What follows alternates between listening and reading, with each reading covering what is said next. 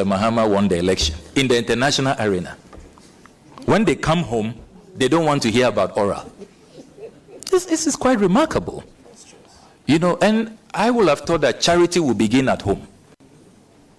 You want the Brits and the French and the Dutch and others to return the loot. But back home, you want looters to go scot-free. Let's not do anything about looting. I find it really contradictory. So let's see some consistency.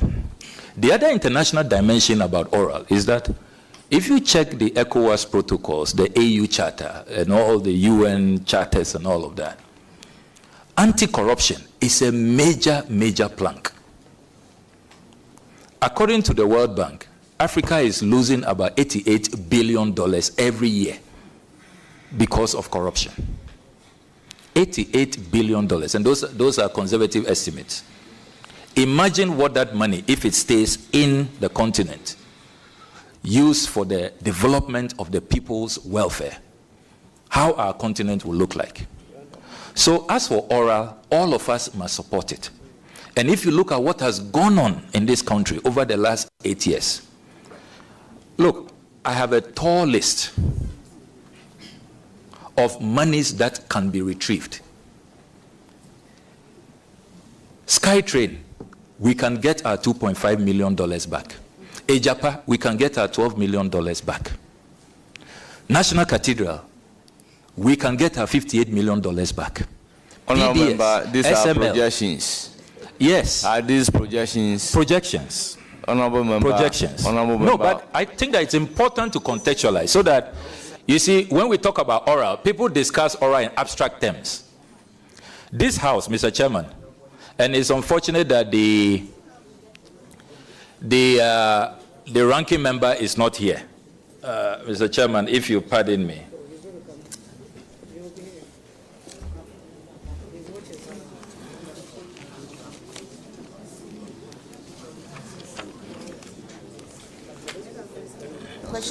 Honorable member, is there a document that you want to refer to? Yes, please, and to also table the document. You need to seek leave to refer to it. Yes, Mr. Chairman, I want to first secure the document, and then I will table it with your permission. Pardon me, I have quite a number of documents here.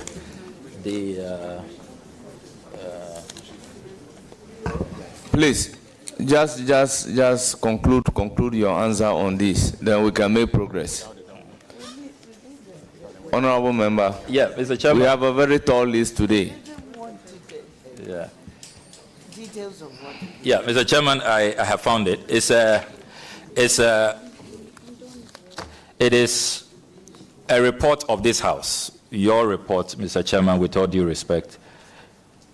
A report of the ad hoc committee to investigate the procurement contract between the government of the Republic of Ghana and His Highness Sheikh Ahmed Dalmouk Al Maktoum and SL Global for the supply of Sputnik V COVID-19 vaccines. Mr. Chairman, this document, submitted to Mr. Speaker, adopted by this House, August 2021, signed by the Honorable Alexander K. Afenyo-Makin, Chairman of the Ad Hoc Committee. This was their conclusion. Paragraph 12.4. Quote, with your permission, Mr. Chairman. The committee urges the Minister for Finance to take steps to recover the money due to the Republic in respect of the amount of $2,850,000 United States dollars, so $2.85 million, equivalent at the time to 16,331,640 Ghana cedis, being the cost of the Sputnik V vaccines that were procured wrongly. Adopted by this House. So, Afenyo-Makin, the Honorable Afenyo-Makin, signed this report. I was part of that committee. Yes, thank you very much, Honorable Yafo. Yes, I'd even forgotten that. So, even as a House, we have been doing oral with the support of Honorable Afenyo-Makin, signing documents, also concerned about monies that have been looted that we cannot find. So why will you fight President Mahama when you have some of these reports that you yourselves have signed, urging retrieval about the future of ORA? It's important. And many Ghanaians have been asking since my appointment. Many Ghanaians have been asking. The way forward for oral. The way forward for oral is that all the information that have come from patriotic Ghanaians, we will be handing over our report soon in the next few days to His Excellency the President, the appointor.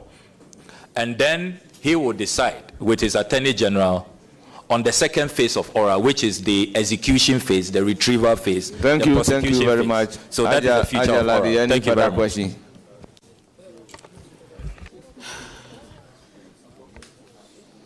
Thank you very much. Honorable nominee, I am a lady from a constituency and an MP that has two countries that border us. That is Burkina Faso to the north and Togo to the east. There are a lot of concerns about the unrest, let me use that word, that especially is coming up from the Burkina side. We have a lot of unapproved roads, and because of where we are coming from, you cannot tell who is who immediately, because we look alike. Basically we speak the same language. We are afraid of spillovers because of the people who say Boko conflict, and I will say the Kusag conflict, because it entails a whole lot. Will you take it on yourself as a minister, if approved, to make sure that you work hand in hand with the two countries, although Burkina Faso has opted out from ECOWAS, but we are well aware that there is some leverage that we should work hand in hand with them. Will you work with them to ensure that we bring an end to these issues? Because those who are there and causing these problems, which can readily escalate, are also human beings and need to be listened to. Will you do that? Thank you. I can assure you, Honorable Hajia Ladi, that that will be pursued. It is a priority of President Mahama. That's why he's appointed a special envoy to the Sahel in the person of Lieutenant Colonel Beflo Latte. And you are close to the challenge, and I'm glad about how eloquently you speak about it. I mean, those who think we should leave them to be on their own, no. I mean, when the violence escalates, we will be the immediate harboring point for refugees, for even some of these, extremists who will come in with weapons. There are small arms and sophisticated weapons that will, be brought into our jurisdiction. And don't forget, we are already having challenges in Boku. So it presents such a toxic mix. And so if we do not help to quench the fires in these neighboring countries, we are at real risk, and there will be no stability. And what we have going for us is our stability. Without peace and stability, nothing else can be achieved.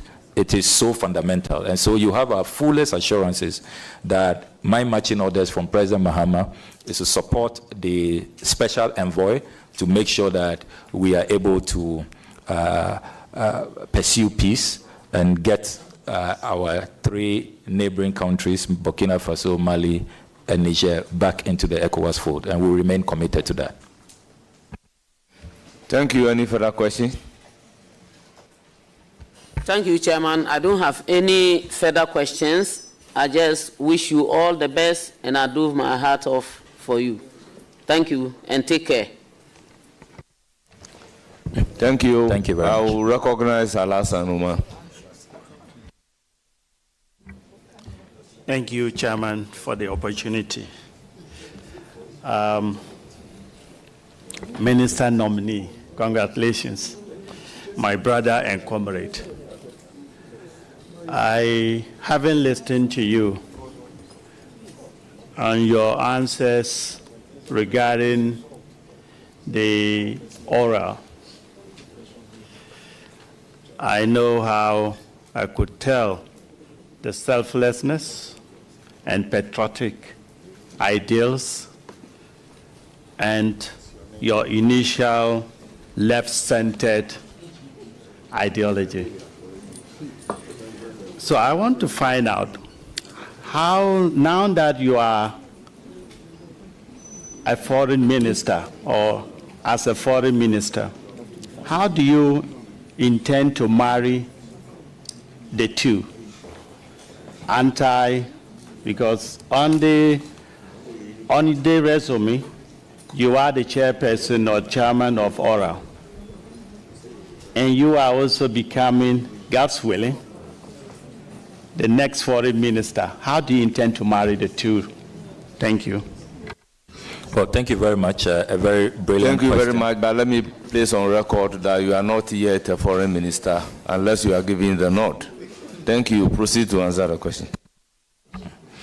Well, thank you very much, Mr. Chairman. A very brilliant question. And as I indicated earlier, Oral's mandate will continue even from this first phase of information gathering into the second phase of actual retrievals, recoveries, prosecutions, when the Attorney General decides that there is basis for that. Now, your brilliant question about how I can also continue to support the process. Within the international arena, we have mechanisms of recovering loot which have been shipped to various havens and destinations.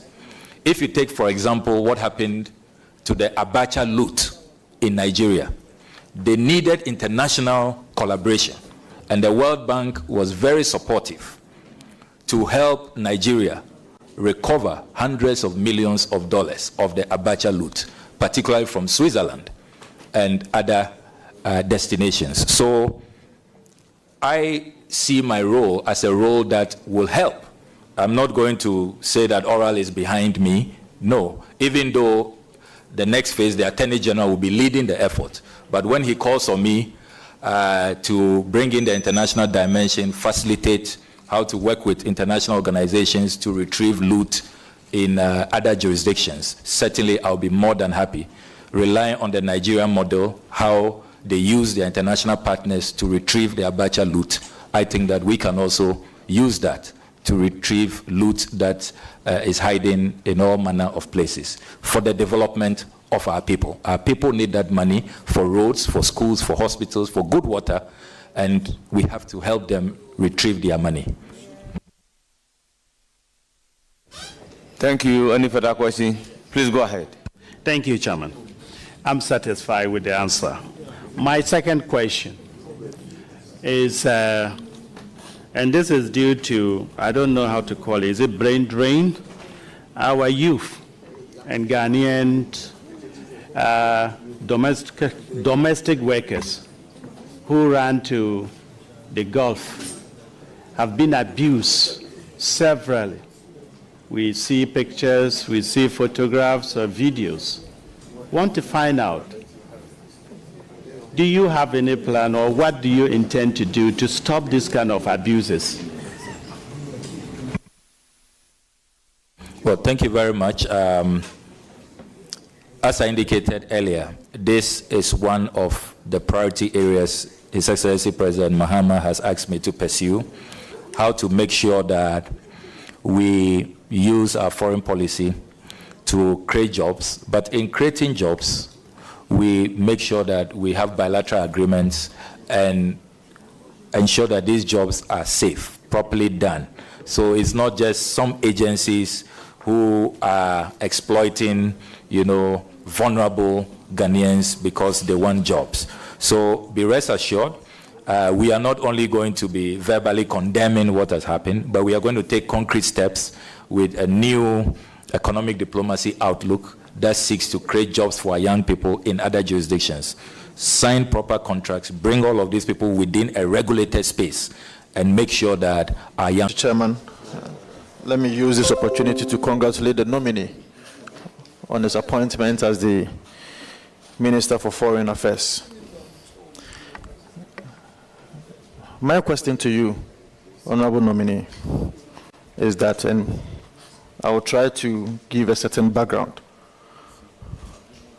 On the 4th of September, 2021, you granted an interview on Newsfile, Joy FM. You stated that traveling on a private jet jeopardizes the president's security, and that we need a presidential travel policy to regulate how presidents of our republic travels. Now, just a few days after the president of the republic was sworn in, specifically on the 17th of January 2025, His Excellency the President, President Mahama, used a private jet to travel to Gambia. He also used the same private jet to Senegal. Now my question to you is, will you condemn this action of the president as you have done in previous times when presidents use private jets? And if given the nod to become the Minister for Foreign Affairs, when should we expect the presidential travel policy that you proposed to the people of Ghana? Thank you very much. The first question is, will you condemn, then when you come to office, the travel policy? Well, thank you very much. It is important for us to put this matter in the proper context, and let us not compare, apples and, if you like, pepper, because you just can't compare them.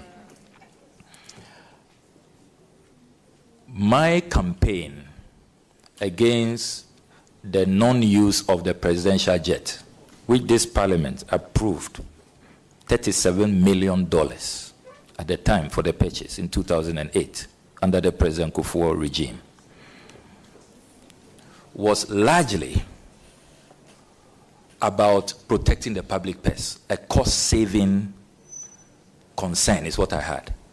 That why do we have a functioning presidential jet in pristine condition, and we will be spending 20,000 euros an hour renting luxury jets? That is the matter I raised, and I have the Hansard here, the Hansard of 16 June 2021. I filed an urgent question, and Mr. Chairman, if you come to column 012 with your permission, I'm not going to read, I'm just summarizing. I know that time is of the essence. You see here from column 012, the Minister for Defense at the time, the Honorable Nitiwo, coming up with all kinds of excuses that you couldn't even shower in our presidential jet and all of that, which we found bizarre. So, put my concerns in proper context. It is about wastage, profligacy, the dissipation of scarce resources. That's the fundamental concern. Now, in the case of President Mahama, President Mahama is using his brother's private jet without paying for it. We are not being charged 20,000 euros an hour by the celebrated entrepreneur and business mogul, Ibrahim Mahama. What the presidency has explained is that in the initial days of the presidency, they asked the Ghana Air Force to present a report, conduct an assessment and present a report on whether the presidential jet was fit for purpose. The Ghana Air Force had delayed in their submission, and in the interim, his brother stepped in. We didn't pay for it. There was no financial loss to the state. I can confirm to you that since the Ghana Air Force presented its report, I remember that on the floor of this house, the former Minister for Defense told us that he can confirm that the jet is in great condition. And I found that very revealing, because when I was on this campaign in 2021, he was telling us the jet wasn't fit for purpose. But suddenly, under a different president, it's such a great jet which can be used. So we are glad that there's been a U-turn. The Honorable Netiwo has confirmed that the jet is in good use. And I can confirm that President Mahama has since resumed the use of the Falcon 900 EXE, Ghana's presidential jet. Now, on the second aspect of your question about the travel policy, this is a matter that I feel strongly about. And if given the opportunity to sit at cabinet, I will propose that Ghana formulates a presidential travel policy. If you take the United States, for example, when the president uses Air Force One for campaigns, for private use, he is made to reimburse the American taxpayer. So every campaign, they have an independent committee that monitors. If you use the presidential jet for private business, private fundraising, for campaigns, you pay back the fuel, the cost of using it, and all of that. So, and then they also have clear guidelines on who can use those jets and how it should be maintained and all of that. We don't have that. So it is important to pursue that policy. And I can assure you that I remain committed to it, and I think that it is time for Ghana to have a presidential travel policy.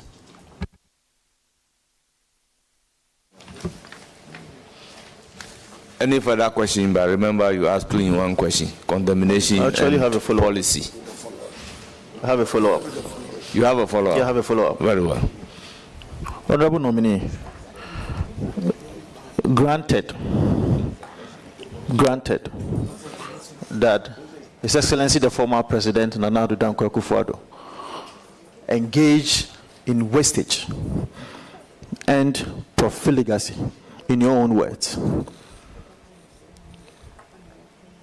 On the 29th of March, 2021, while you were paying tribute to the former president of Tanzania, President John Magufuli, on the floor of Parliament, you praised him for placing a ban on what you term frivolous foreign travels by government officials. Frivolous foreign travels by government officials. And if my memory serves me right, you made a post on Facebook allegedly saying that President Magufuli was flying in economy, which turned out not to be true. But now, as a foreign affairs minister... Please, for the record, I've never put out such a post. Never. I only paid tribute to Magufuli in Parliament. I didn't talk about economy travel. Just for the record, Mr. Chairman. Nominee, that should be your answer. So allow him to finish asking the question. Honorable nominee, I'm suggesting to you that you made a Facebook post. And in that Facebook post, you indicated that President Magufuli has been flying in economy, and for that matter, other African countries should also learn from him. Now, as a foreign affairs minister, obviously you will be engaged in a number of travels. specifically outside the country. And I am informed that foreign affairs ministers travel on either first class or business class. Now, if you were to make a round trip to New York in the United States of America with Emirates, you will be paying around 250,000 Ghana cedis on first class. Now, if you decide to do business class, you will be doing about 140,000 Ghana cedis. In your own words, His Excellency the President, Nana Akufo-Addo, engaged in wastage, profligacy. If you want to do economy, you'll be doing around 27,000 Ghana cedis. Would you decide to use economy class ticket, or you will do business class? The first question is, did you make that Facebook post? No, I did not. Well, he's making reference to contribution on the floor and a Facebook post. And he interjected to say that the Facebook post, no. Is that not it? So now that you have the opportunity to answer the question, did you make those Facebook posts?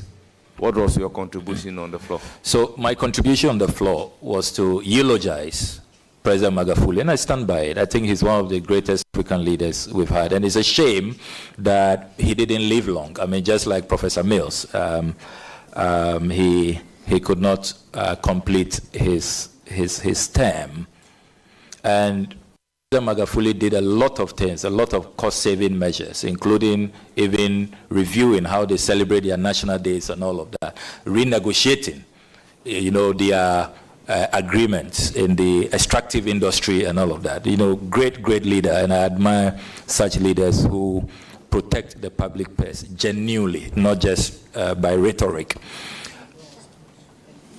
Having said that, I would also want to place on record that when given the nod as foreign minister, I shall never ever rent a 20,000 euros an hour luxury jet.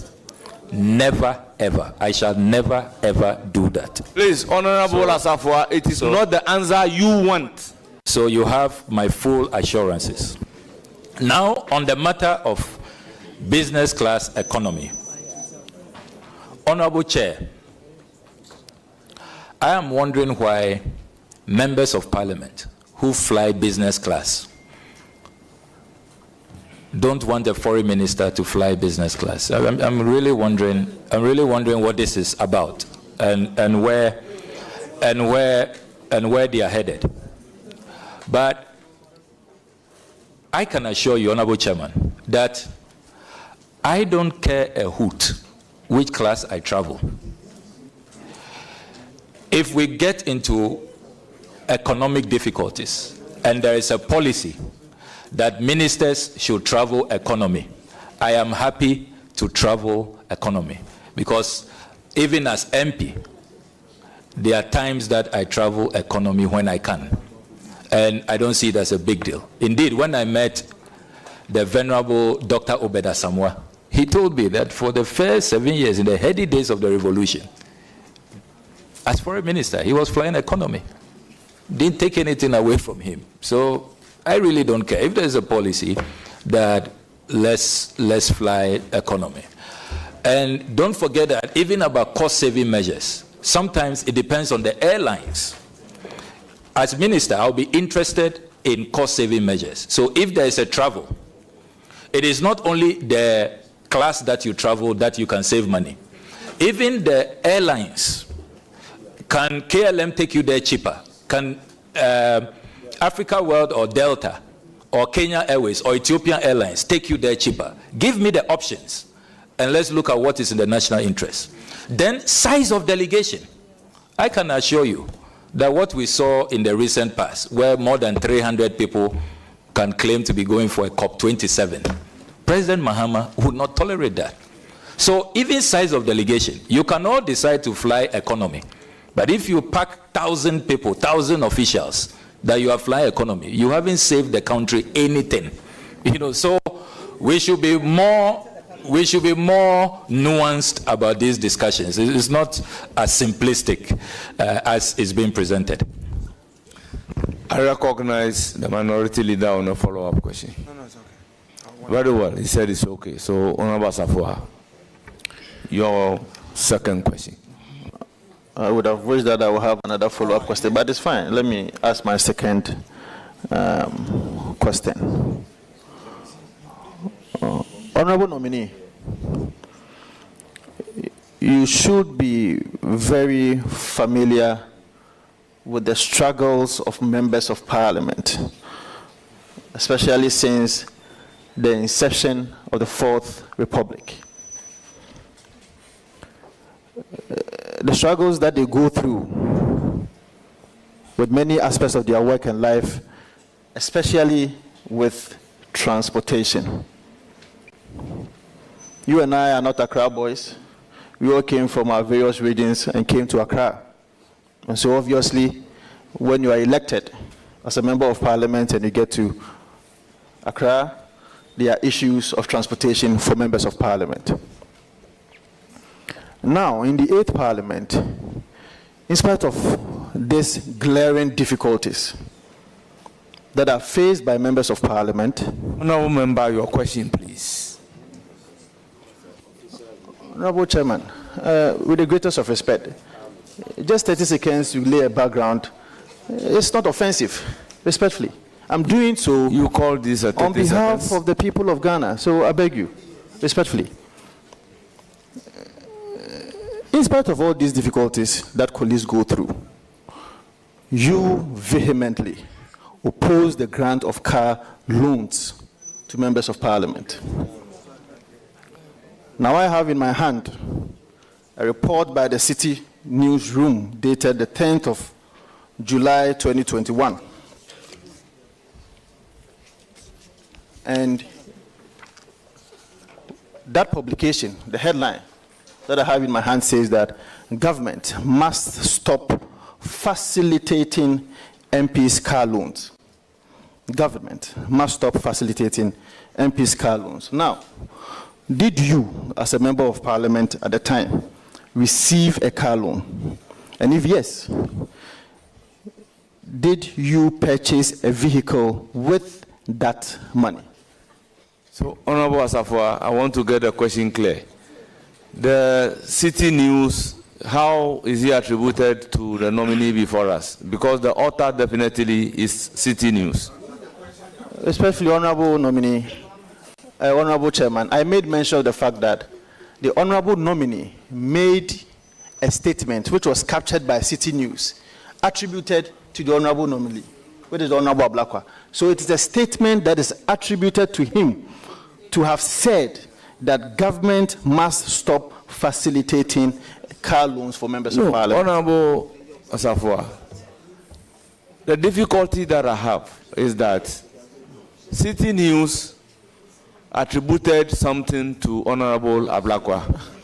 Now, you are assuming I said he granted an that interview. once the City News have done that, he is the author of this document. So you need to, first of all, allow him to find out from him whether he is responsible for making that particular statement. And you proceed to ask your question. Very much so. So my first question to you, Honorable nominee, did you make that comment in an interview that you granted to City News? And if yes, did you receive the car loan? And did you also use that money, if indeed you received it, to purchase a car? Well, thank you very much for that question. I'm very happy that you bring this up. And I have always maintained that we need to review the car loans arrangement for members of parliament. I am not saying that members of parliament should not be entitled to cars provided for by the state. But the model, how it is done, government going for a loan for MPs, which is then deducted from their salaries. Our colleagues in the executive, our colleagues in the judiciary, there's a carpool where you have access to those cars. And then when you are done with your term or you are being moved to another place, it is left behind for the next person. So I was advocating for a different model because this model, this approach, did not sit well with a vast majority of Ghanaians. And that is a position that I still maintain. Why do we have different regimes? Those who serve in the executive, those who serve in the judiciary, they have a different regime. Nobody is going for a loan for them. There's a carpool where you can access vehicles for use. And then those in the legislature have a different arrangement. That is what I was opposed to. Now, the second leg of your question. Yes, I received the funds, but I didn't use it for a Land Cruiser. I used it to buy a combined harvester for the rice farmers in my constituency, and the records are there. So you can check that for yourself. Well, I have a follow-up question. Any further question? I have a follow-up question.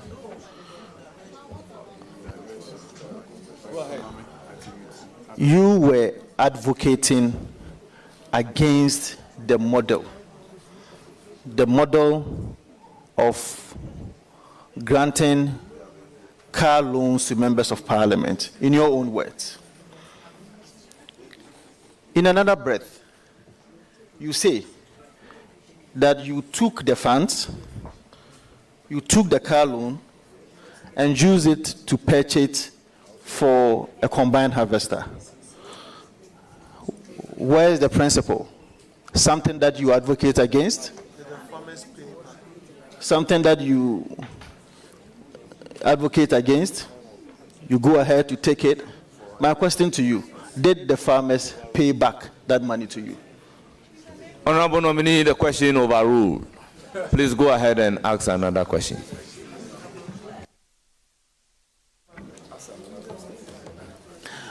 My last question to you, honorable nominee.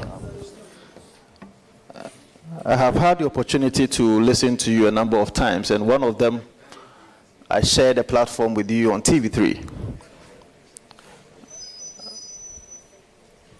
In that interview, you had an opportunity to make a presentation to the people of Ghana, about 30, 40 minutes presentation, where you indicated that there is a supposedly $84 billion. That is a culmination of a number of corruption scandals that, in your estimation, you think that Oral need to pursue that amount of money, $84 billion. Inclusive of that allegation is a drip component that you mentioned. I was a deputy minister for local government, and there was a contract between DACF and JA Plant Pool. Now, as part of the 84 billion, you included in that 84 billion that there is an aspect of it which is a drip component, that you have included it as part of corruption scandals. Now, the contract amount of that drip contract is about $173 million. Now, with that $173 million that you have included in the $84 billion that is supposed to be, as it were, collected, or take that for the people of Ghana, how is that a corruption scandal, or how, in your estimation, how is that termed as corruption in your own definition? Thank you very much. We'll take a short break for just 5 minutes whilst we remain seated.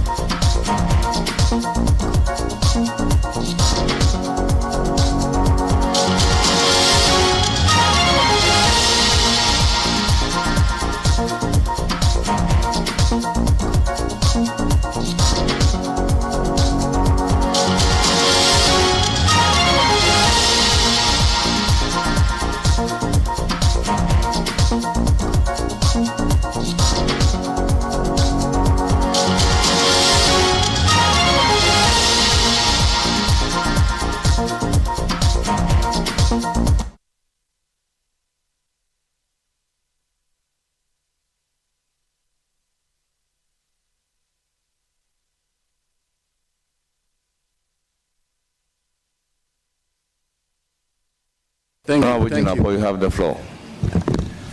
Thank you very much, Mr. Chairman. Mr. Chairman, let me begin by congratulating the Honorable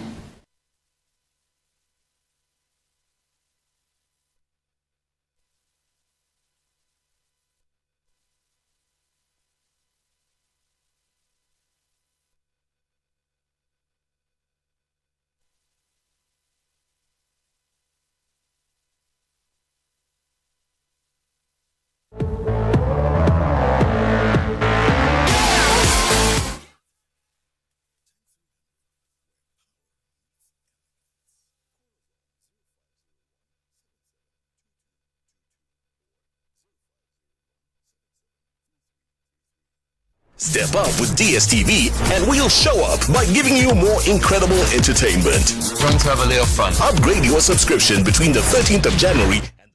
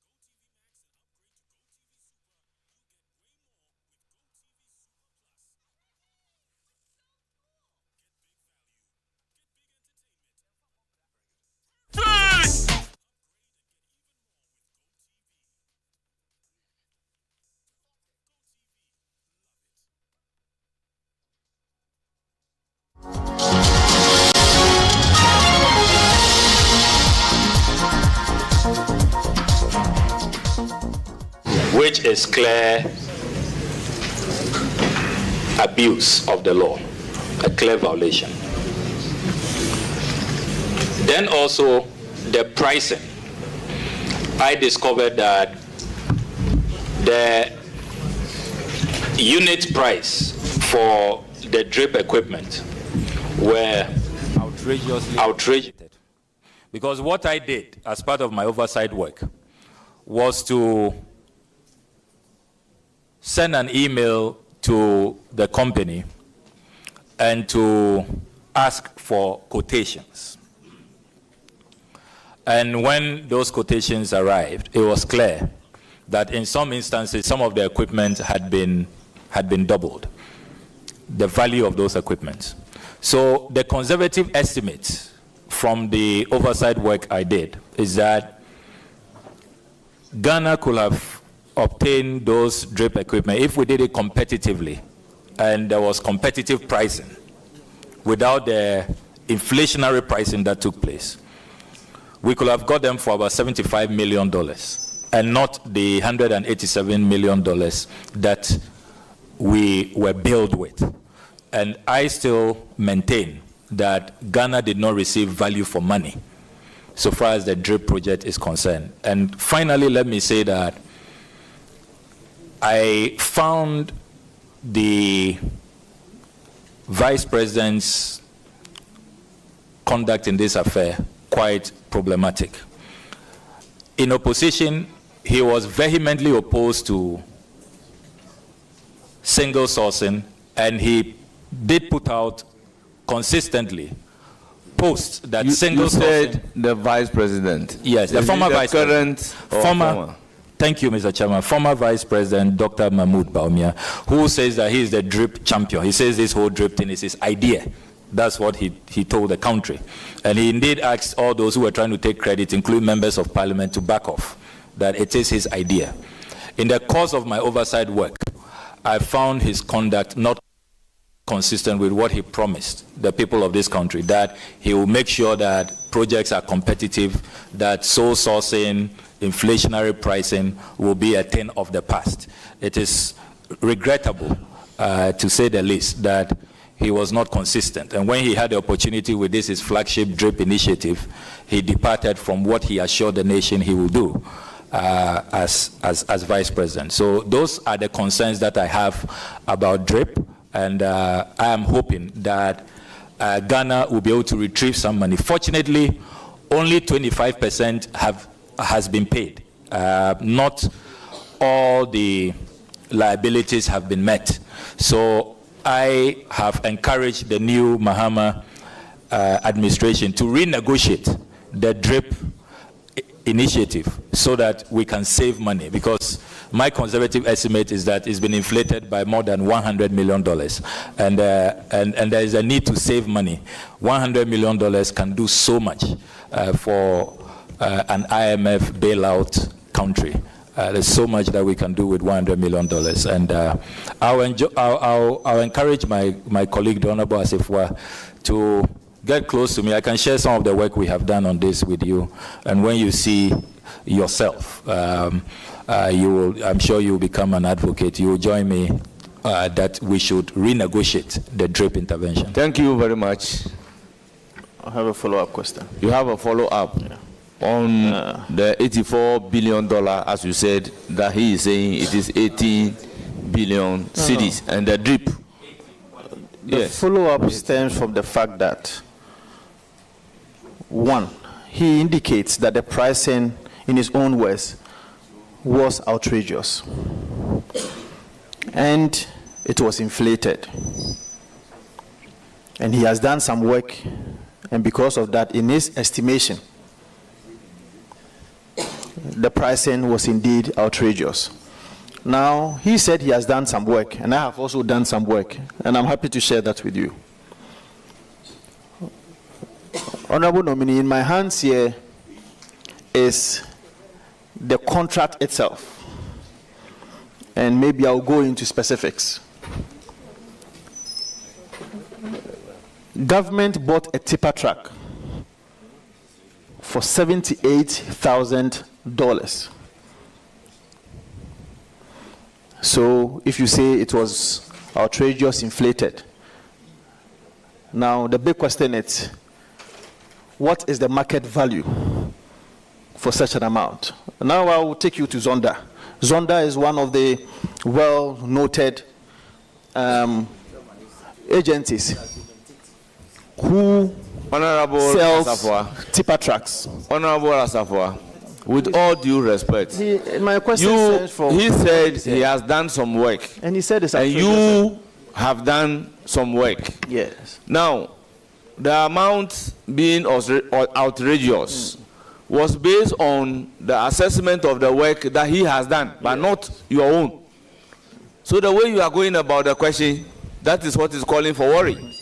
Honorable because Chairman, the work that you have done is not the same as the work that he has done. Honorable Chairman, your indicators may not be the same as his indicators. Respectfully, I am saying that in the contract, government bought a tipper truck for $78,000. I am also referring the honorable nominee to Zonda, an agency that deals in tipper truck. When you go to Zonda today, Zonda sells a tipper truck for about $82,000 or $83,000. And government bought a tipper truck for $78,000.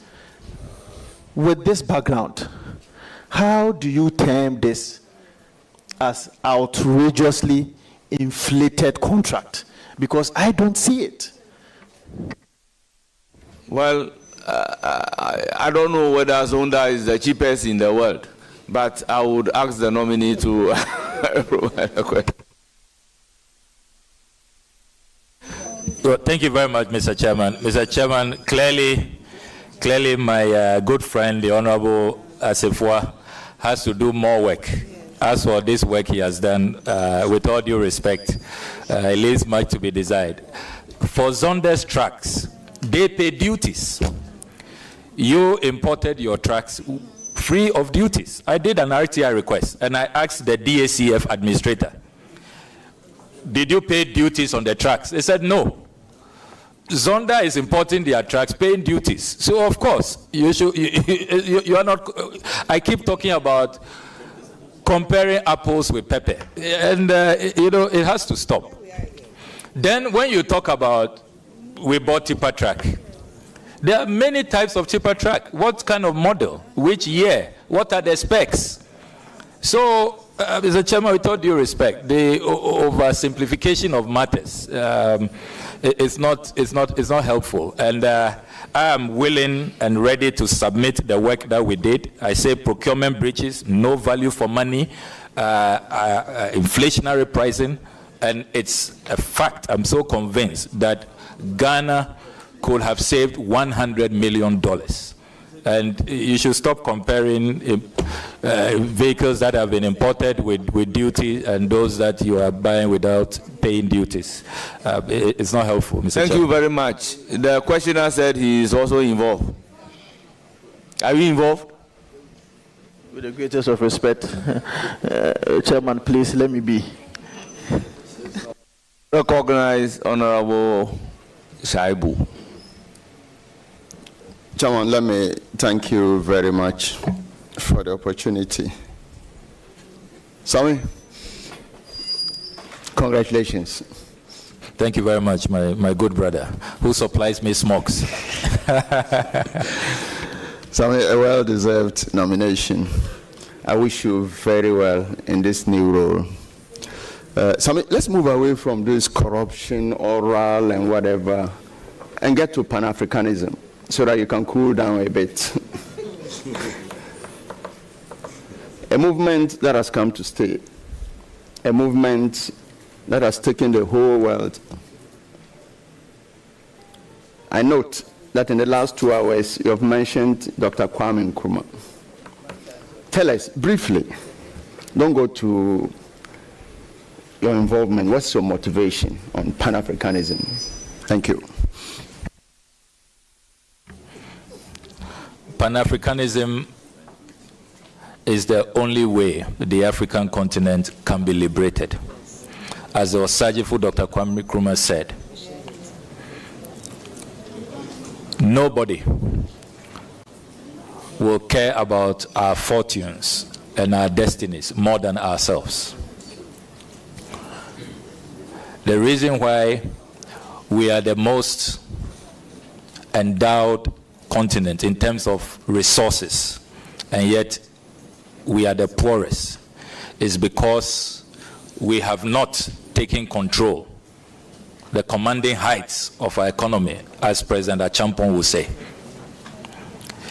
The Pan-African agenda is for us to take control of our resources, to chart our own path, not to be pawns, not to engage in proxy wars with others.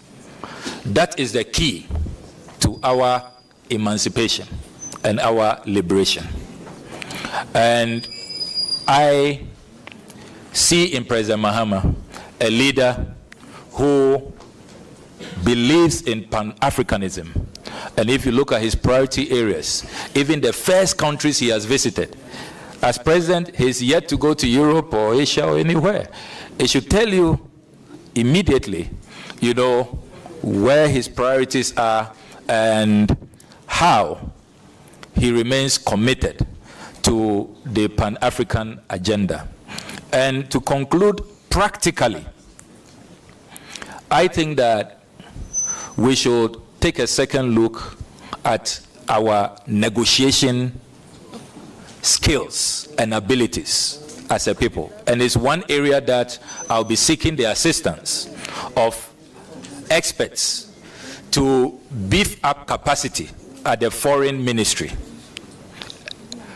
You look at a lot of agreements that we get into, and it's clear that we could have gotten a better deal if we had really put Pan-Africanism at the center, looked at the continent's interests, and subjected all other secondary interests, out of the window. We can then get better. And I don't want to go into specifics because of how sensitive these matters are, but really at the core of our retarded development is the fact that we have not really imbibed, the philosophy of Pan-Africanism as the likes of Du Bois, Kwame Nkrumah, Padmore, and others espouse. And I think that the time has come for us to really trace our roots, to genuine Pan-Africanism. Thank you very much. Any further question? Then I proceed to give the floor to Honorable Jerry Shaib.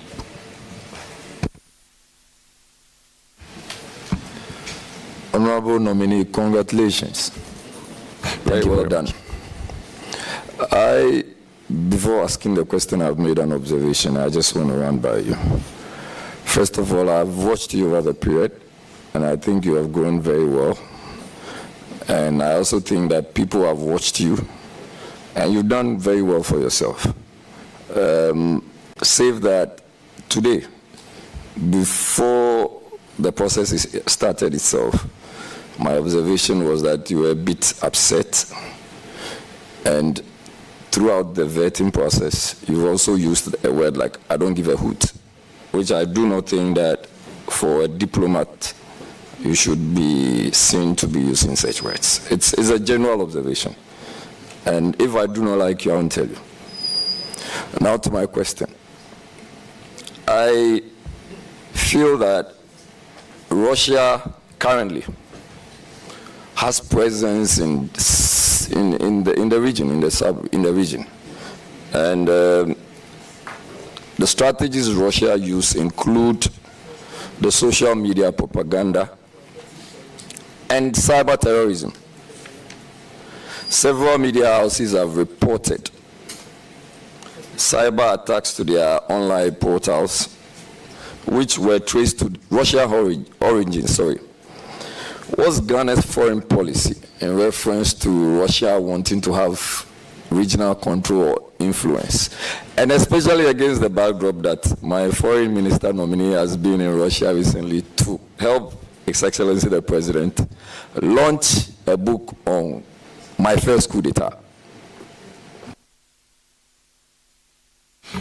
Well, thank you very much. And your foreign minister nominee has also been to the United States recently, has been to France recently, has been to the United Kingdom recently, and has been to Ukraine recently. So let's place all of that on record.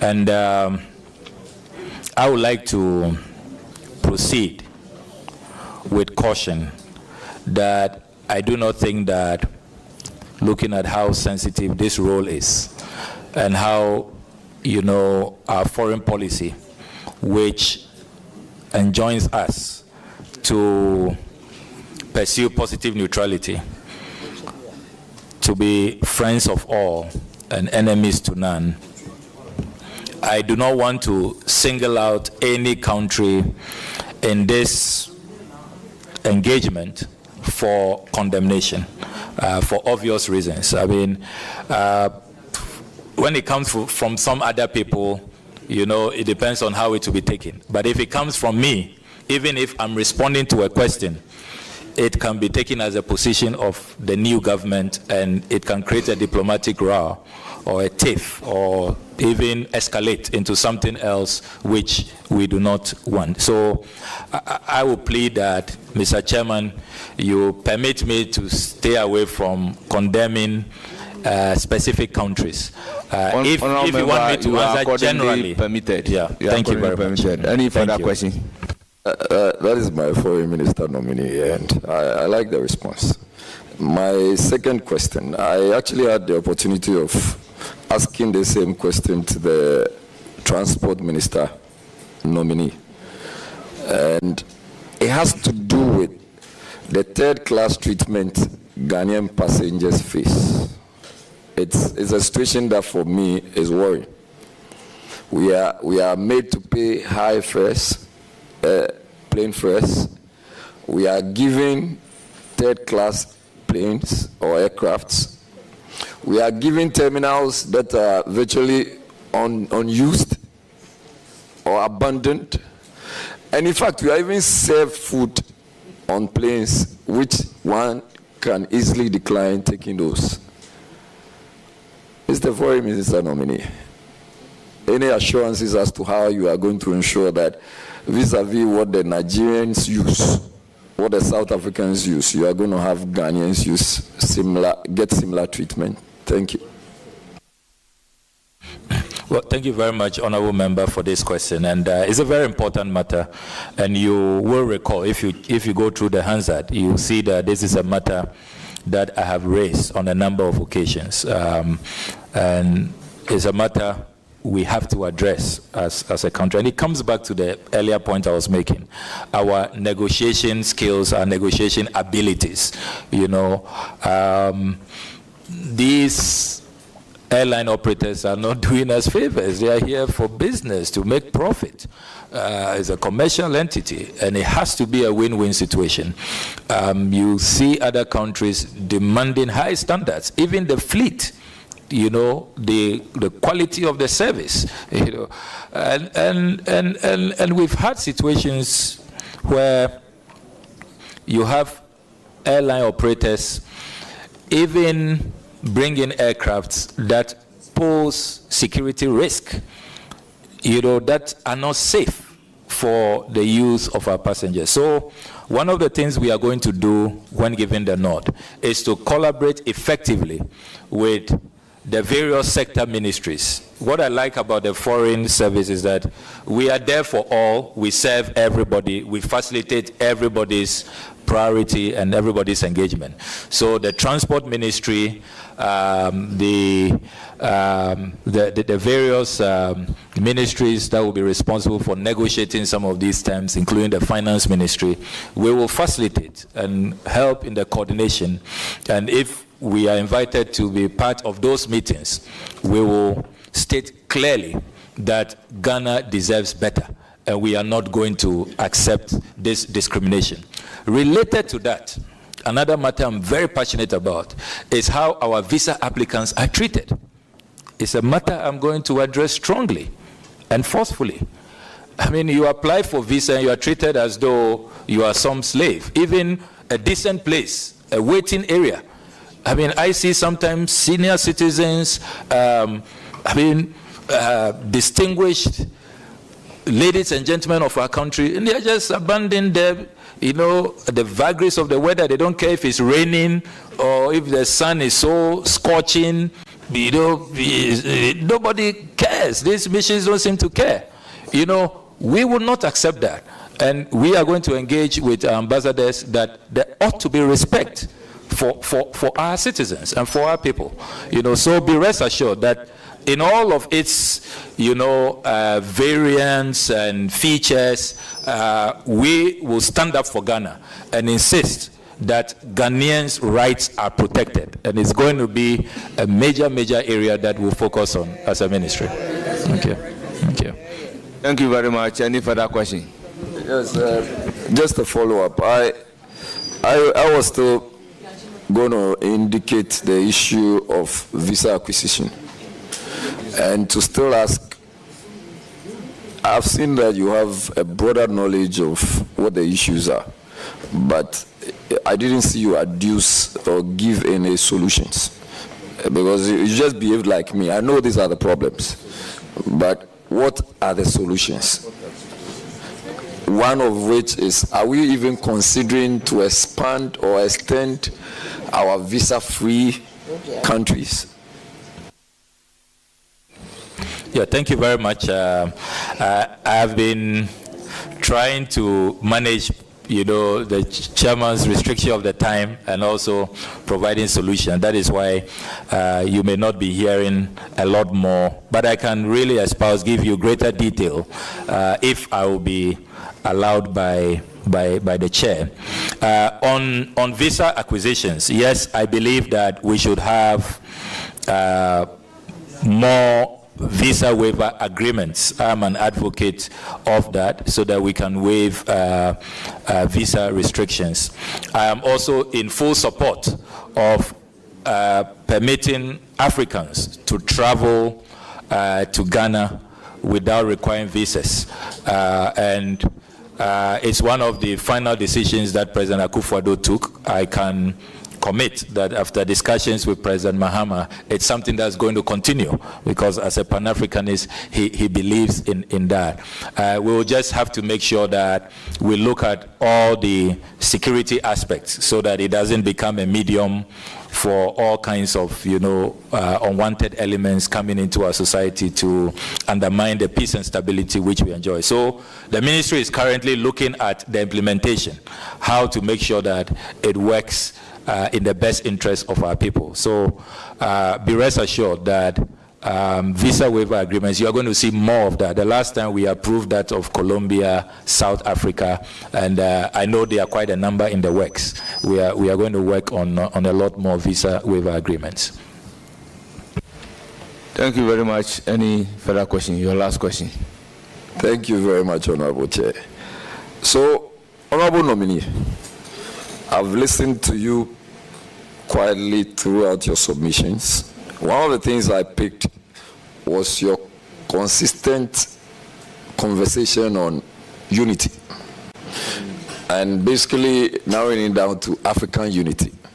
But I also observed that in the President's release, the EI, there was no consideration for Ministry of Foreign Affairs and regional integration.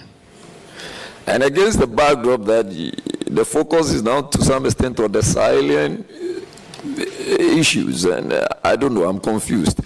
Do you want to expatiate on why we do not have regional integration? And have you had the opportunity of talking to my very senior sister, Honorable Shelley Ayokoboche, on all of this? Well, thank you very much. You are right that the new EI simply refers to the ministry as the Ministry of Foreign Affairs. I have inquired and I have been duly informed that regional integration will remain a priority area.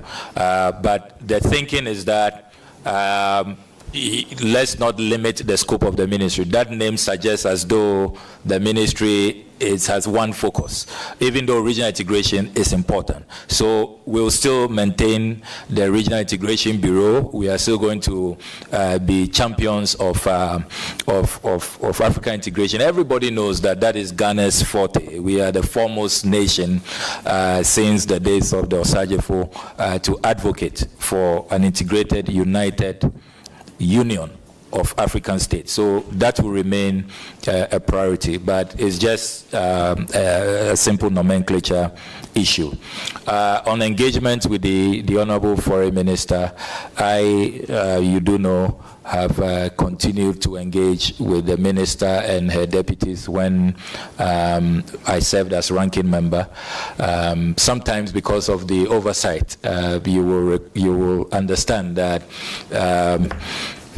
relations may not be as great because of the oversight and how passionate I have been about protecting the public purse. But it is definitely without malice, and I would put on record that we have great working relations. I have enormous respect for her, and I'm going to support her at the Commonwealth, where she has become the Secretary General. And you do know that our flag bearer at the time, President Mahama, put out a formal statement on our behalf, our collective behalf, celebrating her, celebrating the Honorable Sheila Yokoboche on her electoral victory as Commonwealth Secretary General. So I have nothing against the former minister, and we'll work together within the Commonwealth.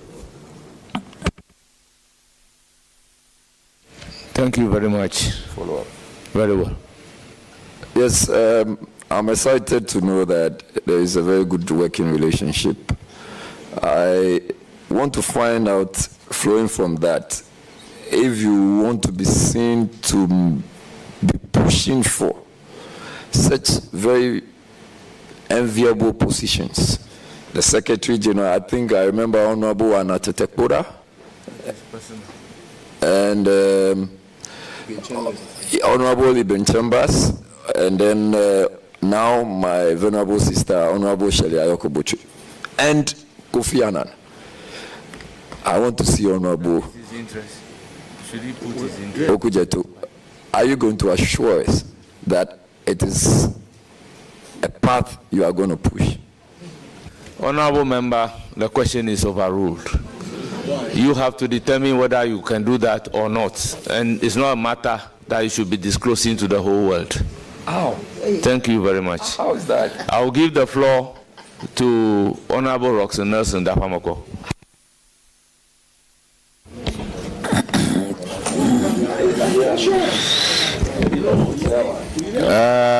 Chairman.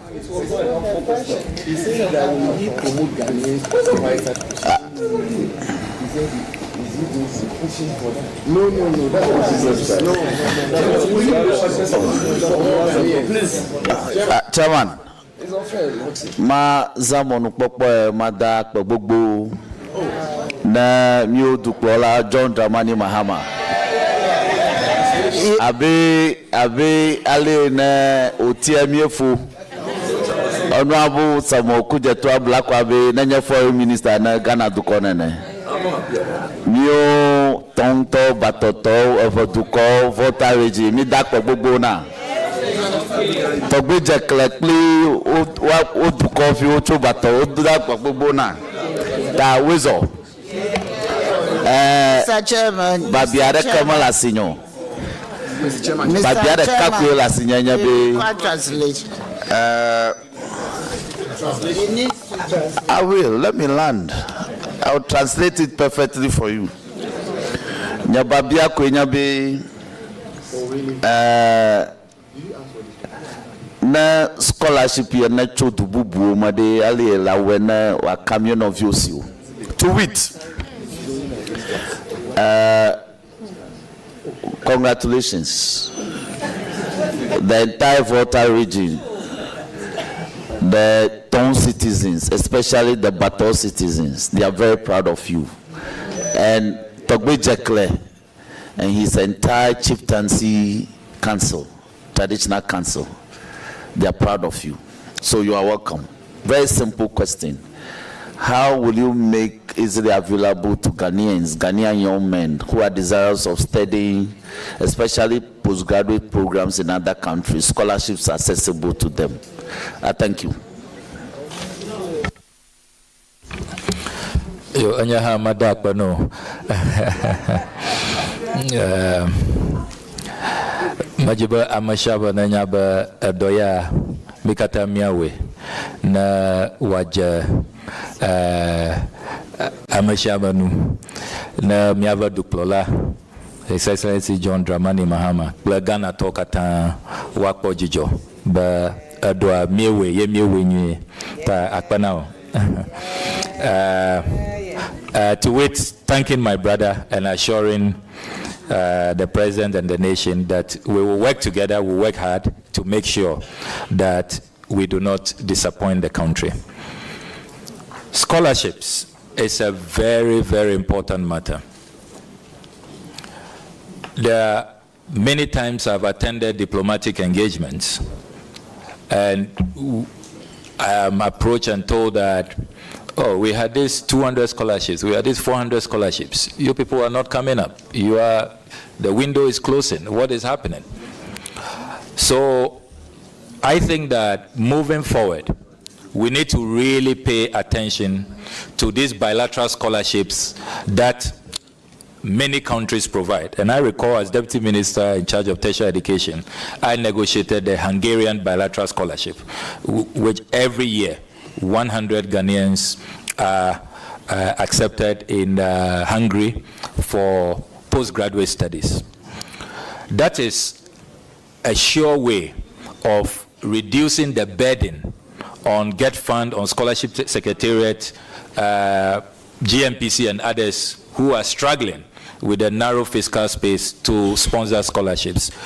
If we really revamp our bilateral scholarships and we make it available, practically, what I want us to do is to have a dedicated website where all of these scholarships will be published. The criteria will be provided, and we are actually going to have dedicated officers who will assist our citizens to access these scholarships. There are too many of these bilateral scholarships that people don't know about, and by the time they even get to know, the deadline is over. You know, I know that countries like the UK, the US, China, Japan, South Korea, many of these countries, we have bilateral agreements with them. They have scholarships that often we are not able to take full advantage of. So it's a matter that is going to receive urgent attention. We'll demystify it, have a dedicated website for all of these bilateral scholarships, have dedicated officers who will facilitate the process.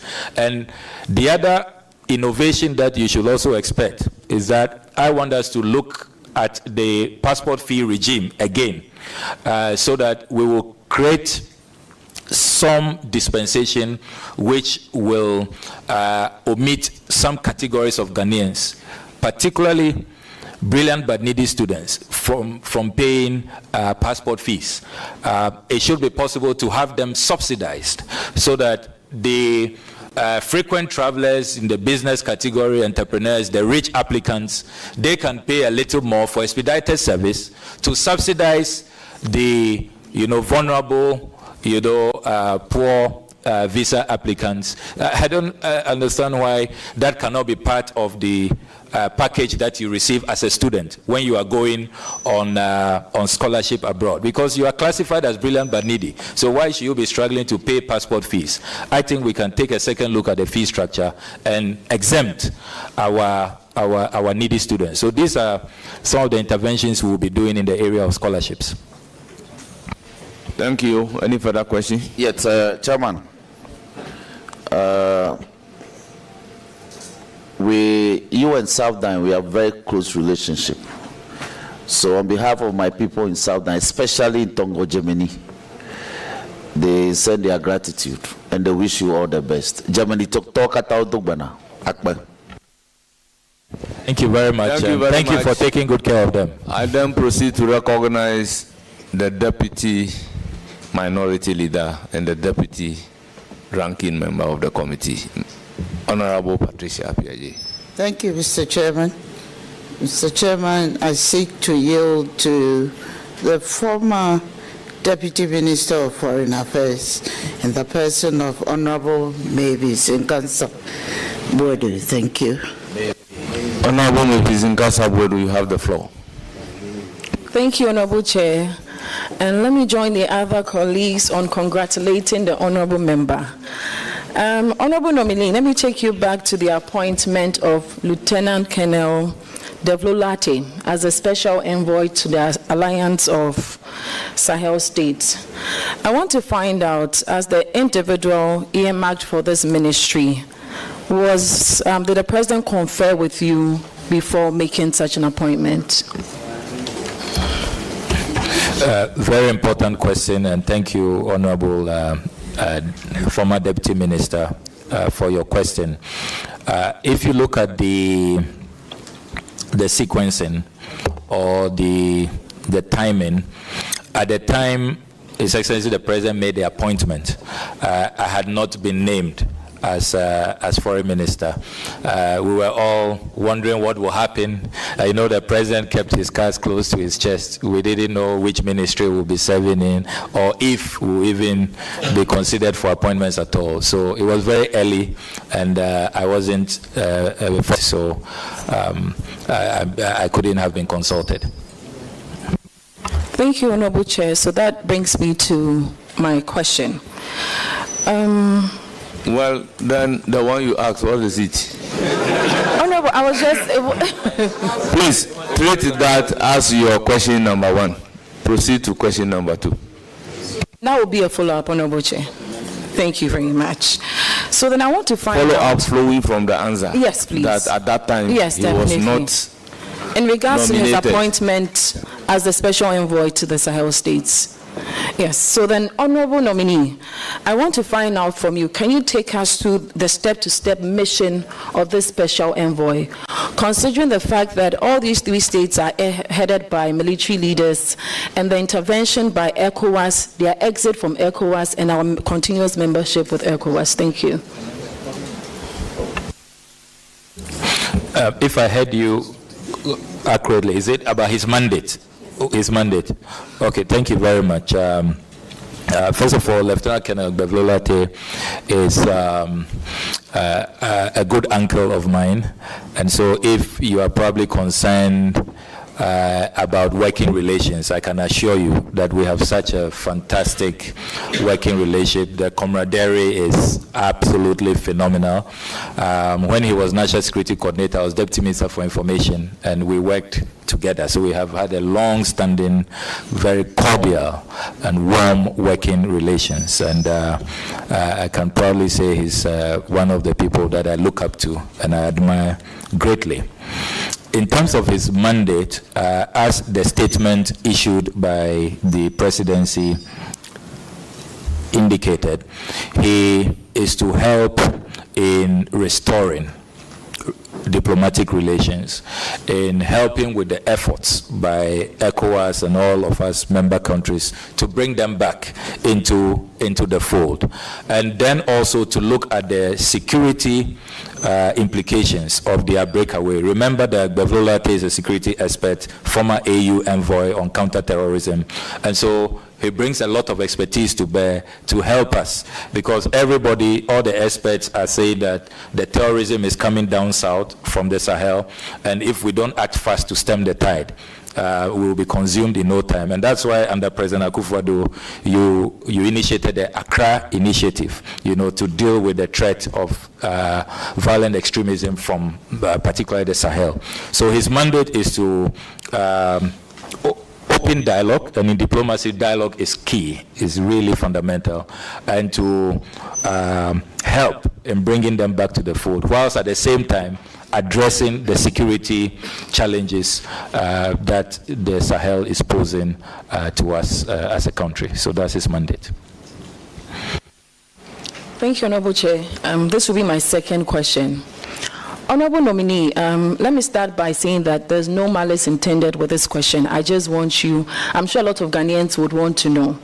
So then, some Ghanaians, the population, have described you as someone who is a populist. Some have also said that you're a propagandist. Others have said that you are quick to come out with information without verifying. I want to find out if the international community is supposed to go by this narration of you. What would you do, or what would you say today to put them at ease? Thank you. Thank you very much for this question. If these are qualities that saves a country billions and billions of dollars, then we should encourage more of these qualities. And I'm sure the international community will be happy to know that there is a potential foreign minister from Ghana who is committed to meeting UN goals, AU goals, the goals of the international community in combating, corruption, waste, state capture, and that integrity, is a quality that we all should really encourage and aspire to. And I can also place on record that in all of the work that we have been doing, we have not injured anybody's reputation. We verify, we make sure we validate. And you know me, that if I have not intercepted the right documents, done the right analysis, I don't put out what is, just imaginary or conjecture. I make sure that it is credible and unimpeachable. So please be rest assured that our foreign policy and the foreign ministry will be well regarded by His Excellency John Dramani Mahame's appointment. Thank you, Honorable Nominee. So in a nutshell, what you are seeking to tell Ghanaians is that you are taking off a new leaf? Honorable member, he's answered the question that if that description will fit into his international relations, then it's good for all of us. So it doesn't suggest that he's taking a new leaf. Well, thank you very much, Mr. Chairman. You couldn't have put it better. Okay, so then it's the old Okuja to Ablakwa that we know. All right, so Honorable Chair, that will take me to my last question, which will be to find out from the Honorable Nominee. So then in the past, your predecessor, Honorable Shirley Ayoko Botche, has showcased made in Ghana goods and services and products. I want to find out, and she has done that through diverse ways, and one way is through the bazaar. I'm sure you're very much aware of it as a ranking member of the Foreign Affairs Committee. I want to find out if it's something that you plan on continuing. Thank you. I can assure you, Honorable Nominee, Honorable MP, pardon me, that this is an area that will be pursued. Cultural diplomacy is really important. Kwame Nkrumah talked about the African personality, that we must be proud of who we are and showcase that to the world. And Ghanaian culture is always talked about in the international arena. When people come to terms with our culture, they are always enamored, always out, and it really projects us positively. So please be rest assured that all of those initiatives and more will be pursued, working in close collaboration with the Ministry of Creative Arts, Culture and Tourism. And I'm glad that Mama Gajifa Gomashi herself is here to offer full support. And we have great working relations. We'll work together to promote cultural diplomacy. Thank you very much. I will proceed to give the floor to Honorable Kweku Ricket Hagan. You have a follow-up question on whether or not you pursue what the predecessor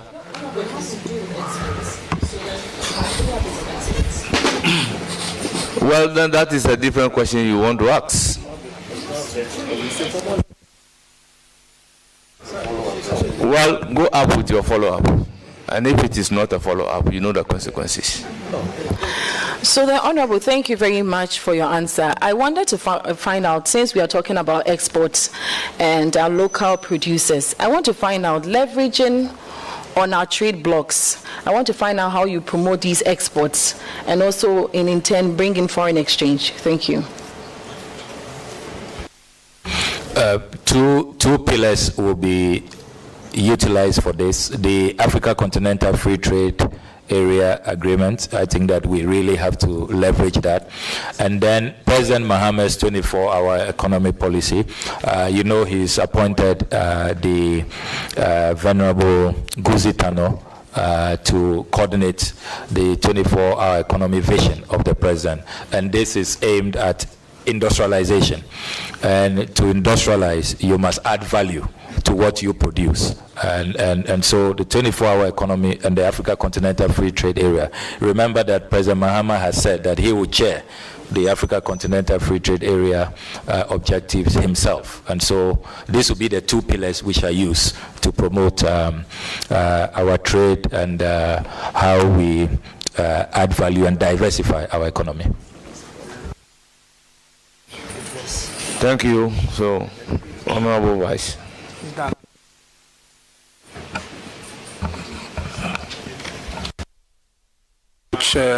Mr. Chairman, Honorable Okujoto Ablakwa, my brother, congratulations. I'm so happy that you are going to be doing this work. I got people call me because your work on anti-corruption has earned the admiration of a lot of people, of us, including His Excellency the President. And we believe that it's as a result of that this whole aura was created, and you were the one in charge of it. Leader, we don't ask questions like that. And people are beginning to wonder, when you got your new portfolio, that you have become the face of aura and you are going to move on to foreign affairs. But I think you have said something today that I believe people who are listening to you, that the fight for anti-corruption actually has a lot of tentacles, and that there's actually a foreign angle to it. So you are now going to be placed, Aura is now more or less gone global. You are going to be placed at a position where you will be able to explore the foreign angle of it in terms of properties outside. People have purchased ill-gotten wealth, in terms of money stashed away elsewhere. All these things are going to come, you know, and I think that Aura will actually be stronger for the position that you have. You have done a lot of work that I think you should be celebrated. I remember our fight on the sale of SNIT asset. The National Cathedral is one of them, air travels of the executive, and actually purchase.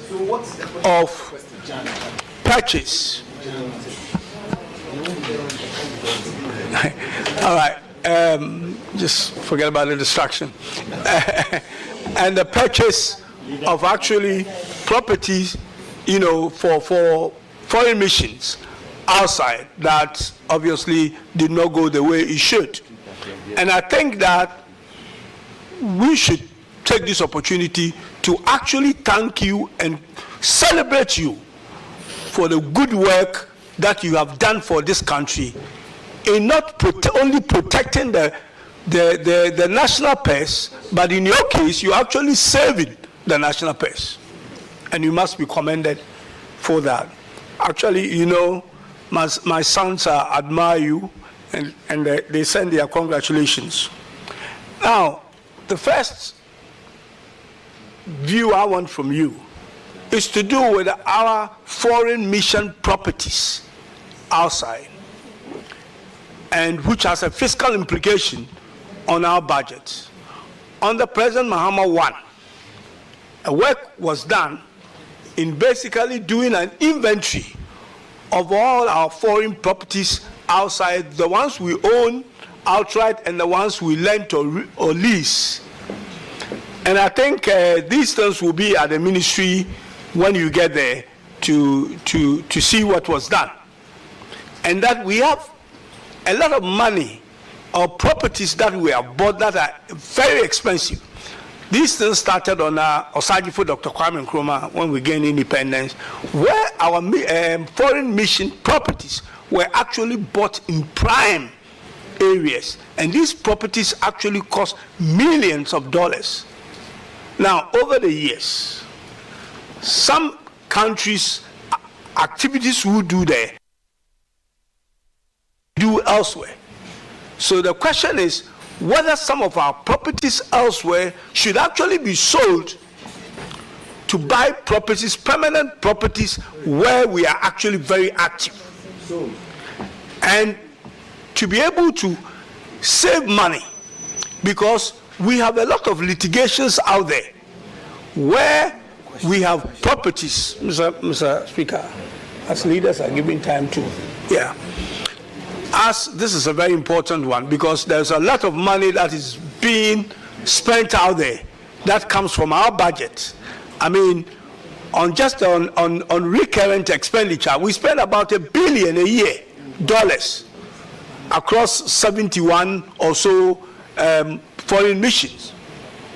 So some properties we rent, and actually we have properties, because I was part of that work that was done on President Muhammad Wad. Some properties that we have, again, in countries and in prime places that we no longer have an embassy. And the properties are still there, being used by other people. And in some cases, we pay property taxes for those properties. And some properties we rent in some countries. We should actually be buying those properties because the rent we pay there are quite expensive. So I want to ask you, and I know this is there that you will go and find, what is your view on that in terms of making sure that we streamline our portfolio across the world and make sure that the properties we have are used efficiently and in places where we have more activities? So because you have accommodation for people and all that in embassies, some embassies we send so many people there and they need to be accommodated to make sure that we have adequate accommodation for our people on a mission outside. So I want to take your view on that before I continue. Thank you very much. Well, thank you very much, Honorable Deputy Majority Leader, for your very profuse words of praise and encouragement. I'm really encouraged. In recent times, it's as though those of us rather who want to protect the public purse, we are becoming public enemies.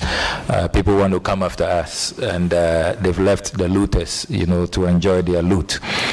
So I really want to thank you. This is really not common in our country these days. On the substantive question of inventory and our assets abroad, I am glad that you are part of the team that did that work. And I will be happy to ask for the report and to study it.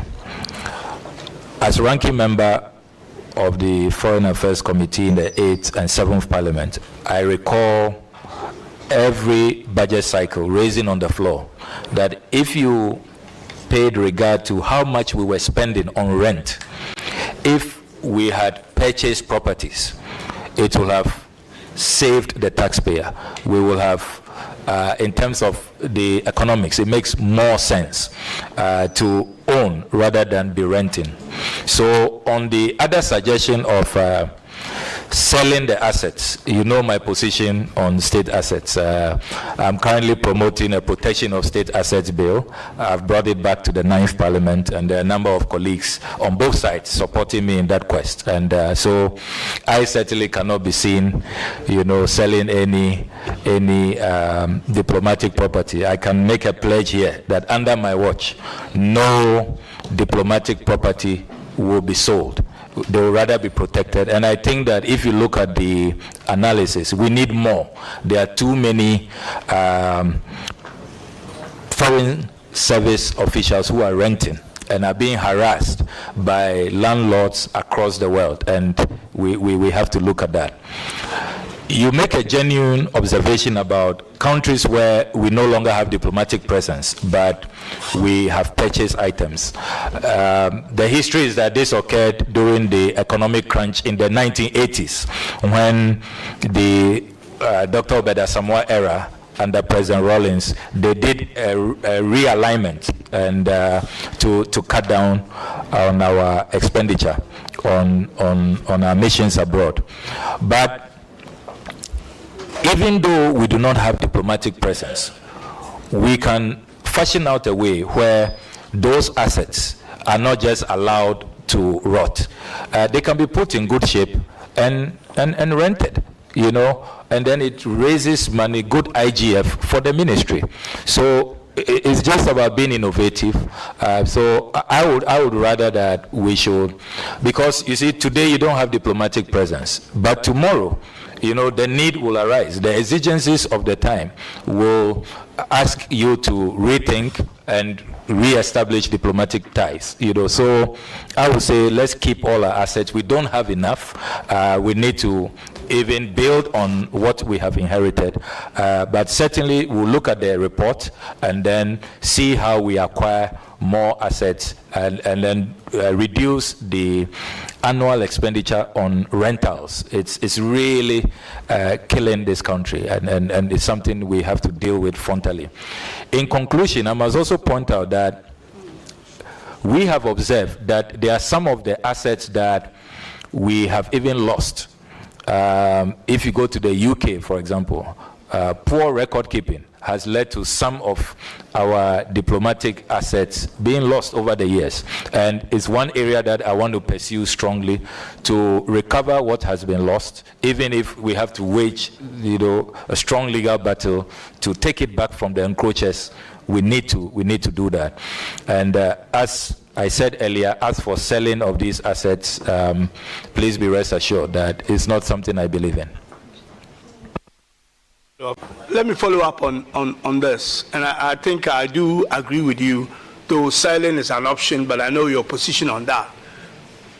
Perhaps what we can do, as it's been done in other places, is to rent the property at the prime place to get something somewhere else in the same country that is cheaper, so that the rent we earn from there can be used to pay for that property and actually get a balance out of that and save money. Now, my next question, as part of the follow-up, is actually to do with our trade attaches. You have defense attaché, trade attaché, and all the others. Now, what happens is that these officials come from their various ministries, like defense, like trade, and they are posted to London, US, and other places to help the mission over there to either promote trade or in the defense, the least say about it, the better, you know, about what you go there and do. We know they do very important work there, but because of the sensitive nature of it, I wouldn't, yeah. Now, what happens to them? Because they draw the foreign affairs or the mission draws their salaries, goods and services from your ministry through the national budget. And these attaches also draw theirs from their various ministries. Now, when they get to London or US, they come under your mission over there. And then many of times they are not looked after properly in terms of looking for a place to stay and all that, or they don't even have adequate budget like you make provision for all that. So I think in the future going forward, we should look at how we can work together to make sure that the people we sent out there, if they don't belong to your mission and they are coming from elsewhere, they are able to fuse them together to make sure that they have adequate resources to do the very important work that will support you as being the ambassador out there to bring investment and trade and all that home. This you can take as an advice. The third one, and that will be my final one, is to do with, as you mentioned, and His Excellency the President. I'm very glad he had made that he's going to take the African continental trade under, you know, his own leadership. The headquarters of the African continental trade sit here. We have done agreements, various agreements that we've signed around the world, but we don't actually prepare, especially in terms of the diplomacy side of things. So we go and sign all these agreements that in the end doesn't benefit us, but it benefits the people we've signed the agreement with. AGOA is one example. African continental free trade, as we have signed and ratified, some countries took their time in ratifying it for the simple reason that they were building themselves up to be able to take advantage. But we have been slow at it because the diplomacy has also been slow. The trade side is there, but the diplomacy should lead everything else. We have some African countries around us, especially our neighbors, who have moved from democracy to military rule after their ratification. Some have recently left ECOWAS, which means that relationship with them needs to be re-energized, and that requires some foreign diplomacy, and that is by yourself when you get the nod, not if. So I want to know from you how you are going to make us a leader through trade diplomacy on the African continent, through the Pan-Africanism that we talk about and the development of Africa. We do about 2 or 3% of trade among ourselves. We have now created a single market, and that single market requires diplomacy to nurture it before the trade actually comes in. So I want to know your view on that, in how you promote the trade diplomacy to be able to feed into this, so we can actually take advantage of having the headquarters of the African Continental Free Trade here and lead it to make sure that we build trade. And you know the problems we have in this country, debt is swallowing us, Ghana is almost broke and all that. These are some of the things that we need to do, including what is it called, all the other things that we plan to do in 24-hour economy and all that, for us to be able to grow our economy again. But I should end by again congratulating you. God bless you. I know you do a fantastic job, and I know that the international tentacles of ORA will still keep you on the ORA job. Thank you very much. Thank you very much, Honorable Ricketts Hagan. And let me state that I've been really impressed with your lecture. It was not a question, it was a lecture. And I'll make a special appeal to His Excellency the President that when we are putting together the Ministerial Advisory Board, if you wouldn't mind serving on the board, I would like you to be close to me so that you can be giving me good advice, because I'm really impressed. Yeah. So, but I agree with you, Honorable Ricketts Hagan, that trade diplomacy must really be at the center of our foreign relations as a country. If you look at how we are struggling currently economically, then if you consider other factors, the ILO, for example, and the IOM have all confirmed that in 2023 we saw the highest rate of deaths on the Mediterranean. Young Africans who crossing over to Europe are dying, about 150,000.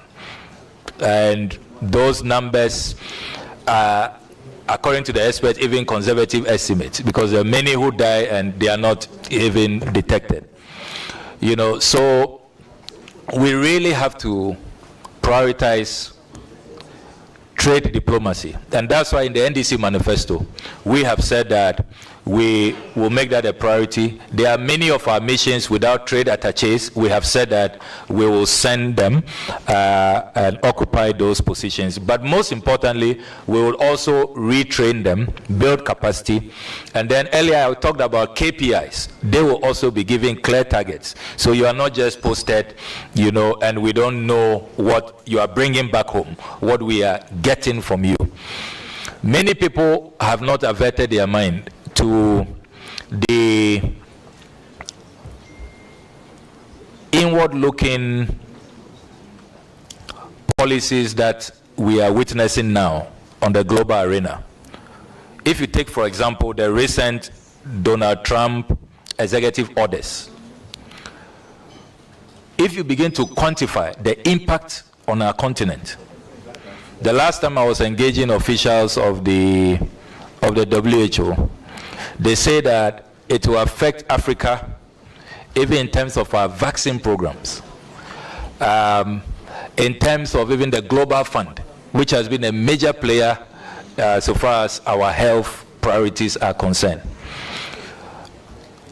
The analysis showed that the WHO will lose about $450 to $500 million every year if every month, I think I was told, if this executive order remains in force.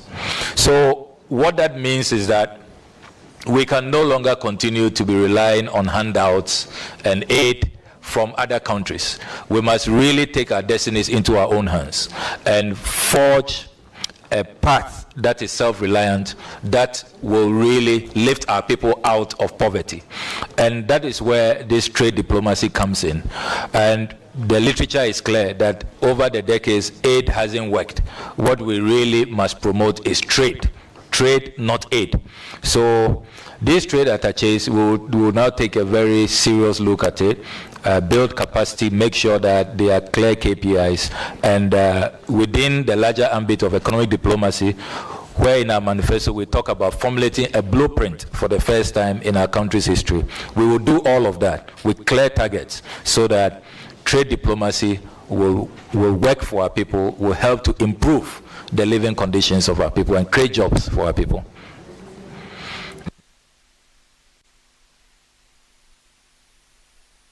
Thank you very much. It's now the turn of Minority Leader.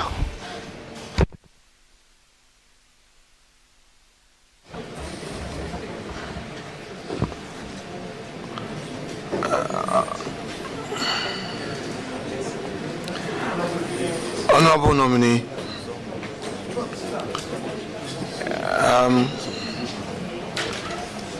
you took the leave of chair to make some preliminary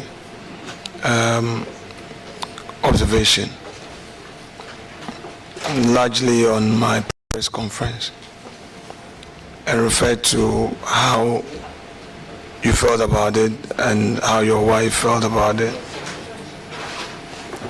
I think Chairman largely addressed the issue in another way, which was acceptable to me, because we're only having our own challenges that we couldn't have communicated. But I think the effect of my political statement was to the effect that our side had no proper understanding of yesterday's arrangement. However, let me unconditionally apologize to your wife for how my press statement conference came about. I mean, how she felt about it. I mean, I feel bad if somebody said something about my own wife, and it's fair. All right, these are no ego matters. So I'm sorry to your dear wife, and how my press conference was carried out, you felt. I also say sorry to you. I would have utmost respect for you. I will be the last person to run you down. Okay? So I'm sorry. And I'm sorry to your wife one more time. Is that okay? Yeah, very okay, and we are grateful. Thank you very much. Very well. That's settled. You have expressed concern about the state of the public purse, the state of the economy, and the need for us as public officers to be mindful of costs. Can you, without prejudice, assure the nation that true to those values you hold dear, you will consistently fly economy, make it a policy at the Ministry of Foreign Affairs to fly economy and nothing more?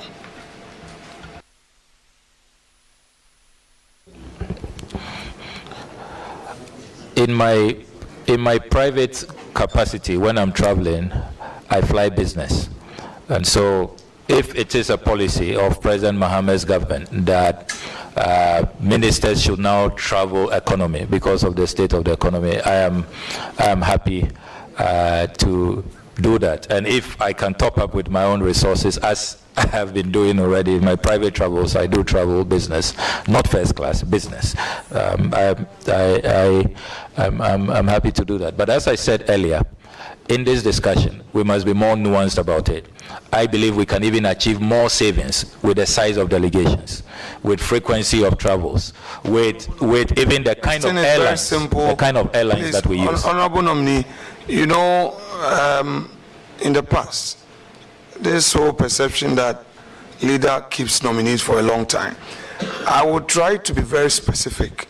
So limit yourself as well, so that you don't create more room for follow-ups, which would make your guests uncomfortable and your party members may think I have some personal agenda. So please pay attention and let's have a good conversation.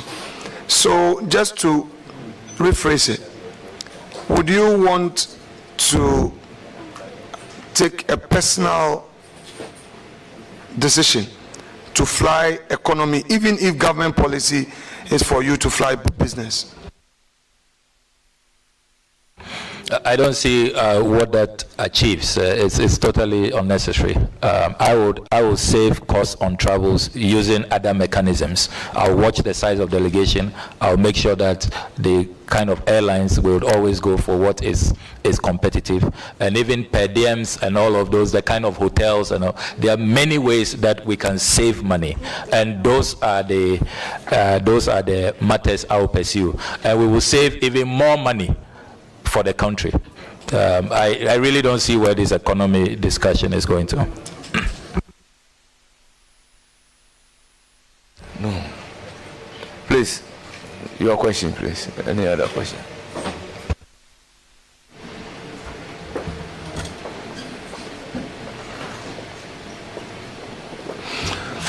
You have become aware that the President of the Republic, our President, recently traveled to the Gambia and the Republic of Senegal by using his brother's private jets.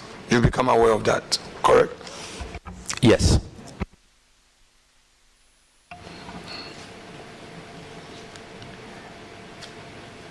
You are aware that as public servants, we are measured by certain standards, which standards you have a strong view on. Do you think that although there is no direct cost on the states, it is inappropriate for the President of the Republic to be flying on official duties with his brother's private jets?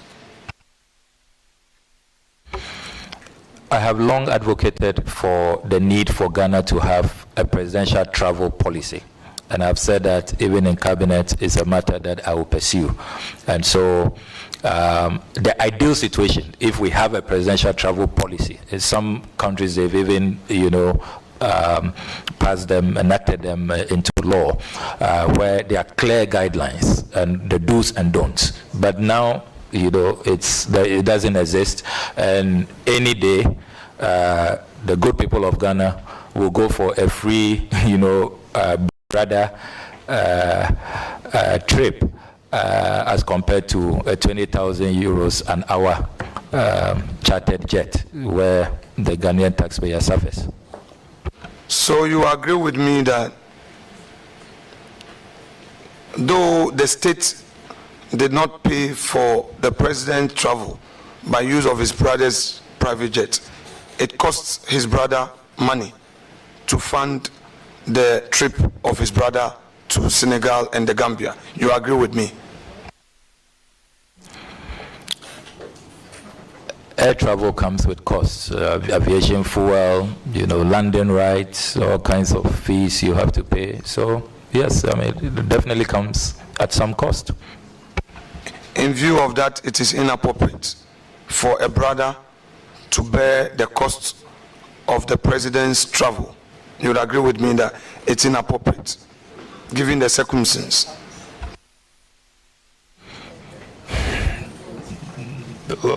If you can clarify your question, I don't see why you would say it's inappropriate.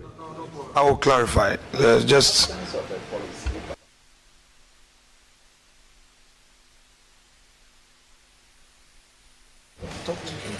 Honorable members, the question is whether it is inappropriate for a brother to sponsor a trip. Honorable members, as for a gift from a brother, you can hardly reject. So to ask the appropriateness or otherwise, I have a difficulty about the question myself.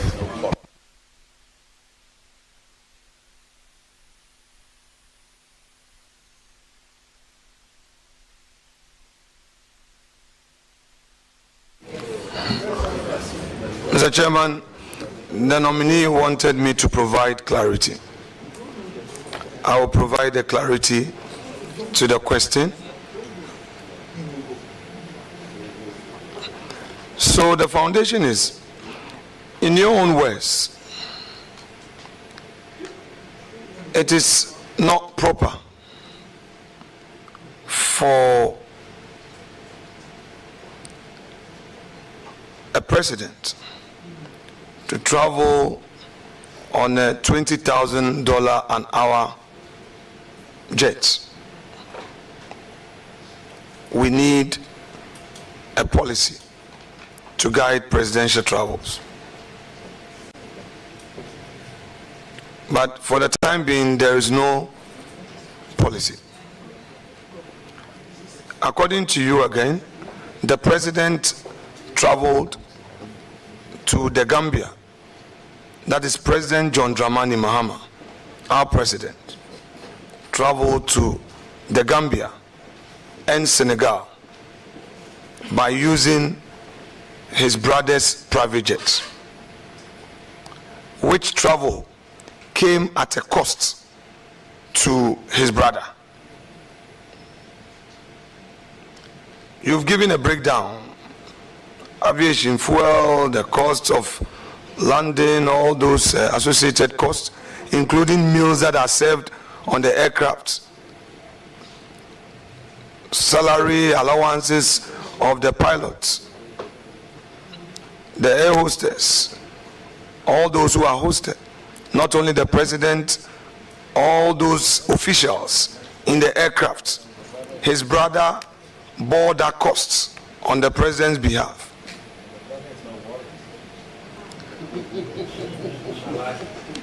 Me, I have a patience to tolerate. You don't. You don't. You can't accommodate me, but I can. Don't you think that the actions of Mr. President in the circumstance as available to us was inappropriate?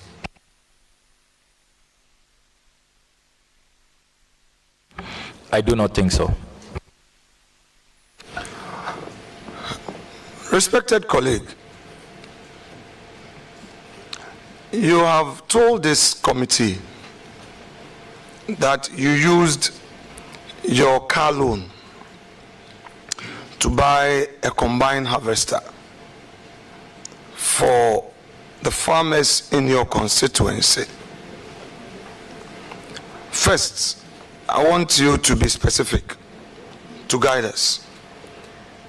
You had a car loan in 2013, 2017, and 2020. Please share with us which of them you used in buying the combine harvester. Is it the 2013 one, or 2017 one, or 2021? Because each parliament, an MP is giving a car loan. So I want to know from you which of them you used to buy a combine harvester for your farmers. I was making specific reference to the 2021. In fact, the question was specific reference to 2021. So, may I know from you, the 2021, you see, normally the procedure is this. You will give the name of the automobile company that you intend to buy from. You provide the name to Parliament, and then Parliament will issue the check directly to the automobile company, because the check is not issued in your name. Now, let me ask you, the letter you wrote to Parliament in respect of you drawing this amount for your car loan, how did you draft the letter and what was the content? This procedure you talk about is a procedure not known to me.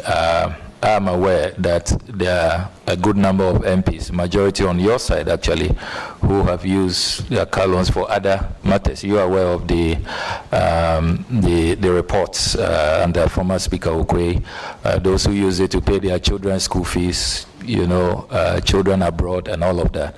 And I don't know how they then drafted their letters to automobile companies when they used those monies for school. So some have used theirs to pay their children's school fees. I use mine to buy a combined harvester for my farmers.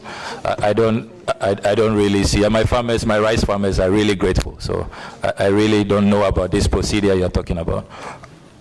Honorable member, and I'm happy that we're having this exercise, and I just want Chairman to pay attention to this. Honorable member, I am being very specific to you. If you say I am aware, at this point I am not on oath. If you say I'm aware, and then if it pleases you that because you are not the only,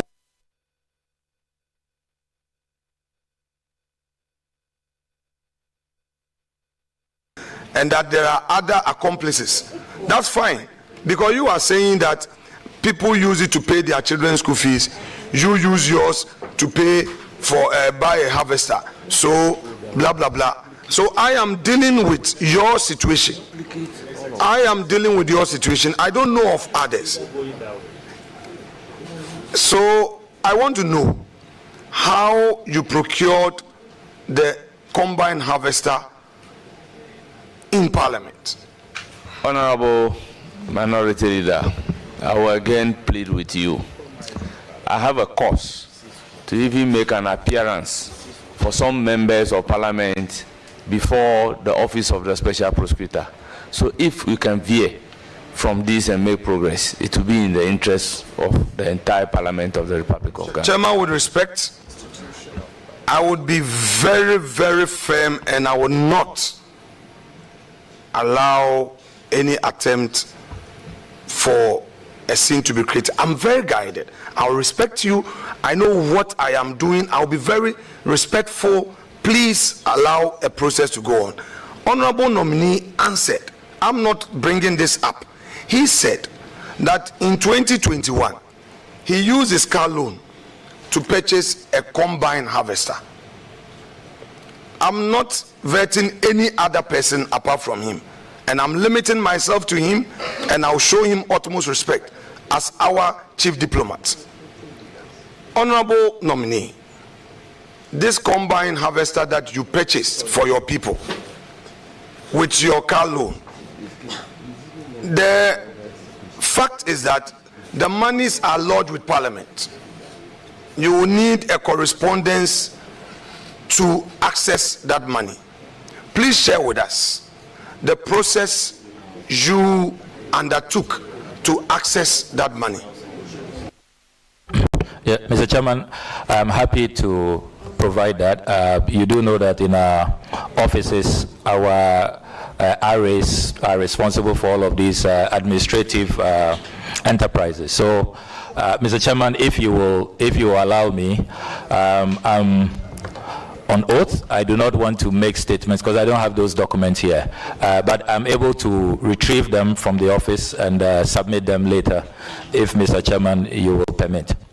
Honorable nominee, let us all tread cautiously. Be brief in your answers.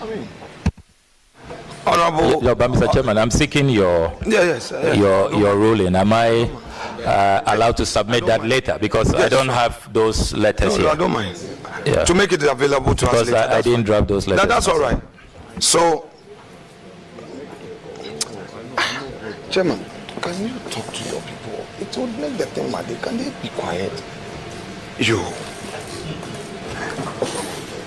Honorable nominee, whilst we give you time to furnish us with the letters that you wrote to the Clerk of Parliament, did you, in the letter, state, to the best of your memory, did you state to the clerk that your money, instead of using it to buy a car, which was why the state granted you that amount, instead of using it to buy, you were going to use it to buy a combine harvester? I've been very open and transparent about my dealings, and I do not want to engage in guesswork. I have said that I will submit all the necessary documents on this particular transaction. So I would not engage in any guesswork. But I volunteered this information. I've talked about it time with that number. Everybody in my constituency knows I have nothing to hide about this matter. So I'll submit the documents to you. But for now, I will not engage in any guesswork because I don't have the documents here. 2013, your car loan, did you access it?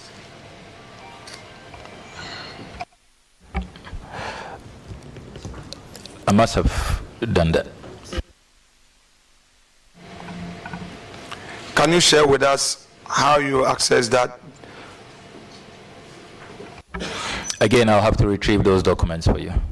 Chairman, with your leave, I would stay questions on that to enable our respected colleague to bring documents in respect of how we access his 2013 car loan. Meanwhile, in 2013, you were a Deputy Minister of Education, correct? Yes, I was. In your work, you had access to an official saloon car and an official four-wheel drive as a Deputy Education Minister, correct?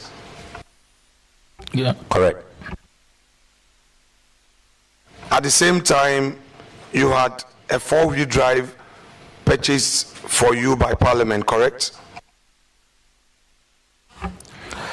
But that's a car loan, so I don't know how you are defining that. It is deducted from our salary, so I think that it has to be, the context has to be, the context has to be. Yes, I would, Honorable Nominee, don't worry. I would be fair as much as possible. Car loan, that's why I use the word car loan. So the ordinary meaning of a loan is that you will pay back. And we know that the car loans that we access, they deduct from our salary within the 4 years. So I will get to that point. Now, when you served 2013 to 2017 as Deputy Minister of Education, on record, you've told the Ghanaian public that you had access to an official four-wheel drive, had access to a saloon vehicle, and then on top of it, another four-wheel drive, which was a car loan from Parliament. Now, when you left office, the saloon car that you used, did you get the opportunity to purchase it? I didn't put in an application to purchase it. That was available as an option, but I didn't avail myself for it. So I left it behind. Same with the four-wheel drive you used at the ministry. Yes, four-wheel drives are not covered under this policy. Emphasis. So for emphasis, all my official cars were left behind. I didn't apply to buy any of them. So as at 2017, the only vehicle available to you was your four-wheel drive that Parliament bought for you, which there was deduction, correct? Honorable Minority Leader, the nominee keep on saying it is a car loan, and you are using the word Parliament bought for you. Let's not create a different impression in public. So let's restrict ourselves to a car loan before the impression is created in public as if Parliament buys the car for us.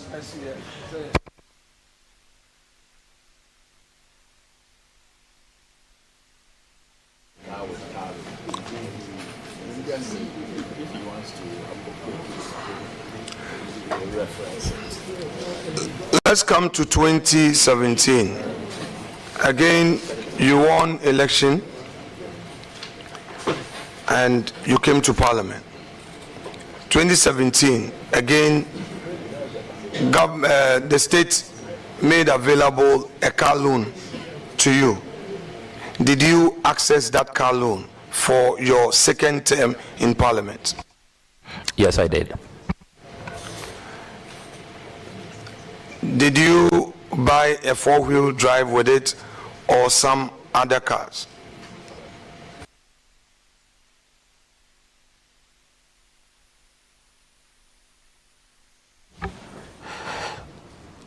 I stayed within the quantum available. So because I had the Land Cruiser for the previous term, this time I purchased 2 salon vehicles, but I stayed within the parameters. I didn't exceed, because you know that some people do pickups and all of that, so. Honorable Member, for clarity. With respect to you, please help me by limiting it to only yourself. Because when you say other people, that's where Chairman doesn't want me to go there, so that we don't introduce whistleblowers and other people's rights. So it's you now for the time being. Is that okay? No, it cannot be okay. It's important to put things in proper context.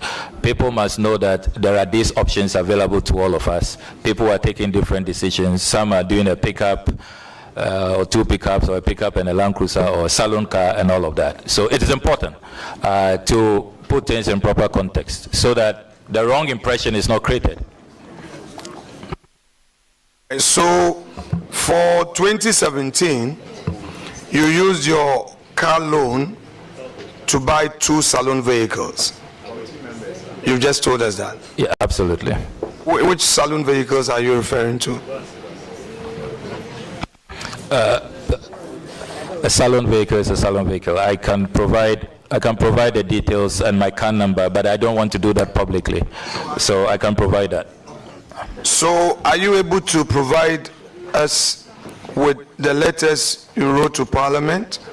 Which letters you use in accessing those funds to the automobile company where you bought them? You'll be able to provide us? My RA keeps very good records. Honorable I'm sure all of let that. Let me straighten the record. That we've all been beneficiaries of the car loan. Sometimes the automobile company will bring a list or will have a paper, and all those who want to procure the vehicle from that automobile company would indicate their names. So it is not necessarily you writing a letter to that effect. We've all used the procedure. And this is including leadership. Yeah, so Chairman, if you, I'm willing to follow your direction, Chairman, but I'm happy to provide all of these documents. My RA is a good record keeper.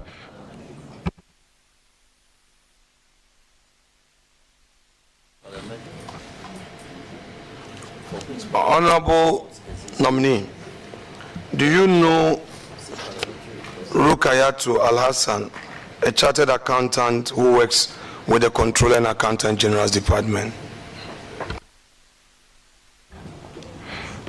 No, the name doesn't ring a bell. Honorable member, do you know of Louisa Osei, who works at the Department of Public Invested Lands Management Division at the Lands Commission? No, I don't think I know them. You'll be surprised if these individuals say they have a close relationship with you. I'll be very surprised. Now let's come to Ora. And you indicated, I'm bringing you there because on your CV, sometimes people may not appreciate why we're asking certain questions. If you come to page 1 of your own CV, you stated profile, Member of Parliament for Norton, 4th term. Then you come to summary. Under it, you have chairman, Operation Recover All Loot.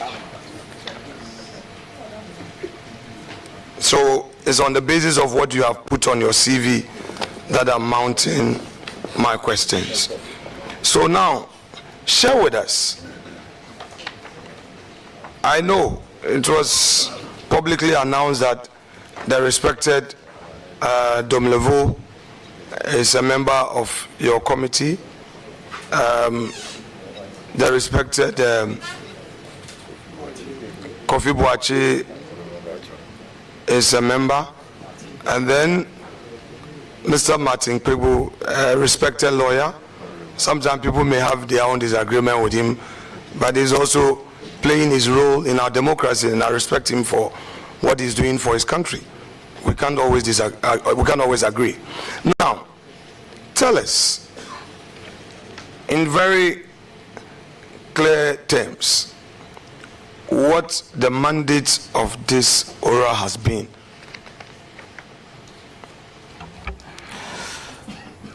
Our mandate is exactly what Article 41F of the 1992 Constitution speaks of. And Mr. Chairman, with your permission, I'll read Article 41F. Article 41F provides, please do.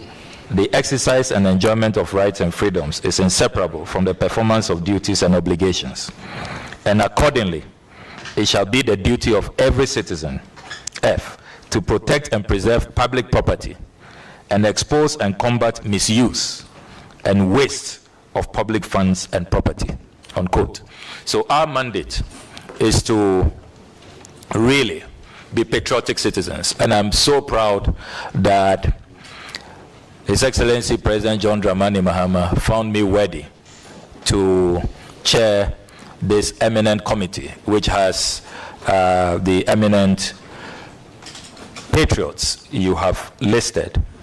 Our mandate is simply to serve as a vehicle of information gathering.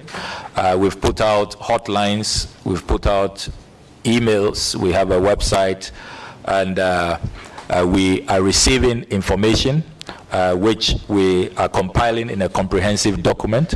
We also carry out field visitations, because we don't want to be an armchair committee that just, puts together a report that we cannot verify, which we cannot validate, which is not credible. So we carry out field visits. We've been to a number of places across the country to be sure that the information that people are giving us are indeed accurate, so that we can present a credible, comprehensive report to His Excellency President John Dramani Mahama. So that is what we have been doing, making sure that we prevent the looting, the misuse, the abuse of public property. Now, you mentioned that earlier, that people have been coming to your secretariat. with information. So where is the secretariat? The secretariat, which is really a makeshift secretariat, and we have to express our gratitude using this platform to Her Excellency, the Vice President, Professor Nana Opoku-Agyeman. We share her office with her. She generously, because she also believes, so passionately in oral, in protecting looting and protecting public assets. She very graciously allowed us to use her office for this work. So that's the secretariat we are using. You mean her office at Jubilee House? No, her private office. Where is this office? In Cantonment. Cantonment, okay. Yes. Now, this her private office in Cantonment, is it an office that she, because Cantonment lands are state lands. So now, this is a private office in Cantonment. Is it an office that she owns or she has rented? Is it something that you know? Honorable member, the question is overruled. The essence is that she is not the owner. The place was made available. The person who made the place available has been mentioned. How would he, the user, be able to know whether the place is owned or it was rented? Mr. Chair. Well, Chair, I can, Chair, if you don't mind, just make your work simple because I have information. I'm very mindful. I have information. I mind. It's rented.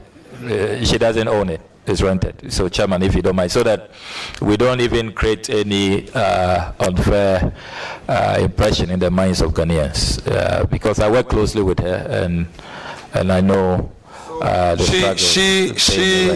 She, the person, Professor Nana Opoku-Agyeman, is the tenant. Yes, she is a tenant. Absolutely. Okay, because that place is a dollar-rated area. So, I mean, yes, Cantonment properties, you pay dollars. We know that as a fact. So, I'm happy to hear that the Vice President is able to afford a dollar, rent in Cantonment. It means that we can't. We being in public service doesn't mean that we should be poor. That's fine. Anyway, well, so, Chairman, I'm also happy to observe that the Honorable Minority Leader is aware that Cantonment lands are dollar rated. So when some of his colleagues are paying 42,000 cedis for a plot of land in Cantonment, he must join my crusade against state capture. So I'm very happy. I'm happy you are introducing dollars into this discussion. Very, very happy about it. My respected colleague, not to worry. Would go there gradually. We'll go there gradually. Now, the land in Cantonment, you are telling us that some people have been paying 42,000, whatever you call it. Have you been able to find out from the Lands Commission whether they have a standard pricing regime for lands that they sell to the public? Have you found out? Honorable Minority Leader, if you can expatiate your question. Standard regime how?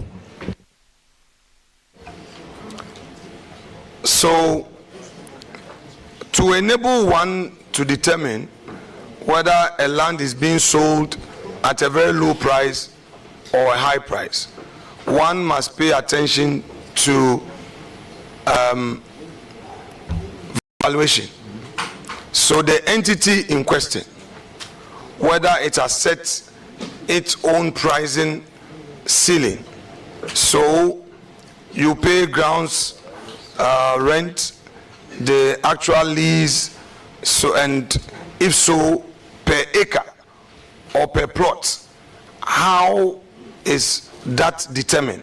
I just want to know from you whether as part of your work you've been able to find out from the Lands Commission whether state lands that they sell, they have their own standard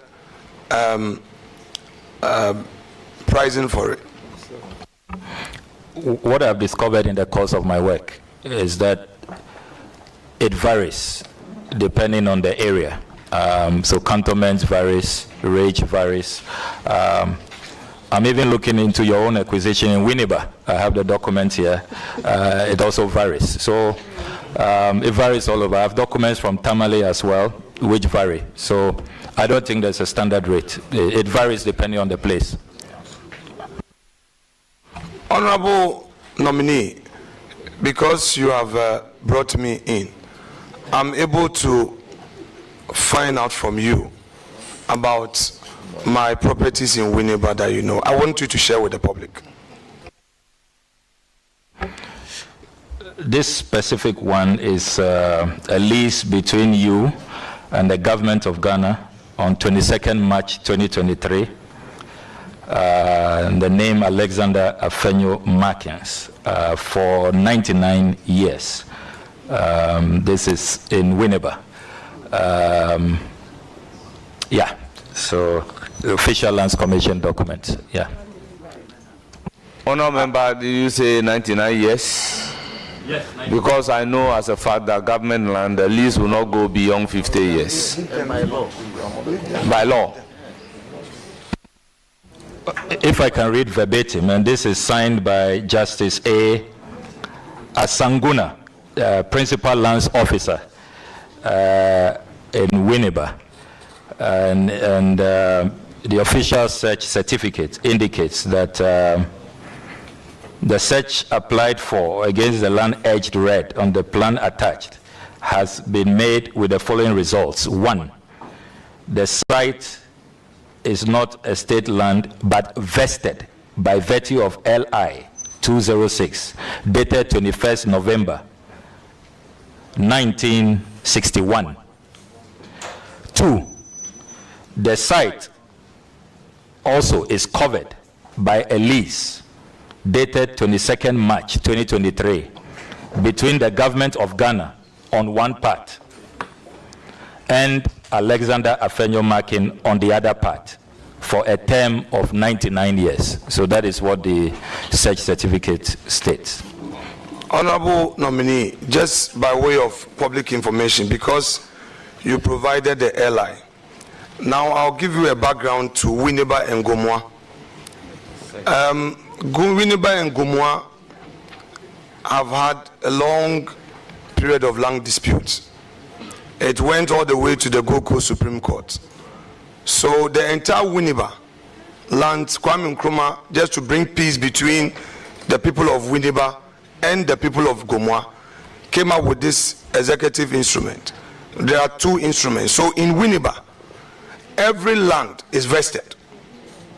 All the villages and the Gomwa enclave as well. So I'm happy that you read. The states. Yes. Oh, come on. But the person read, Roxanne, we are doing a serious exercise. I mean, if you guys want us to go the path of partisan politics, we would go there. No.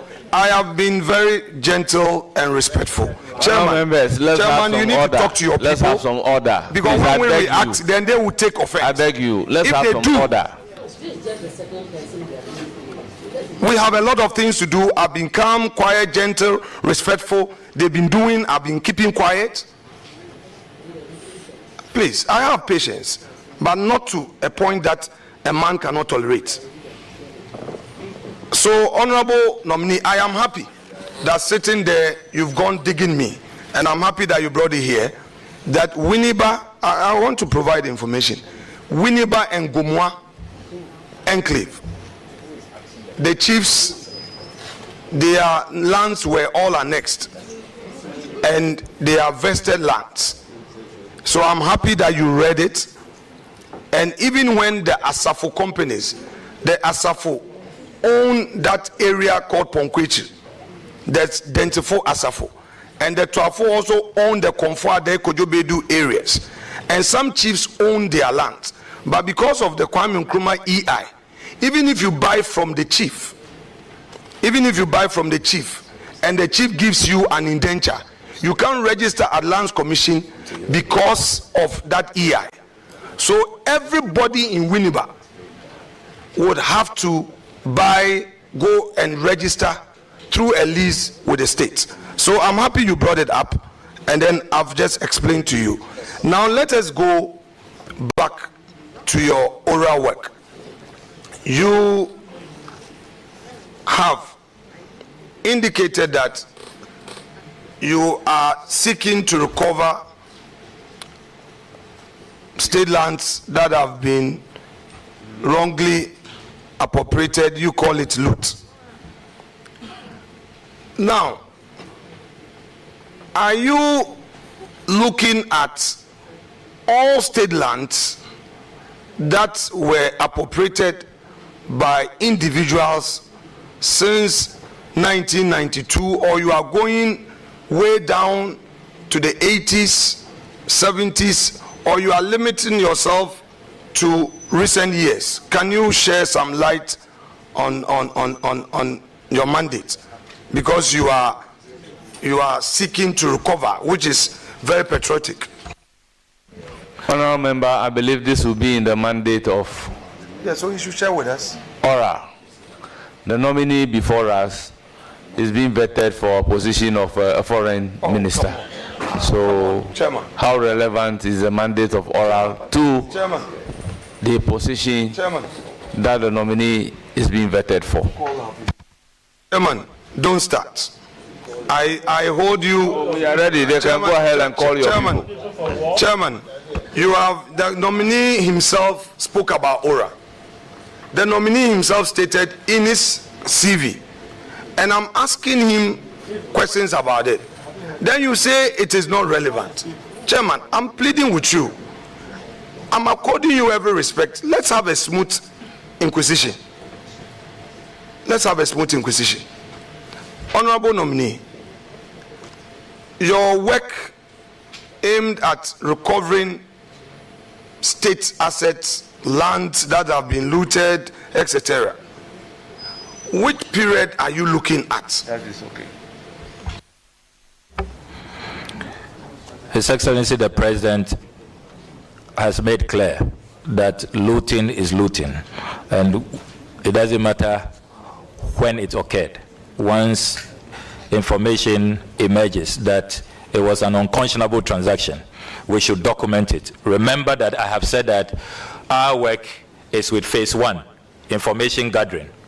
When we have presented our report to the President, phase 2 will kick in. That's where the Attorney General will take control, and we'll be looking at the recoveries, the actual retrievals, and if there has to be even prosecution. Because remember that ORA's work is not only about properties. We also have the financial aspect, the causing financial loss to the state. So it's a more broader concept than often it is made to look.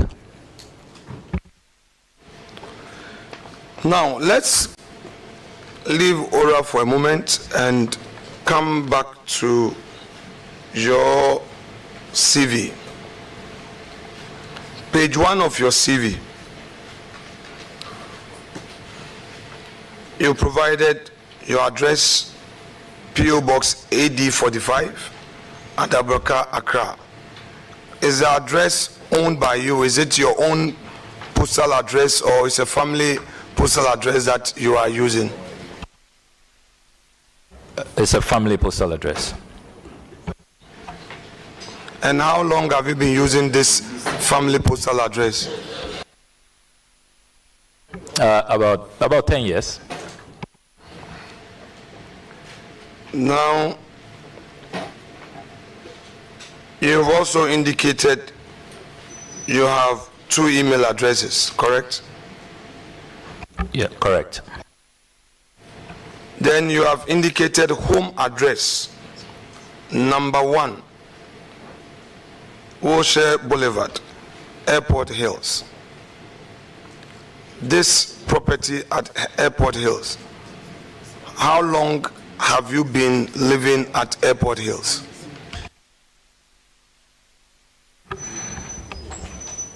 About 8 years.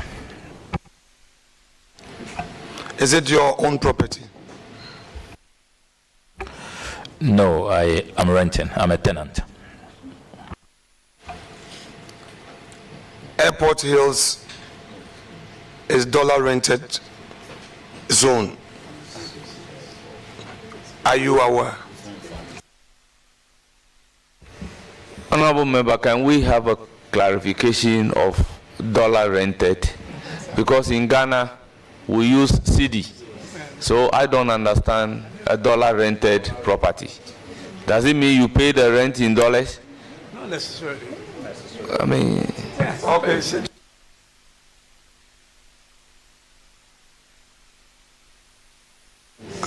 Okay, honorable member. So your rent, do you pay it monthly or you pay it annually?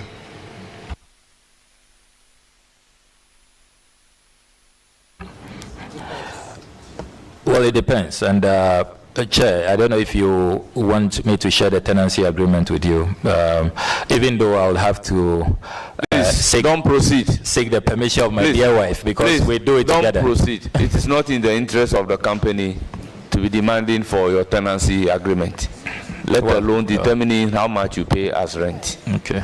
Well, I mean, that is personal. I like to be transparent, so. But that is personal. But I respect your ruling, Mr. Chairman. Chairman, you see, we are in this public enterprise together.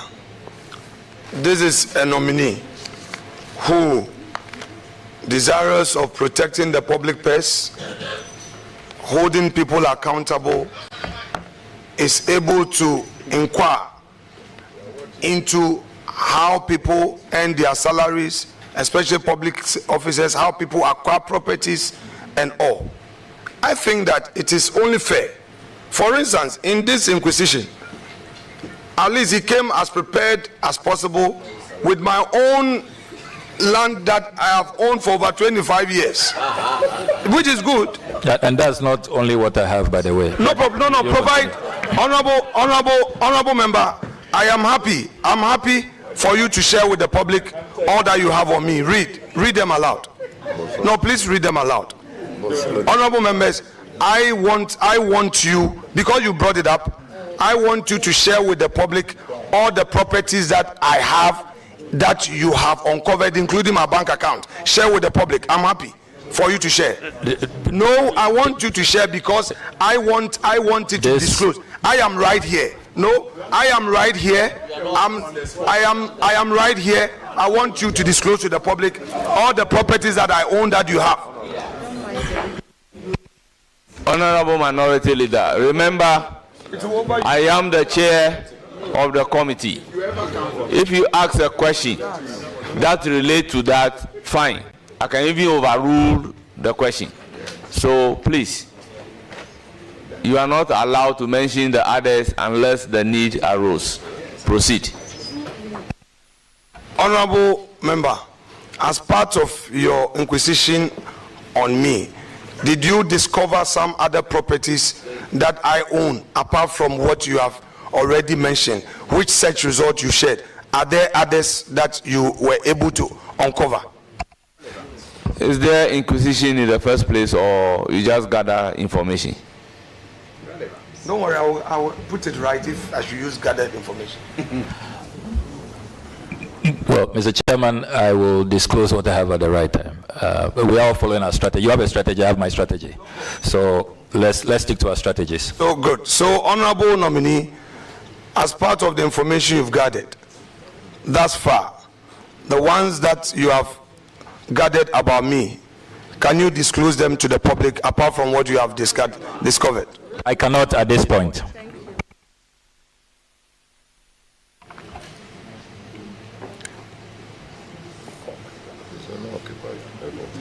Honorable nominee, this property at the Airport Hills that you say you rent, and you've been renting it for 8 years, do you pay in cedis or you pay in dollars? Your rent, your tenant rent, do you pay in cedis or you pay in dollars? cedis. We always pay the cedi equivalent. Do you deduct withholding tax from your rent at source? Because every rent, there's a withholding tax element, and then you give the receipts to the landlord.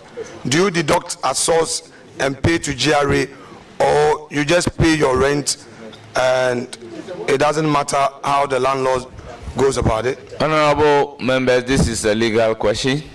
It's in two ways. The landlord can choose to pay the rent, and the landlord can agree with the tenant for the tenant to also pay it. And it depends the duration.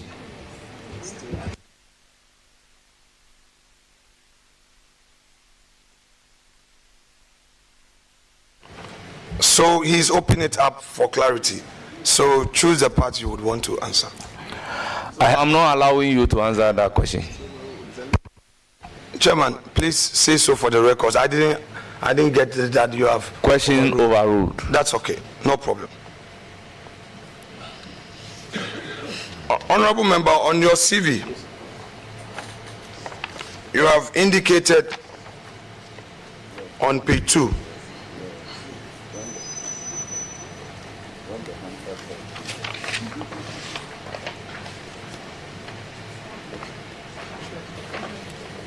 P2. Are you there with me? We have former managing director, Savvy Solutions. Now share with us when you registered this company. Yeah, this was in April 2018. Are you the sole shareholder of this company, please? Yes, I am, but it's defunct. Honorable member, the fact that you are a managing director of a company does not suggest that you are even a shareholder. Mm-hmm. Yeah. Let alone being the sole shareholder. Mm-hmm. Yeah. So the question is overruled.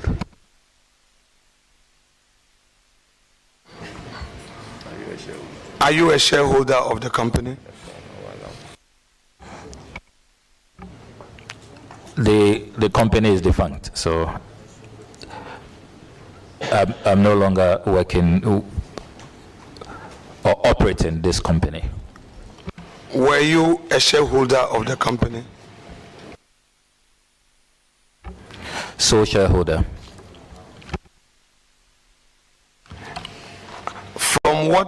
From which year to which year did you operate this company? It was just about a year. It was short-lived. What was the nature of the business of the company? So it was communications and PR firm, and because I was appointed Deputy Minister for Information, I saw that there will be potential conflict, and so I decided to wind down to avoid a conflict of interest situation.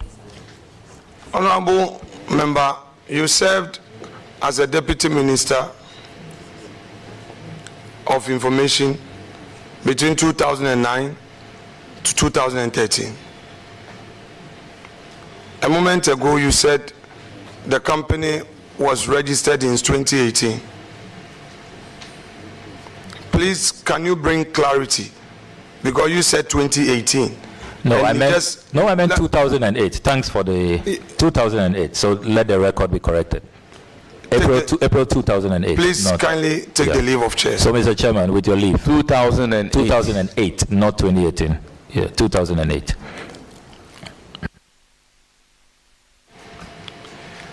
Now, you do not own any other company, correct?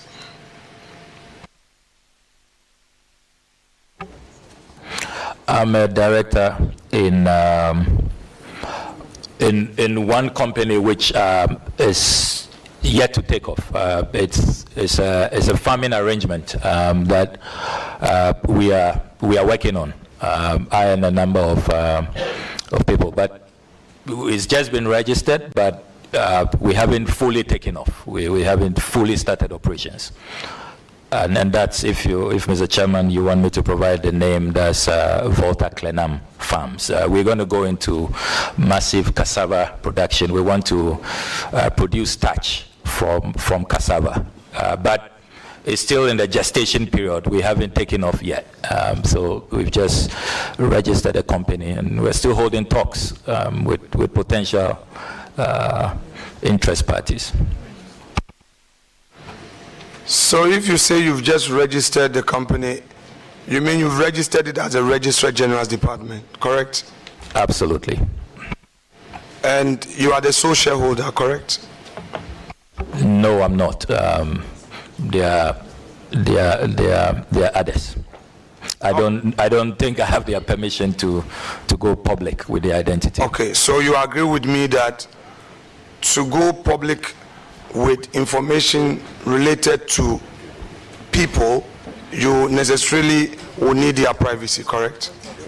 It depends on the context and the circumstances. Yeah, it yes, depends. That's. Can you? Because these are private individuals. They are not public officials. That's the point. I just needed clarity. So you have drawn the distinction that if these individuals are in the public service, their consent and permission is not needed because it will be in the public interest, correct? Yeah, absolutely. But if they are private individuals, putting out their names will require their consent and authorization, correct? If they are not politically exposed. Sometimes you can have politically exposed private individuals. So that's why I say it depends on the circumstances. I mean, in these matters, you have to look at all. You have to look at all the parameters. Okay, so what I'm saying is that. So let me rely on your words. So you're saying that if these people are politically exposed, there is no such requirement for their consent before you put out their names. If I got you right. I have stated that it depends on the circumstances. So case by case, you make a determination. But you are aware that per the Companies Act and then the anti-money laundering law that we passed, we amended to Act 824 something. Yes, Act 824. These individuals that you jointly own shares with in this company are politically exposed by virtue of the association with you. You'd agree with me? Honorable member, the question is overruled. This is purely a legal question, but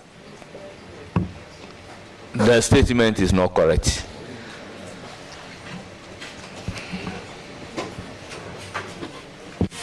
Now,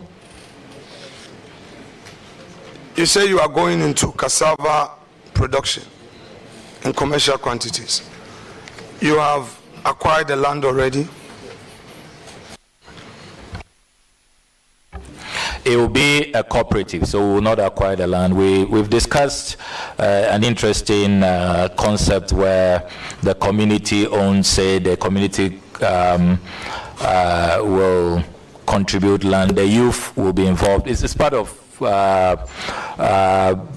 next initiatives I want to introduce as a member of parliament in Northton, so it's all geared towards job creation and, promoting agriculture amongst the youth. So that's the kind of concept we are looking at, more of, a communal approach where families who own land will, bring it, young people will volunteer, and then the proceeds will be shared amongst those who sign up for the cooperative program. So it's quite an interesting concept. That's what we are looking at. So we haven't bought any land at this point.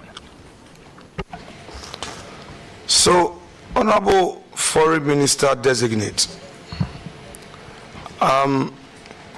in your constituency, Do you own any property there? Like the way I own a property in my constituency, do you also own a property in your constituency? Yes, I do. With us, how long you've owned this property? It's a property I use about 10 years to build. Simple 4-bedroom, 1 kitchen, no boys' quarters, no swimming pool, no tennis court. It's a simple structure. I've seen a lot of propaganda out there that I own a $3 million mansion in my constituency, largely fueled by propagandists in your party. But I don't own $3 million in Aveime. I mean, absolutely preposterous and ridiculous. I mean, those who attended my dad's funeral saw the property. Very simple property, built over a 10-year period. So if you want descriptions, that's what I can give you. The land, how did you acquire the land? So example, in my case, I buy it from the chiefs and the Asafo, but I still would have to go and pay again at the Lands Commission because their title, their document they give, you can't register because of vested land. Do you have a similar situation in your area? No, mine family land. So, and because I'm member of parliament, they were very, very generous. So it was largely a donation, just a little token to show appreciation. You know how people are very happy to reward people who are serving them diligently in their communities. So it was within that spirit. So, like you're saying that it's a family land, but it was given to you. Order. You are saying that the land upon which you built was a gift to you from a family because of your hard work as a member of parliament? That's not what I said. I said it belongs to a family. It's not a government land. This is owned by a family. And I'm saying that they didn't really let me pay a commercial value. I mean, I have to be grateful to them, and that's all I'm doing. So a little token, a little appreciation, really, but nothing significant. So you have a lease to the land? You have a lease?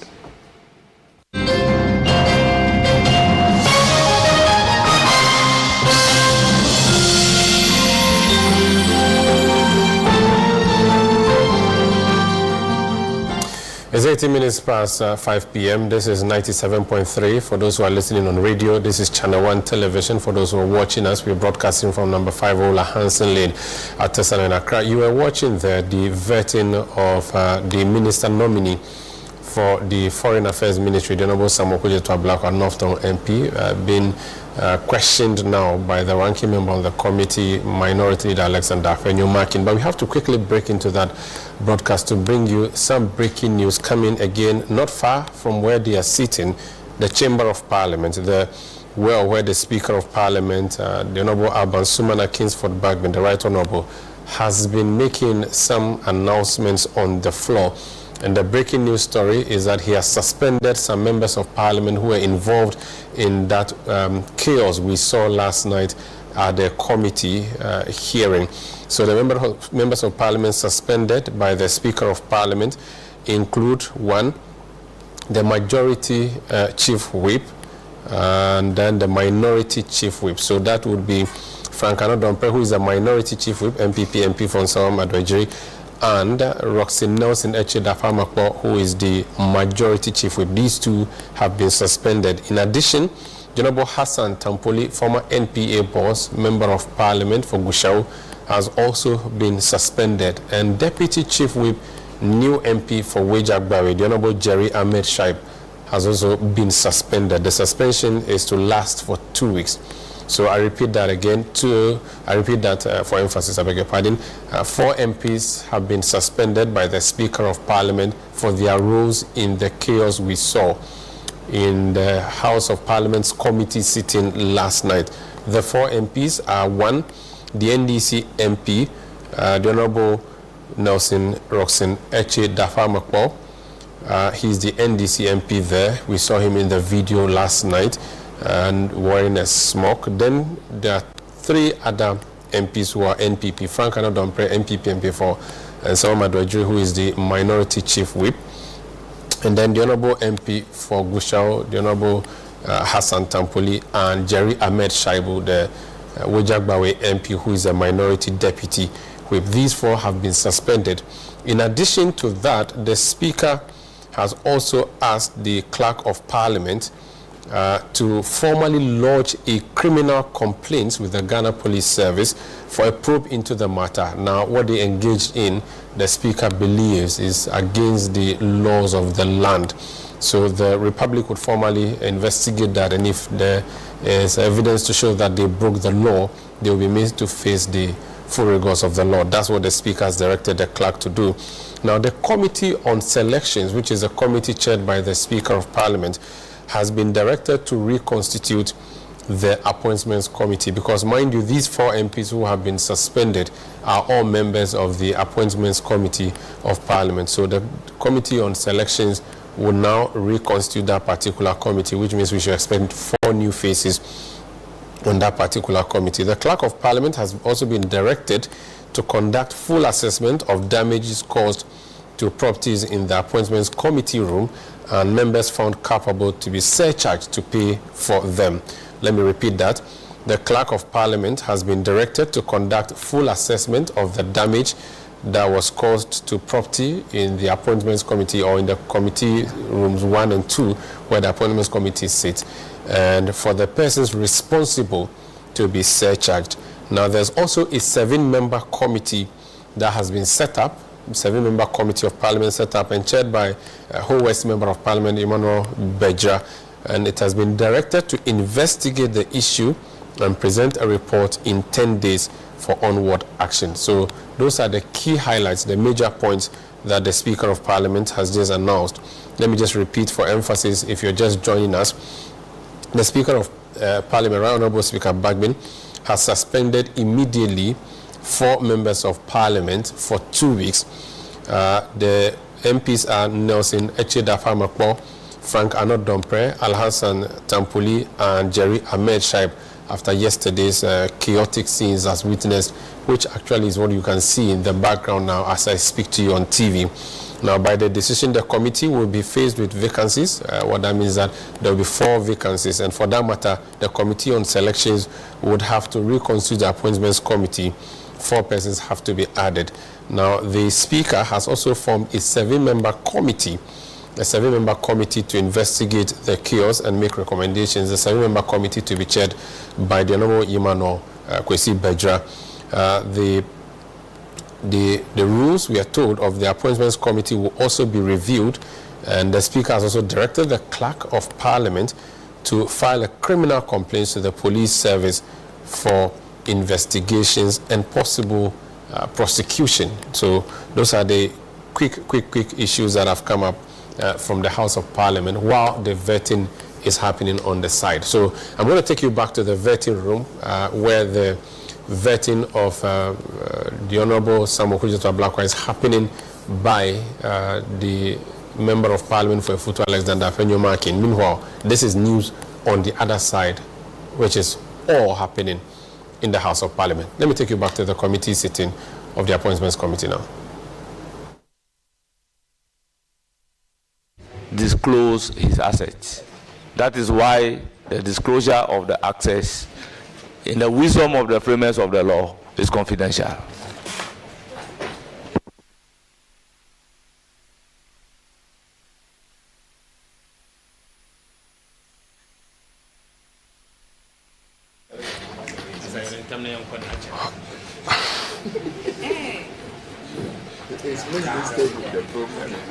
Honorable nominee, let us deal with this combine harvester that you used your car loan to acquire for your constituents.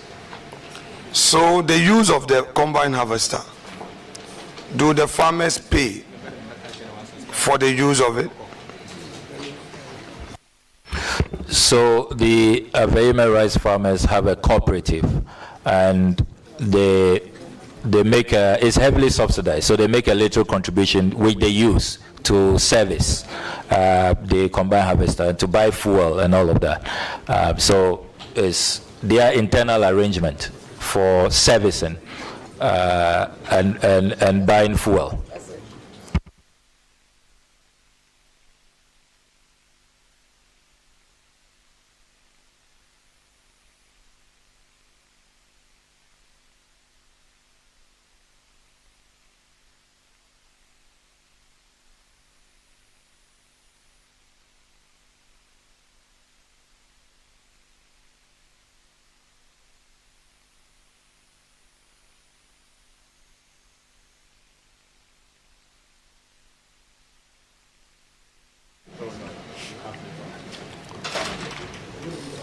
So, honorable nominee,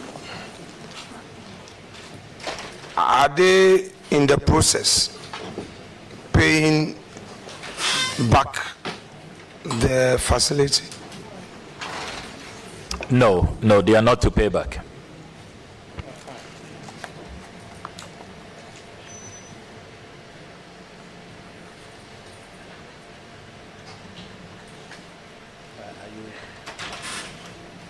Are you getting the information on WhatsApp?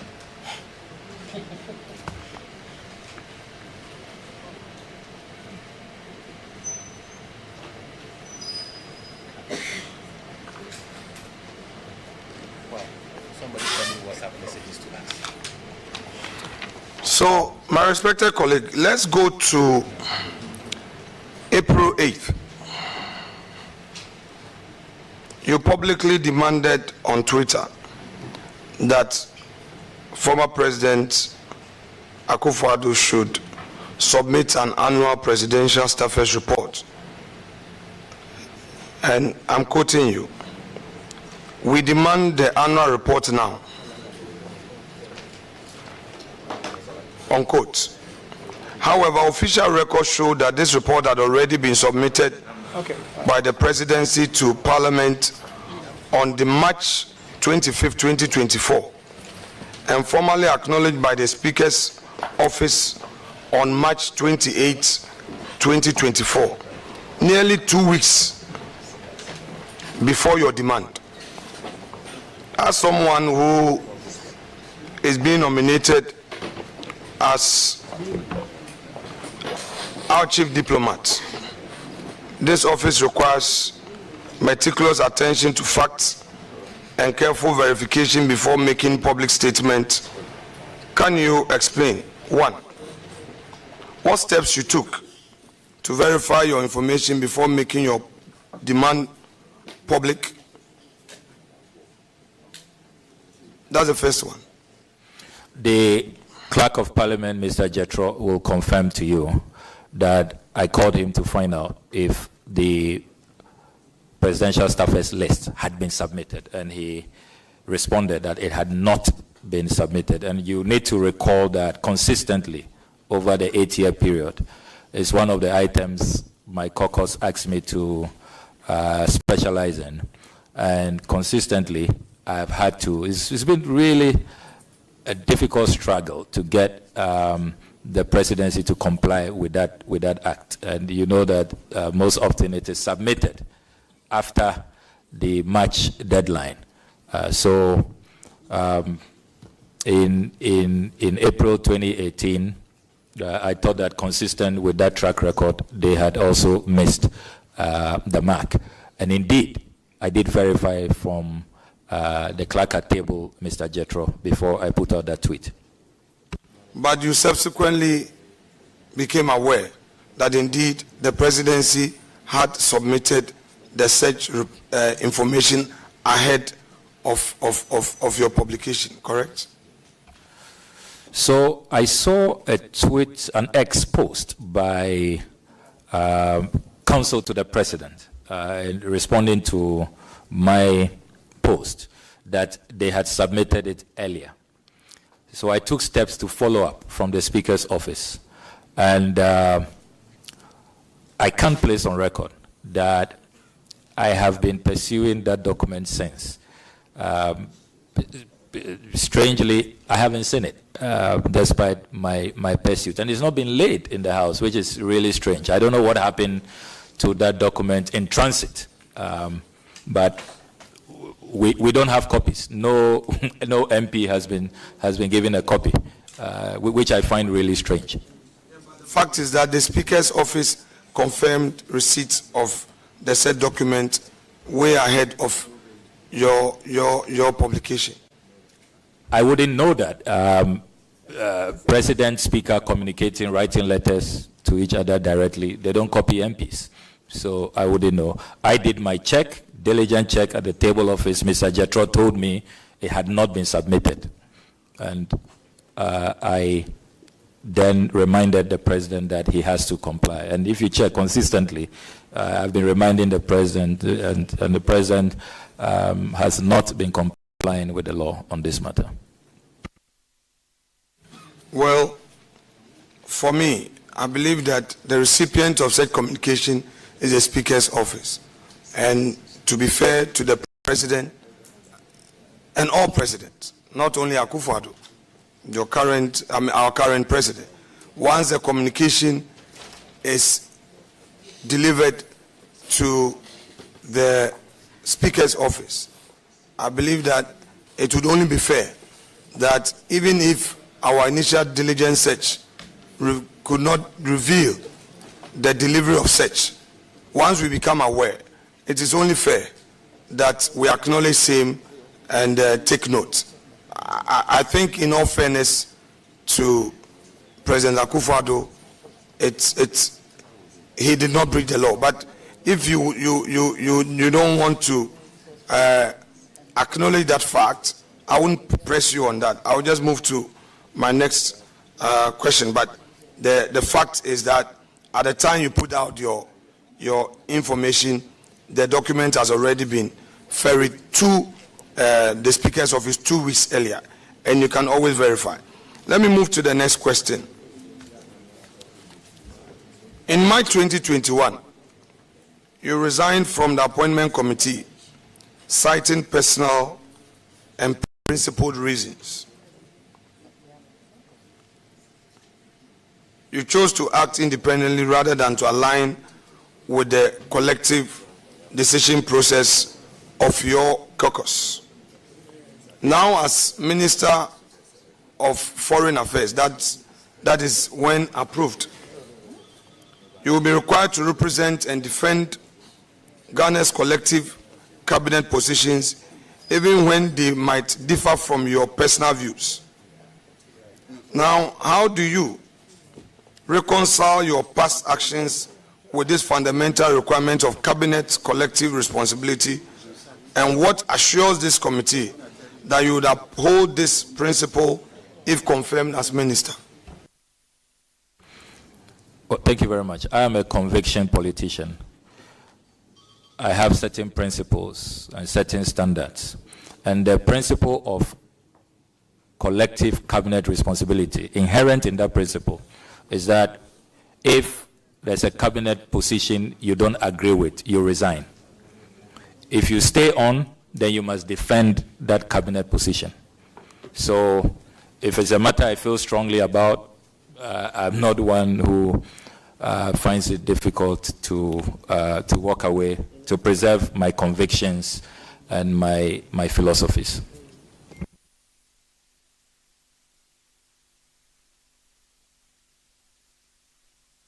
Thank you. Thank you. I refer you to a publication by graphic.com.gh on 12 September 2017, where former Attorney General, Mr. Martin Amidu, documented several instances where you allegedly engaged in confrontational exchanges with senior political figures, including your interactions with him on Isophoton case. Now, let's hear from you. Did you engage the former AG with a view to facilitating the payment due Isophoton at the time? Well, thank you very much. At the time, I was Deputy Minister for Information, and I received a petition, came to the ministry, and I'm glad that former Ministers of Information are here. I see the Honorable Mahama Ayariga. It is key to the mandate of the Ministry of Information to receive feedback and ferry that information to the relevant quarters. So in this case, there was a petition from the director of Isofoton, and all I did was to forward that. And if you, Mr. Chair, you give me the permission to read from the current Ministry of Information's website. I have a printout here, a statement introducing the ministry, signed by the former Minister for Information, the Honorable Fatima Abubakar. And she states here, and Ghanaians who are watching can log onto the website of the Ministry of Information, which is appears to be now defunct, by the way. The Honorable Fatima Abubakar writes, quote, "Our goal as a ministry is to empower the citizens of Ghana through information dissemination, to ensure transparency and accountability in public policy cycles. The mandate of the Ministry of Information is to facilitate the gathering of feedback for the executive branch of government," unquote. This is President Akufo-Addo's Minister for Information. And that's all I was doing in the Isofoton matter. Okay, so if so, why then would he describe you, I mean, from what you are saying, public office holder, you received a petition, you have forwarded it to his office. First of all, let me understand you. Did you forward the petition requesting for payment through your ministry by a letter? Did you write to his office? No, I was not requesting for payment. I was only serving as a conveyor belt. This has been brought to the Ministry of Information. We collect feedback for various government agencies. So please receive this. That was all. I didn't pass any judgment. I'm not the Attorney General. I mean, how dare you dictate to the Attorney General on what to do?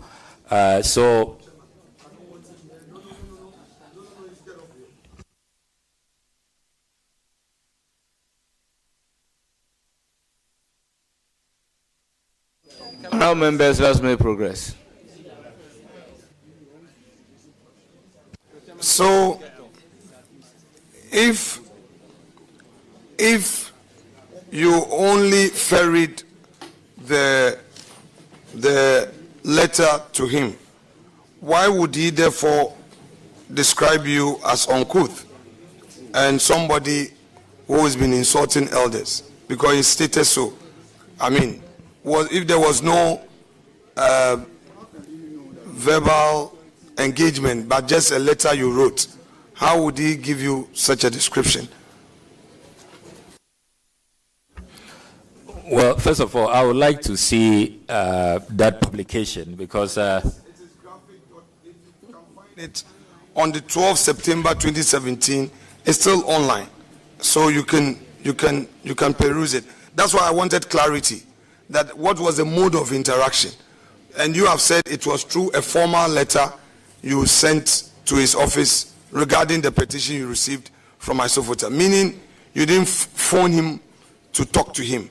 So if you didn't do so, how he gave you this description is why I want to know your view on it. I mean, fortunately, I've been Honorable member. I've been in the public space. Honorable member, hold it. The question is a bit nebulous.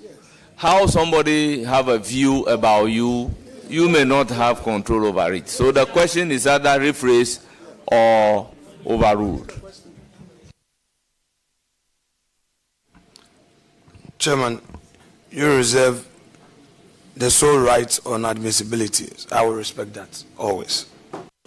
Honorable nominee, I'm sure you become aware that the new president of the United States through some executive orders, has been very tough on immigration and all. Obviously, without being hypothetical, there may be Ghanaians in the United States who don't have documents. How prepared are you for possible mass deportations, considering the situation we find ourselves? Share with us some strategies you intend to put in place to warmly see our compatriots safely back to Ghana. This is a matter that is of concern to a lot of Ghanaians. And since my nomination, I have diligently inquired from the Ministry of Foreign Affairs what the status is. There have been publications that about 6,200 Ghanaians will be affected. But from the brief that has been shared with me from the officials at the Ministry of Foreign Affairs, they allay fears that the numbers are not that high, and that currently the official communication the ministry has received from Washington is 156, not 6,200, 156 Ghanaians who face imminent deportation.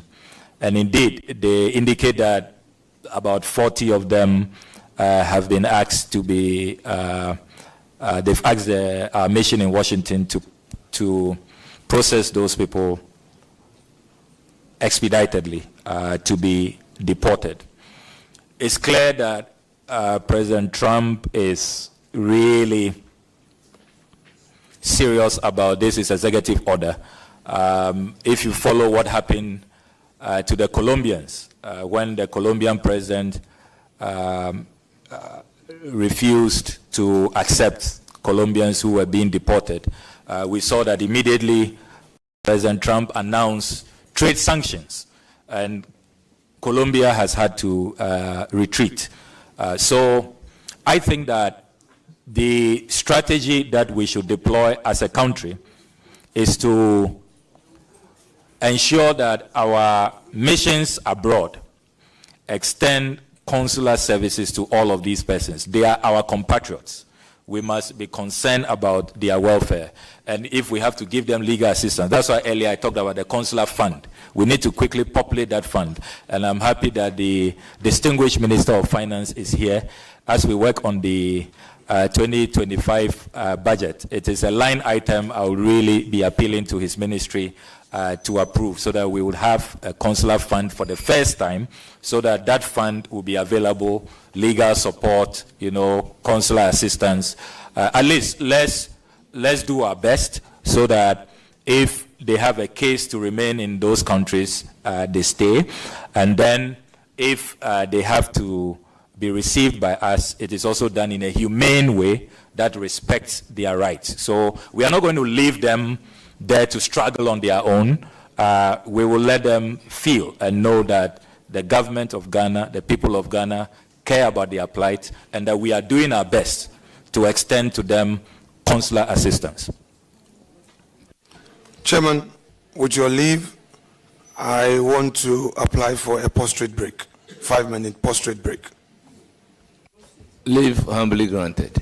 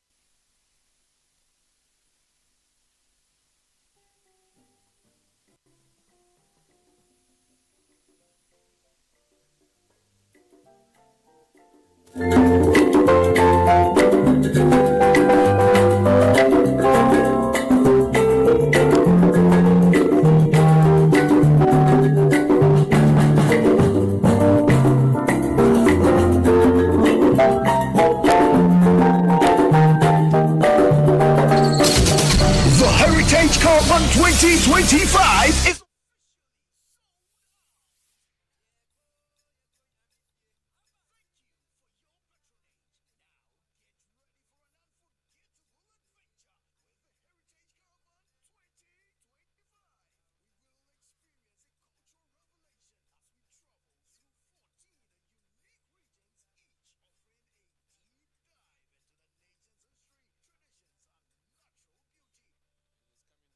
means I have to start going away. You have done half of the way. You have half more to go. How are you feeling? How are you feeling? I'm never doing this again. From Sunday the 2nd of March to Sunday the 9th of March 2025. Pack your bags and let's set off on the road trip of a lifetime with an unmatched opportunity to explore landmarks, taste authentic Ghanaian cuisine, experience the arts, to network and to connect with the people who make Ghana truly special. This is more than a tour. It's a chance to experience the soul of Ghana, to witness its growth and to create lasting memories.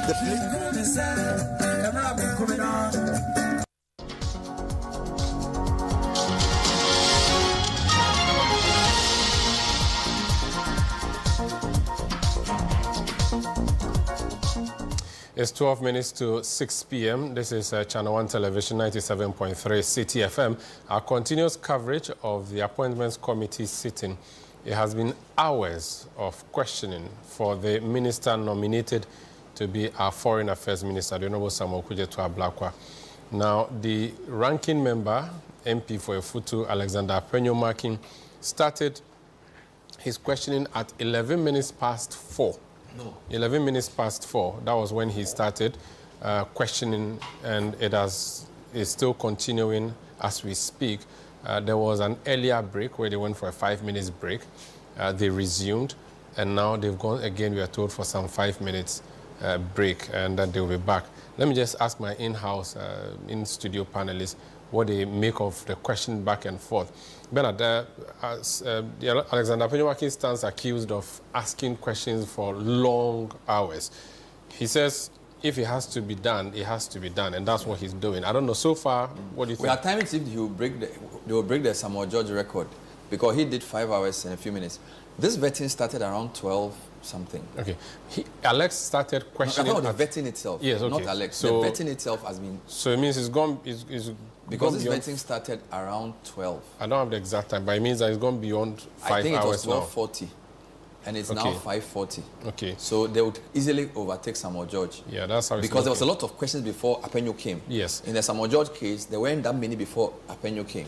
So this is going to be much longer. When it came to Ablakwa, even some of the NDC MPs, or a lot lot of NDC, I think I should say more NDC people asked questions than they did in the past.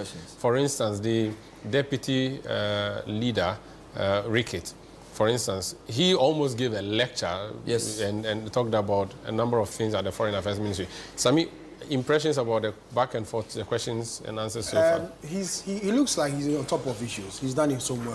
And you expect that as Ablakwa appeared before the committee, a lot of things will come up because of the thing he's done in the past.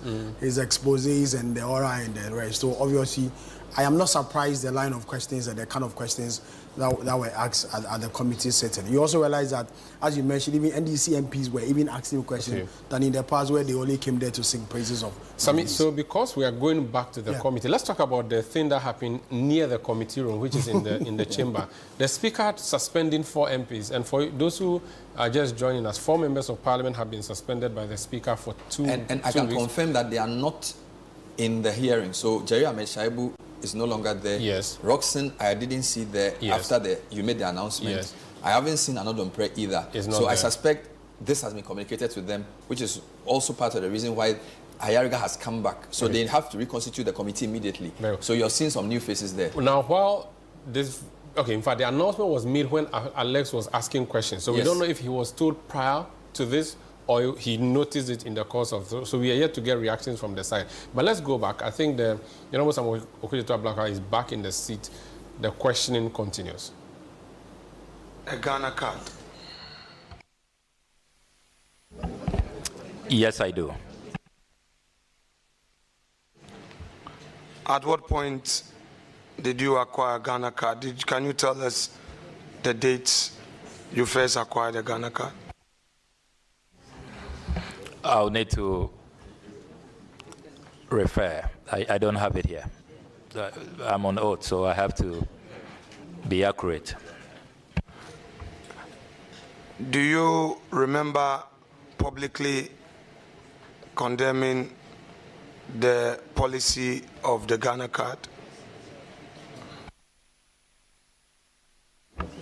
Which aspect of the policy? Can you please? Introduction of the Ghana card. I don't recall. I don't recall. You don't recall? Okay. That's fine.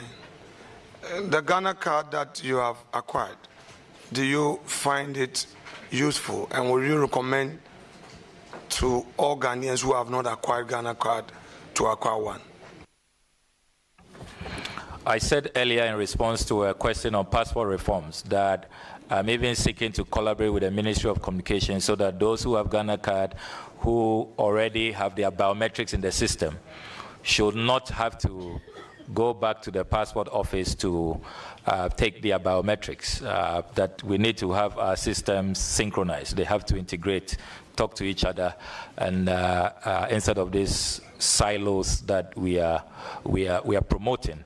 So clearly, I believe in having a national ID system, and this has been in the works for many, many years. I recall that Professor Mills, President Mahama, and even before them, all governments have played their role in making sure that we have a national ID for our country. So I don't see how anybody will oppose a national ID system.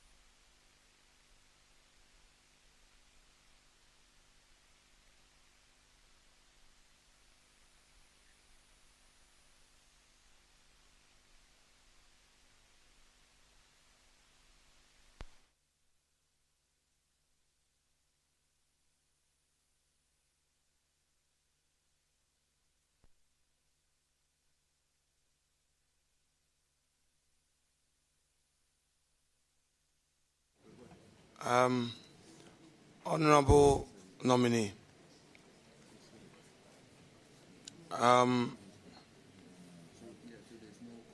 my next question to you, I'll come there. My next question to you has to do with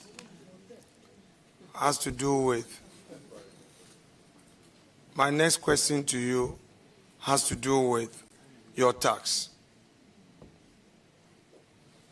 Now,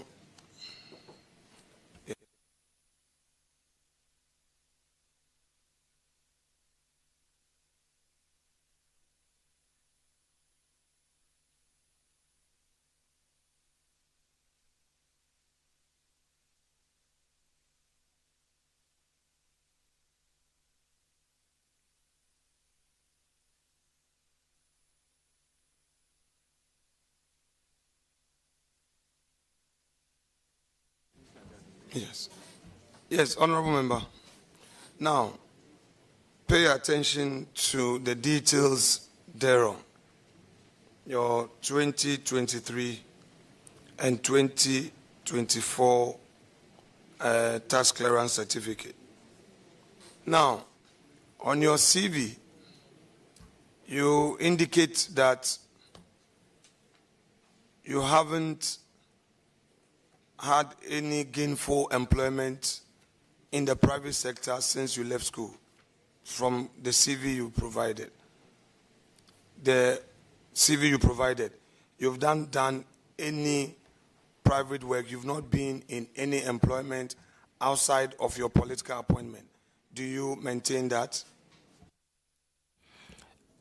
It's not factual. I'm wondering if you have the right CV. Do you have my 10-page CV? Because I've been, moment. Let's do step by step, please. So that is not factual. Okay, please don't worry. Kindly, since you have perhaps the correct one before you, let's go. Take us to the gainful employment component of your CV.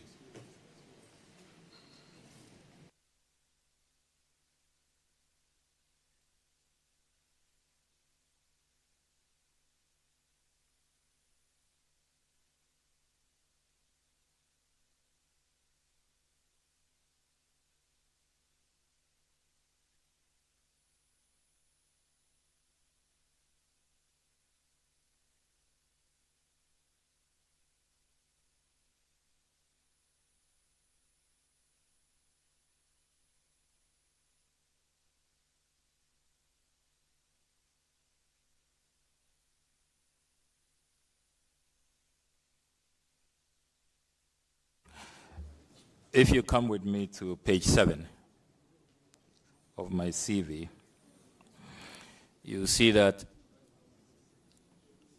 as a student at the University of Ghana, I was the campus manager of Carrera Computers Resource Center at the University of Ghana. It was above Ekwafu Hall, the Ekwafu Hall JCR, and my mates know that I did employ some of them as a campus manager. This was a campus job. And this job you were doing on campus was a part-time job, correct? Yes. This job you were doing on campus was a part-time job, correct? Yes. I mean, I've always loved to work. Yes. I believe in the dignity of work. And let me also add that during vacations, I took on vacation jobs. My mates will tell you that I was part of the work abroad squad on summer holidays, typically in the United States during summer holidays. So I've always believed in the dignity of work. Okay, work abroad squad.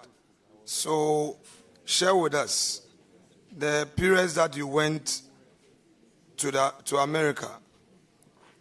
Did you take that J1 visa that allowed you to work as a student during that short period? Was that the visa you were on?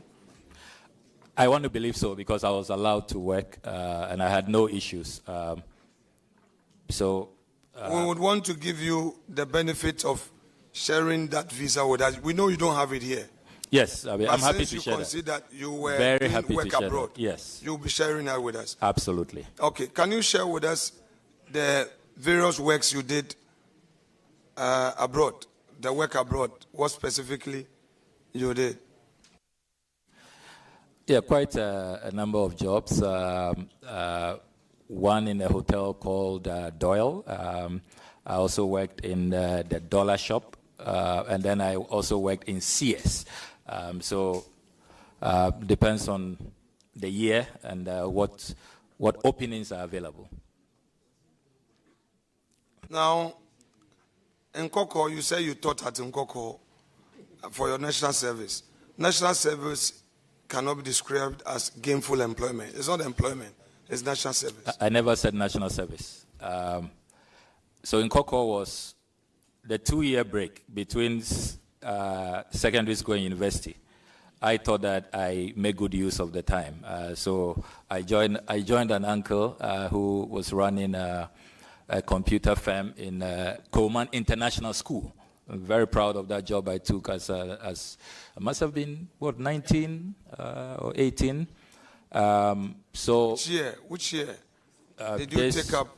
This must be between 1999. I left Presec in 99. So between 1999 and 2001. So you mean this was before university?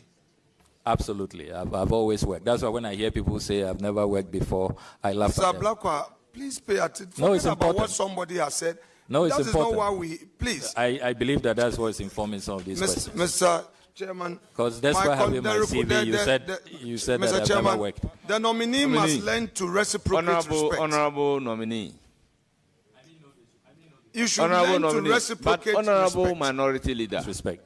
If the nominee in his answer indicated clearly that the gap between SS and university, so clearly that will be before going to university. So the question whether it is before going to university for me is unwarranted.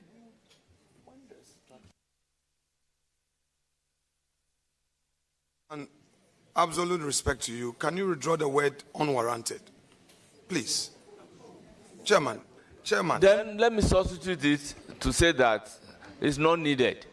Because the answer has been provided that I did that work between my SS and the university. So it cannot be that he completes university before doing that particular work. It is stated in the answer. Honorable nominee, you referred to page 7 of your CV. Is that where the Nkoko school is stated? When I referred to page 7, I was talking about Carrera Computers at the University of Ghana. That's what I said. But this one that you said you worked between 1999 and 2000, you said the 2 years prior to going to university, you did some work, gainful employment. Do you have it on your CV? No, I didn't think that I should add that. So I wasn't wrong when I said it was on your CV, and you said... No. You said I've never worked in the private sector. Carrera Computers is not owned by the government. Yes, in your... With all due respect. In your answer, you brought in this Nkoko school. Yeah, and work abroad, which is all not here. Yes. So you would agree with me that I am dealing with what is before me, and I can't speculate. Except that you are not dealing with what is before you properly. You didn't see Carrera Computers and concluded that I had no private sector work experience, which was unfair to me. Honorable nominee, you said that the work you did, which you did not document in your CV, was gainful employment. My question was anchored on gainful employment. You are saying that you did some work 2 years before going to university, gainful employment. Let us stay there for a while. Let's stay there for a while. This gainful employment, were you being paid salary month on month? For the record, there have been many gainful employments that are listed here, and so it's important to set the record straight. Yes, I was being paid monthly. Were you contributing taxes? My employer was. Was there SNIT contribution? I believe so. Given the opportunity, would you be able to furnish us with those details of taxes that were deducted at source and your SNIT contribution for that period? Very happy to do that. Would you take the leave of chairman to amend your CV to include the employment details you just spoke about? That is if the nominee he decides that he wants to do that. If there is a need, but if there is no need, as a result of which he didn't put it on the CV, so be it.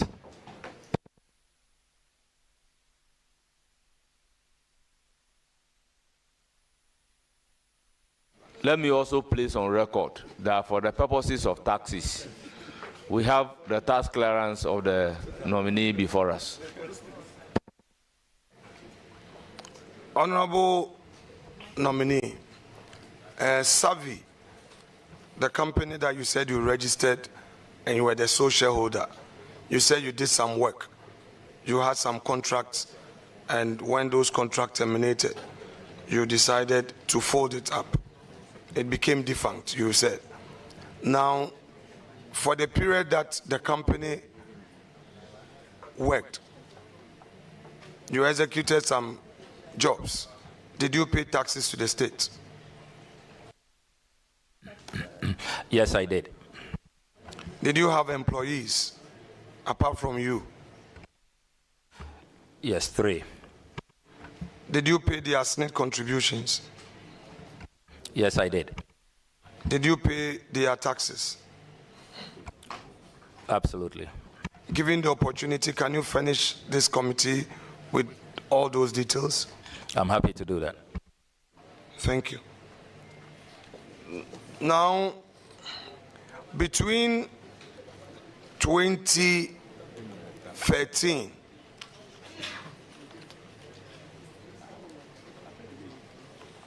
and now, have you done any work apart from your politics? Have you done any work, and I'll break it down as in consultancy work that has earned you an income, or engage in some other business that you've earned some income apart from the politics? Full-time politician. So you have no other source of income apart from your earnings as a member of parliament? Well, apart from little savings, investments, and the support of my dearest lawyer wife, as I call her. Thank you very much. I recognize Honorable Mahama Ayariga, the leader, majority leader, for a follow-up question. Mr. Nominee, is there a job such as a politician? Well, it's public service, and we receive little compensation for it. So it's more of public service. So you've been a public servant, serving in specific publicly established offices? Yes, please. Can you name some of those offices? The Deputy Minister for Information, office I occupied. Deputy Minister for Education, office I occupied. Member of Parliament for 4 terms. So these are some of the public offices I have occupied over the period. Established under the Constitution? Rightly so, majority leader. So there's no such thing as a politician, working as a politician? We work as public servants. I mean, we use it loosely that we are all politicians, but I follow your guidance, majority leader.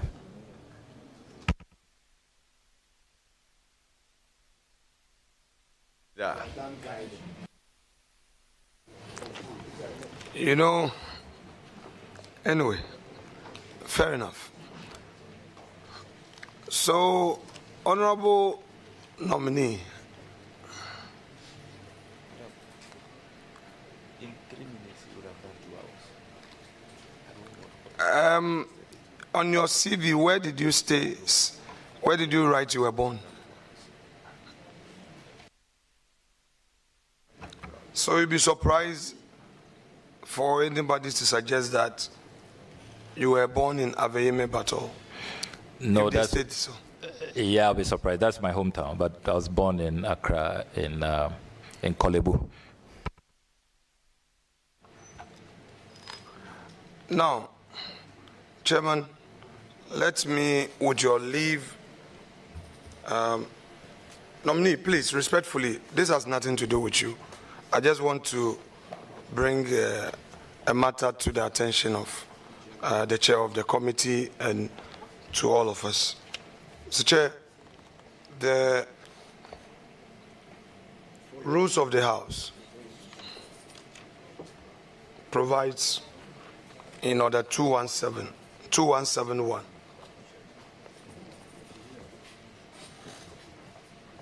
2171, and I read, the appointment committee comprises the first deputy speaker as chairperson, minority leader as ranking member, the deputy majority leader as vice chairperson, and the following other members. A, deputy minority leader. B, majority chief whip.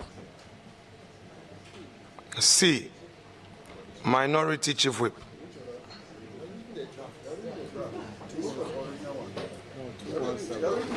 No, it's not. Oh, collect it.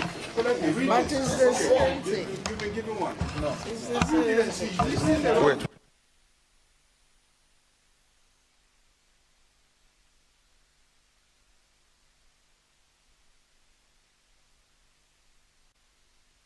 Order. Mr. Chair, let me, we are standing orders, there are two prints. So the one you are holding with this color, that's fine. Fortunately, I also have the same thing here. The appointment committee comprises the first deputy speaker as chairperson, the minority leader as ranking member. It's the same, don't mind them. It's the same, don't mind them. Please proceed. If you are not firm, they will confuse you. I've been in this game for long. You can't confuse me on rules. The deputy majority leader as vice chairperson, the deputy minority leader as deputy ranking member, and the following other members. Majority chief whip.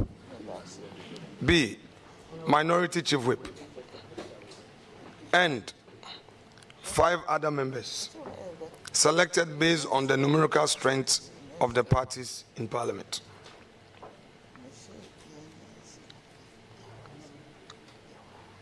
Two, the chairperson and the ranking member and 2 other members of the relevant subject standing or select committee shall join the members of the appointment committee to consider persons nominated by the president for appointment. Those follows, and I will read them as Chief Justice and Justice of the Supreme Court, Ministers of State, Deputy Ministers, the Administrator of the Judicial Assembly's Common Fund, the Special Prosecutor, and other persons specified under the Constitution or any other enactment.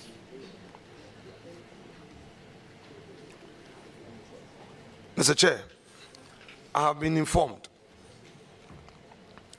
that a moment ago, Mr. Speaker has made certain orders to the effect that this committee has to be reconstituted. I would want to bring such orders of Mr. Speaker to your attention in view of the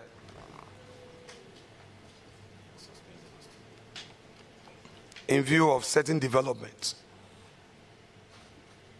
on the House floor.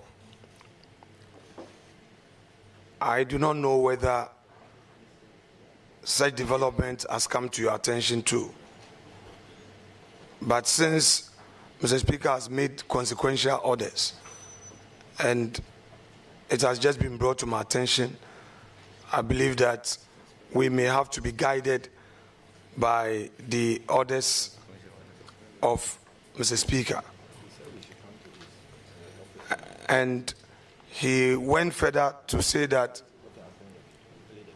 we should proceed according to my first deputy whip. He is further directed that we appear before him in his office. So I'm just bringing this to your attention, and he, with emphasis, according to the first deputy whip, that leadership should come to him so that this appointment committee is reconstituted. I believe that when we appear before him, he would give the directives as to how this can be done in accordance with our rules. So I'm just bringing this to your attention, for your guidance. Thank you, sir.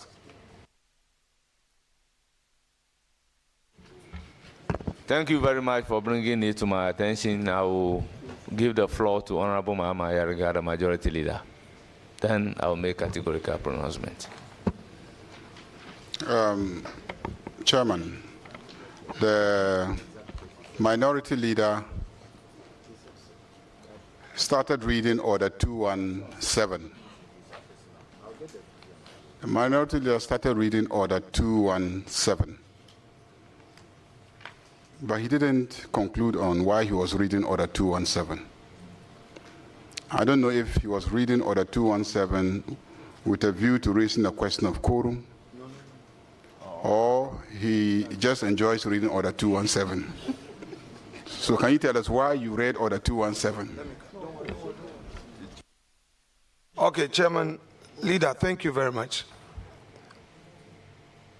The reason I referred to Order 217 was that the information from the first deputy whip was to the effect that Mr. Speaker has made certain orders at the plenary, and he consequentially added that this committee, as presently constituted, must be reconstituted. 1. And 2, that this committee leadership of this committee should meet him in his office. I did not go into details as to the orders, but I only had to refer to the 217 because we know from what the first deputy whip just told me that there are certain developments at the plenary.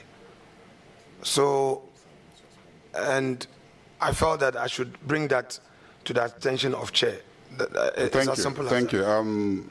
Yes, I was at plenary when the Speaker made a formal communication to the House.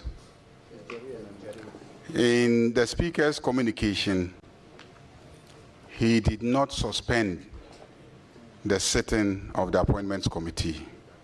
He did not suspend the sitting of the Appointments Committee.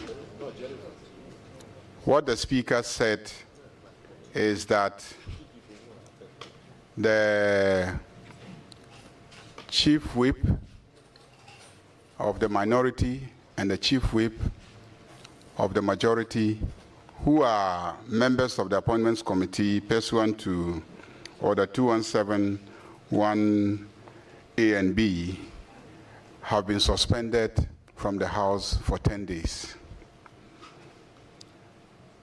You know the quorum. Sorry, 2 weeks, not 10 days, 2 weeks. You know the provisions relating to quorum. And when you read the composition of the Appointments Committee, I thought that you probably were entertaining a view that if the majority chief whip and the minority chief whip are suspended, then we will not have quorum to do business. But if you look at the numbers involved, clearly, even if you take out the majority chief whip and the minority chief whip, just 2 people, you will still have 9 members, and so you will have quorum. Even if the minority walks out, you need just 4 to form a quorum. And I'm assuring you that you will get the 4 to constitute the quorum, to transact business. If you break the microphone, you will also be suspended for 2 weeks. So that's the first thing. That's the first thing. Then the second thing that the speaker said is that the committee on selection, he didn't say the leadership of this appointments committee. He said the committee on selection should meet him immediately after adjournment for us to reconsider the constitution of the appointments committee, including the rules of the appointments committee. When he was leaving the chamber, headed to his office, I followed him and said it will be difficult to meet now. So he rescheduled the meeting to Monday, 11 a.m. So the speaker is not expecting you in his office because he's not even in the building. He has gone to send his wife to the airport. She's traveling, and he actually told us his wife is traveling, and the speaker loves his wife. So he went to send his wife to the airport. So there's no problem. The speaker is not requesting for your presence at any meeting now. And the speaker has not suspended the proceedings of this committee. He's spoken about the reconstitution of the committee, and he's spoken about the consideration of the rules of the committee. So this committee is properly constituted, and this committee should continue working. Chairman. Chairman, thank you. I was in the chamber with the respected majority leader and the leader of the House. The speaker, to quote him, he said that the committee of selection need to meet immediately to reconstitute the appointment committee. So what he's saying, Chairman, with your permission, I have the speaker voice. I can play it here to say exactly what he said. This is what the speaker said. Selection today. Please. Today. I disallow you playing that. To reconstitute the appointment committee. Please. This is disallowed.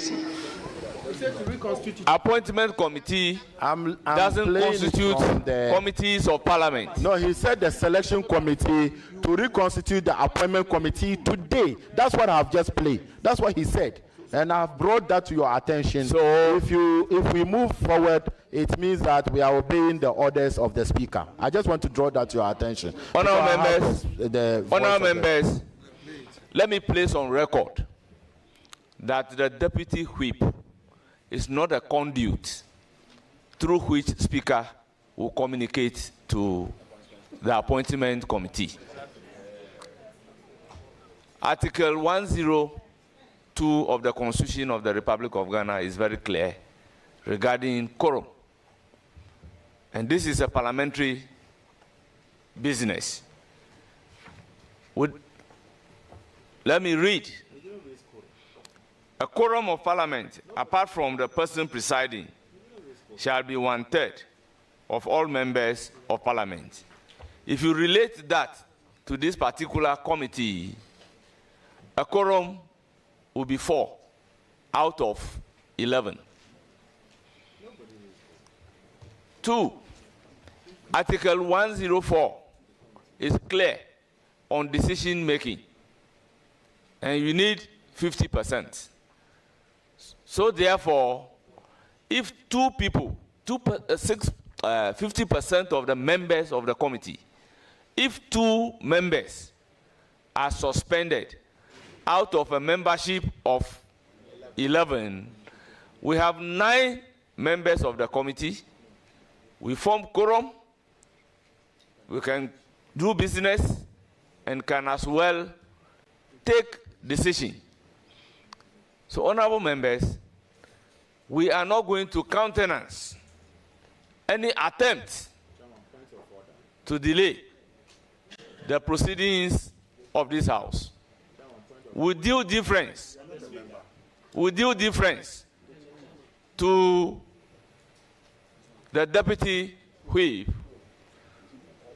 I think it is in the interest of Ghanaians that we proceed to conduct the proceedings of the committee without any interruption in any manner whatsoever. This is my ruling. I will proceed to give the floor to the minority leader to ask his questions. Chairman, I understand your ruling. I just want to draw your attention to one thing, then you can proceed. Chairman, I want to draw your attention to Order 217, and then to emphasize on 2171 A and B.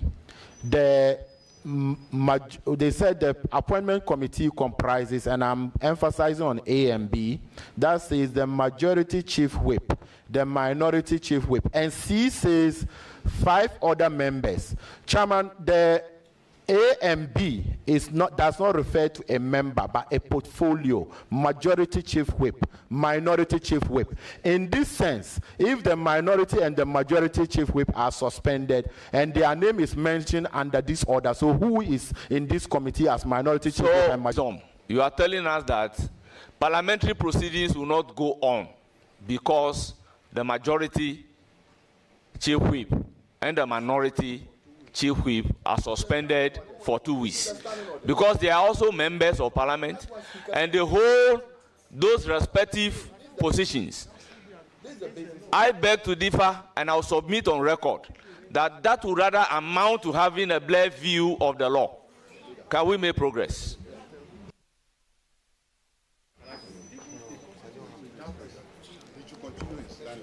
Honourable members, I won't recognize any non-member of the committee. Then we leave.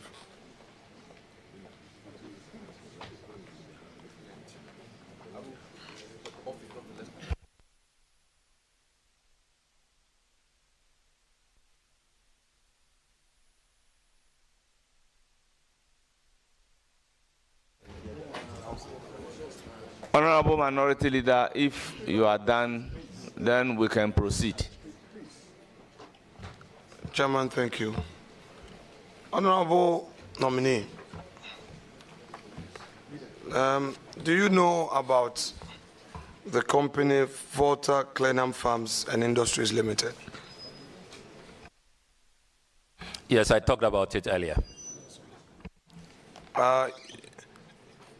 You said the shareholders include some other private persons, correct? Yeah, I said that there are other persons in this arrangement, and 2 other persons are in this arrangement. So I just want to be specific so that we can get specific answers. If you say there are 2 other persons in this arrangement, now it's the directorship you are referring to or the shareholding? The directorship. Okay, so now let's come to the shareholding. Are you the sole shareholder of this entity? Yes, I am. But if it's the same company, you had earlier, unless you want to amend your answer, in your earlier response to this very company, you had indicated that there are other shareholders. That is where Chairman said that because they are not here and they are private persons, you are exempt from mentioning their names. So I want you to bring clarity to that. Well, I'll be happy to see the verbatim report, but for the record, I am a sole shareholder and there are other directors. Mr. Chairman, at this point, you know, my inclination is to exercise utmost respect. We are in leadership. If I disrespect you, then I'm disrespecting myself. But I need to make the point very firmly. From what has come to my attention from the Deputy Whip,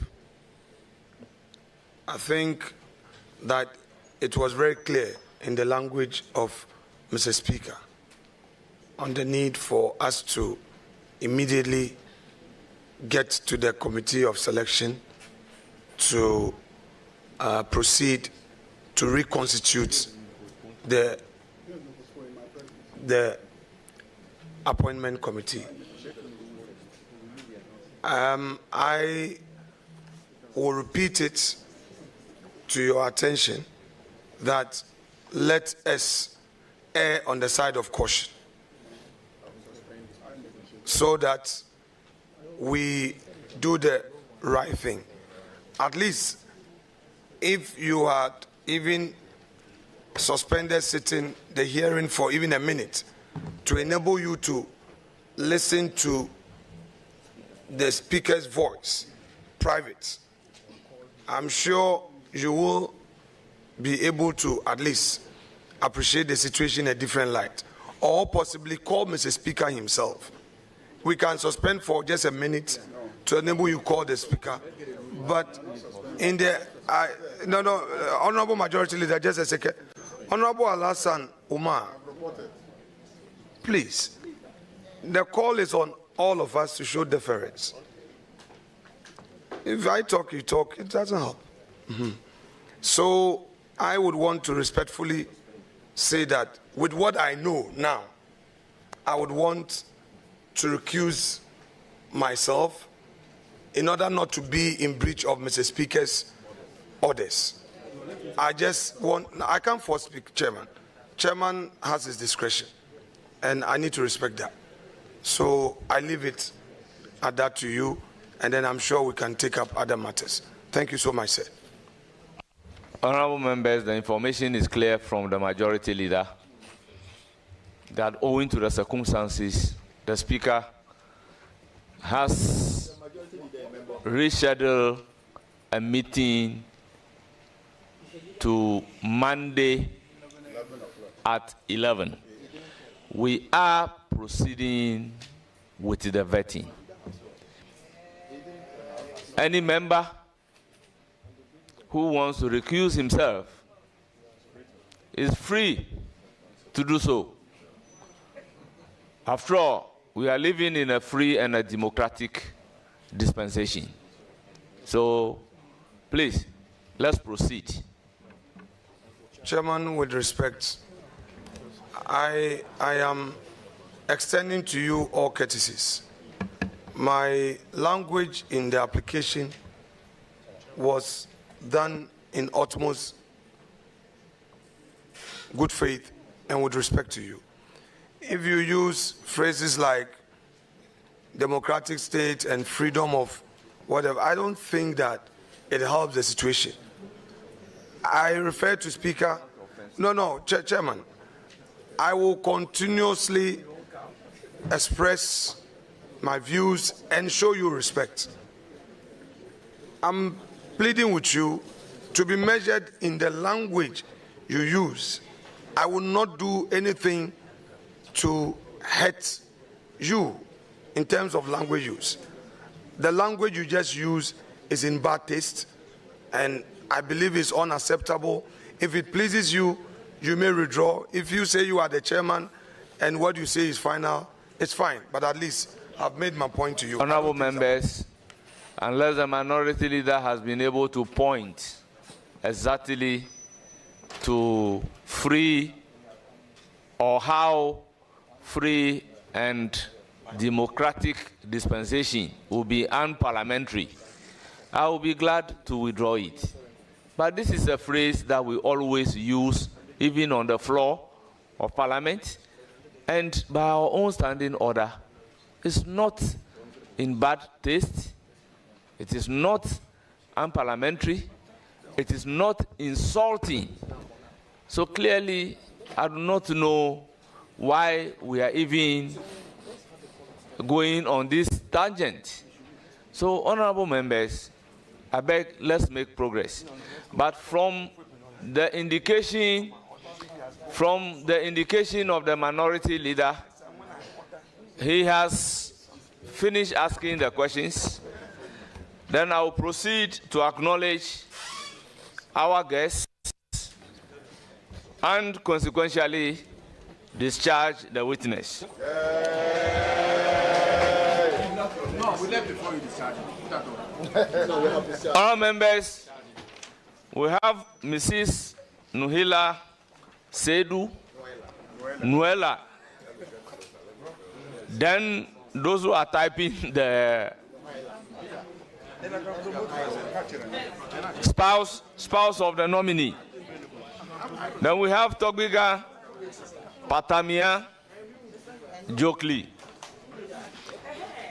President of Bato Traditional Council. But honorable members, it may interest you to know that because I know Bato, what is written here is Bata. I promoted myself. Honorable members, we have Mamaga Asieku, Paramount Queen Mother of Bato Traditional Council.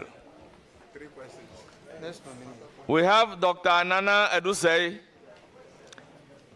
Echwiniwa Ampim, the first, President of Tepa Traditional Council. We have Chief Damana Nafia Mustafa, alias Nyaba and friends from Salaga.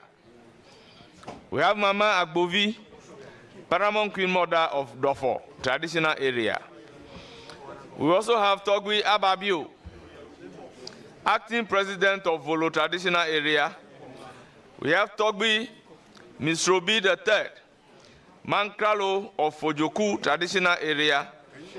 We have Mama Aku Seme, Queen Mother of Mepe traditional area. We have Ambassador Ekuya Dansoa, former member of parliament and former ambassador to Germany. We have Honorable Daniel Yao Domolovu and the rest of oral team members. We have Ambassador Cleland Ramses, Chief Director, Ministry of Foreign Affairs, and the rest of the Foreign Affairs staff. You are welcome. Honorable nominee, Honorable Dr. Obera Samoa, former Attorney General and Minister of State. You are highly welcome.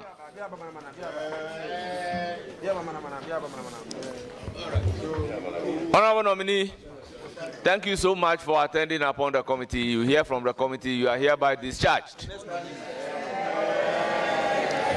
The next nominee should take his seat.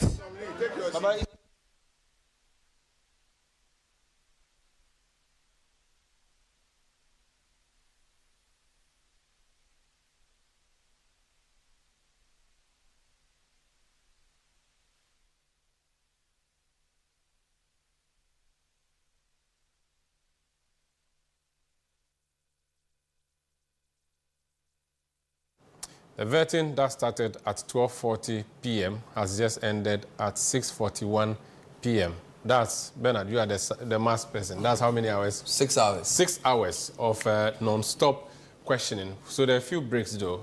There were a total of 10 minutes break that the committee took to deal with a few issues. Then maybe back and forth on the announcement by the speaker, maybe that could be 10 minutes. But still, it's over 5. A very long vetting. Yeah, it's been a very, very long vetting.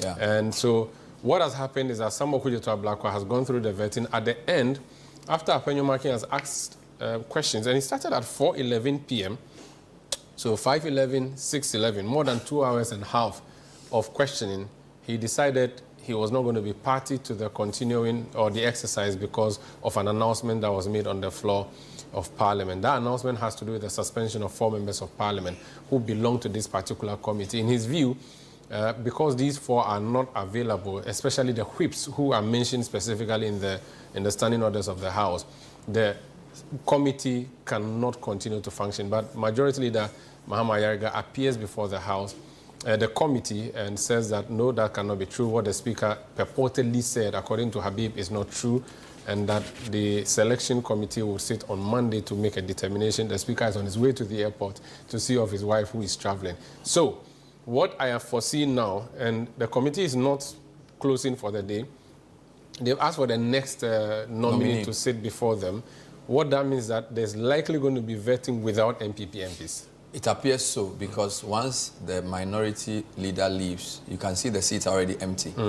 And we don't know whether this will continue into tomorrow, because from what the majority is saying, the Speaker is asking the meeting to be on Monday. Yeah. But the minority believe the meeting is to be immediate. Yeah. Because the Tolon MP said that the meeting was to be immediate.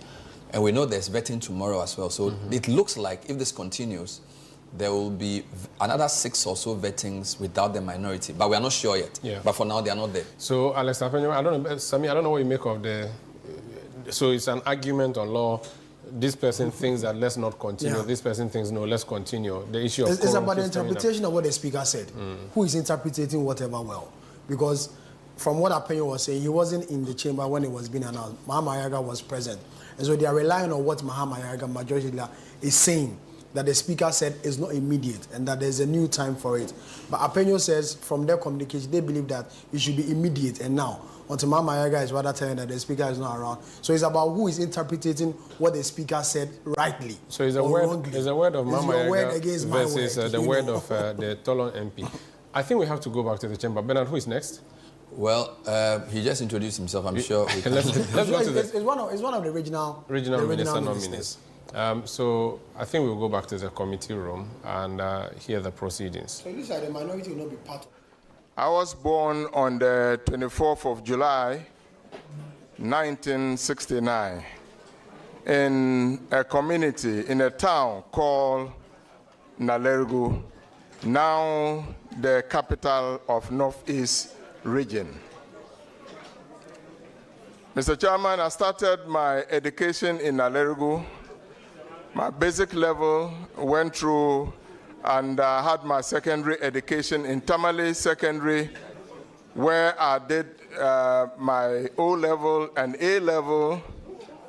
And from there, I proceeded to the University of Cape Coast, where I studied economics and sociology.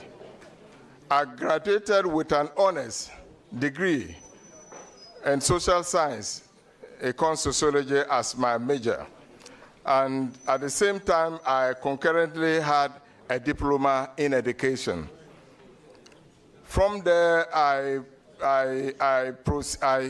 proceeded to do my national service, and I was employed.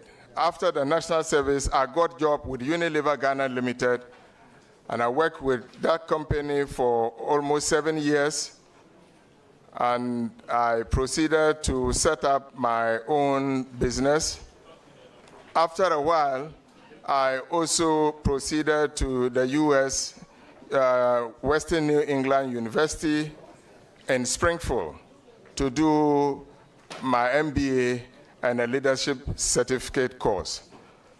So, Mr. Chairman, from there I came back to continue my private enterprise until 2020, when I got an opportunity to serve my people as the MP for Nalergo-Gambaga constituency. Thank you. Thank you very much. I proceed to recognize Honorable Haji Aladi Ayamba. Very well, very well. I'll give the floor to Honorable Shaibu Mama.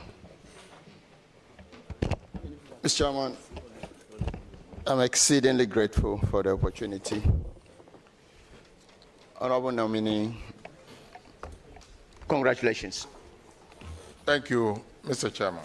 A very well-deserved nomination by the President. And trust that I have no questions about your ability to deliver.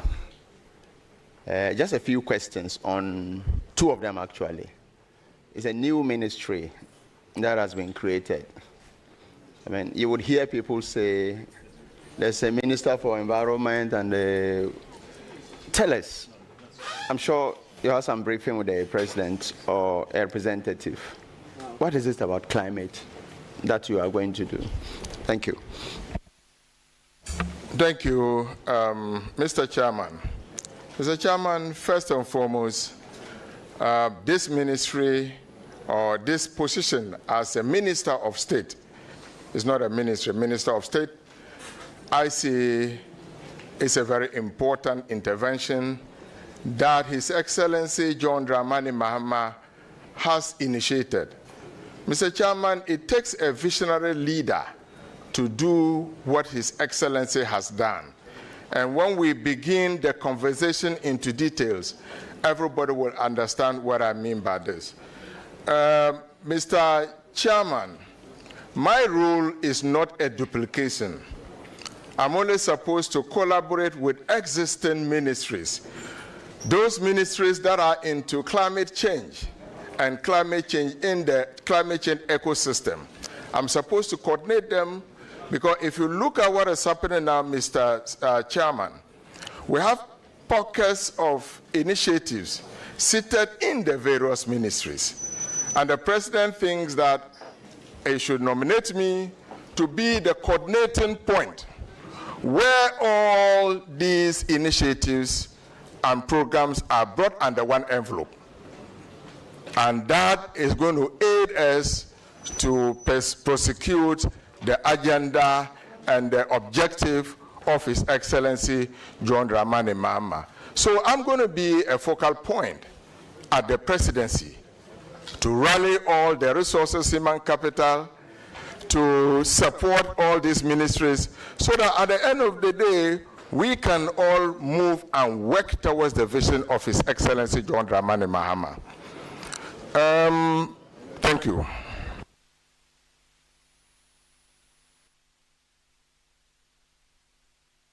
Thank you, Honorable Shabu. Please continue. Thank you, Honorable Chairman. My last question will have to do with some initiatives that you may want to propose to critically address the issue of climate change. Please tell us, share with us. And on that note, let me congratulate you.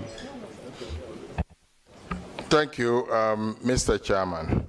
Mr. Chairman, let me say that climate change is in very ordinary terms, because people look at it and it looks like, what is this climate change all about? We have to bring it down to the ordinary understanding.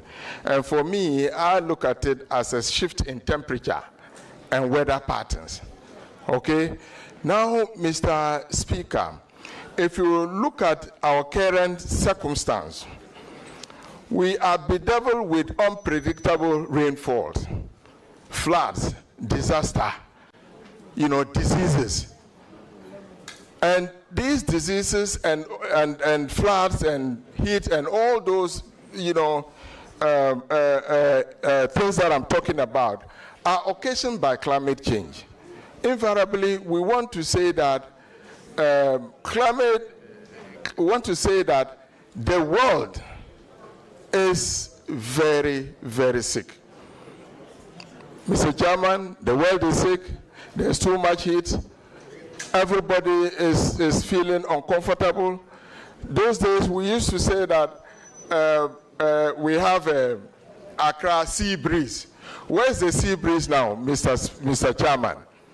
Kumasi, we used to say Kumasi is the garden city. Where is it now?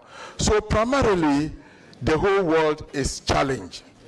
So what do we do to address these challenges? Mr. Speaker, you, Mr. Chairman, now you realize that these challenges are to a large extent influenced by the threats of climate change.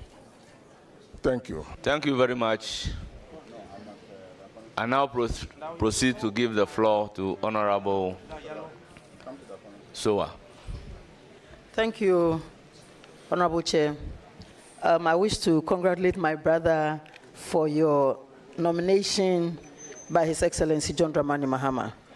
I want to find out what specific programs will you prioritize to combat climate change in Ghana when given the opportunity? Thank you, Mr. Chairman. Mr. Chairman, what I will do if I am given the nod is to support the existing ministries to come out with initiatives that will target the perennial floodings that we have. Mr. Chairman, we need to have climate-resistant initiatives so that we can target the vulnerable institutions that we have. The vulnerable sectors of the economy is the agriculture sector, we're talking about the energy sector, we're talking about forestry. We need to come out with climate-resistant initiatives, and that is the way to go to address climate change. Thank you. Thank you very much. Chairman. Honorable nominee, I wish you the very best in your appointment, and I believe and know that having worked with you in the 8th Parliament, you are going to deliver to the best of your ability. I wish you God's blessings. Thank you very Mr. much. Chairman. Thank you very much.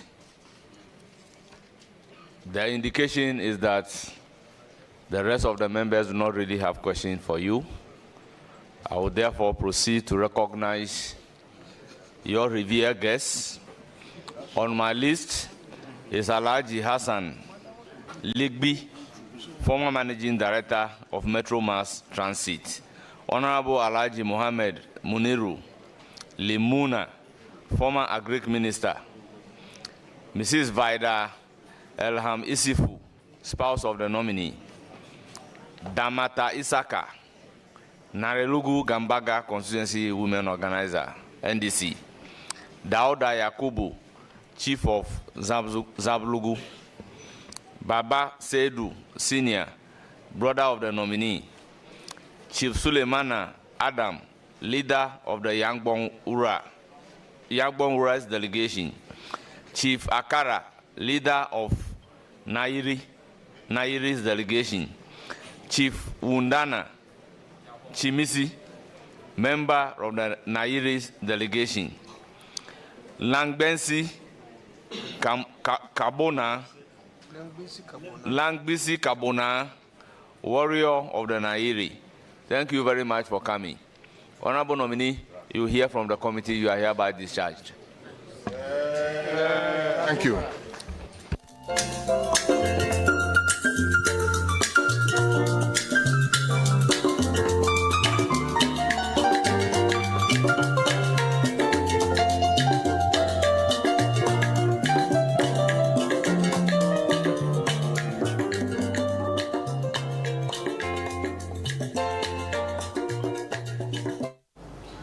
Well, we always said that Linda Okulu's vetting was the shortest ever. Well, this isn't the shortest, but it was short. Bernard. This is even shorter. It looks like... Well, at least he was asked some questions. Okay. He was asked one or two questions.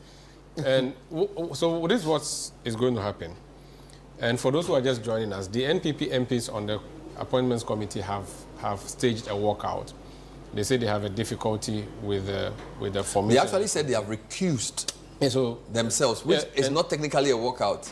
Because a walkout may be on the basis of sort of a procedural disagreement. But he's saying that in respect of the Speaker and his understanding of what the Speaker directed, They will not take part. So they will not be party to whatever is happening. Yes. They believe is unlawful. So it's technically not a walkout. But you can recuse yourself by sitting and not asking or taking part. By your presence, you are part of the crime. So he believes that a wrong thing is happening, and therefore they've recused themselves.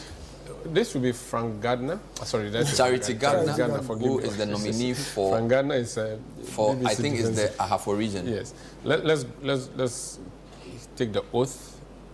And it's likely that they are going to have a lot of nominees appearing before the committee tonight because it's a one-sided one.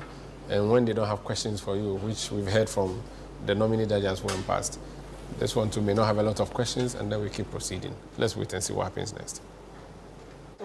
That the evidence I shall give before this committee. That the evidence I shall give before this committee. Touching the matter in issue. Touching the matter in issue. Shall be the truth. Shall be the truth. The whole truth. The whole truth. And nothing but the truth. And nothing but the truth. So help me God. So help me God. You didn't hear me. Eh. Then what's the problem? It's the mic. Honorable nominee, kindly proceed to tell the committee about yourself. Good evening, Mr. Chairman. Mr. Chairman, first and foremost, I would like to use this opportunity to thank the President of the Republic of Ghana, His Excellency John Dramani Mahama, for the honor done me for nominating me. Mr. Chairman, my name is Mrs. Charity Gardner from Ahafo region, Kenyasi to be precise. Mrs. Charity Gardner is a young lady, a politician, a philanthropist, an entrepreneur, and a businesswoman. I hold master's degree in strategic human resource management from Kwame Nkrumah University of Science and Technology. I'm a private person and I manage my own business.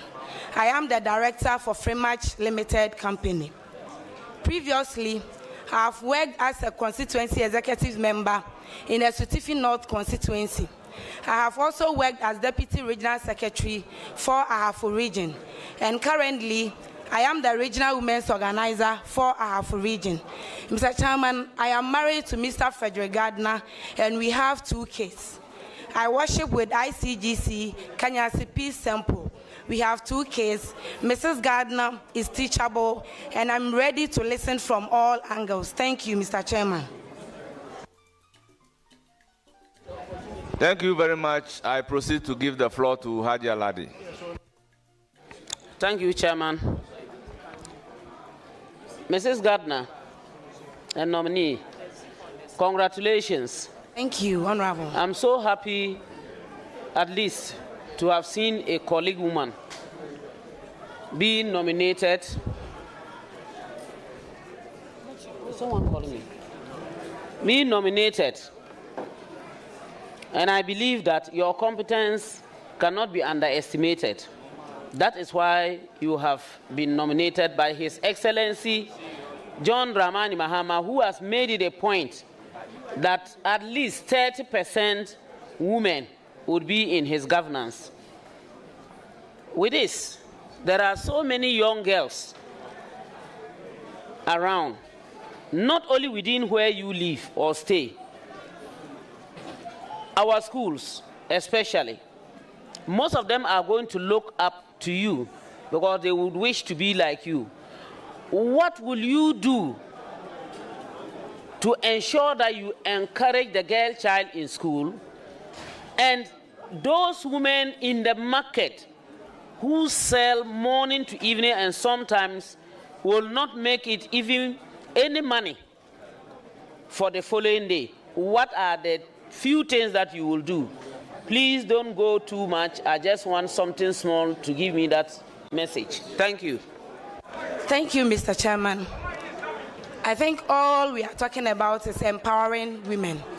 And women empowerment is something personally I'm so passionate about.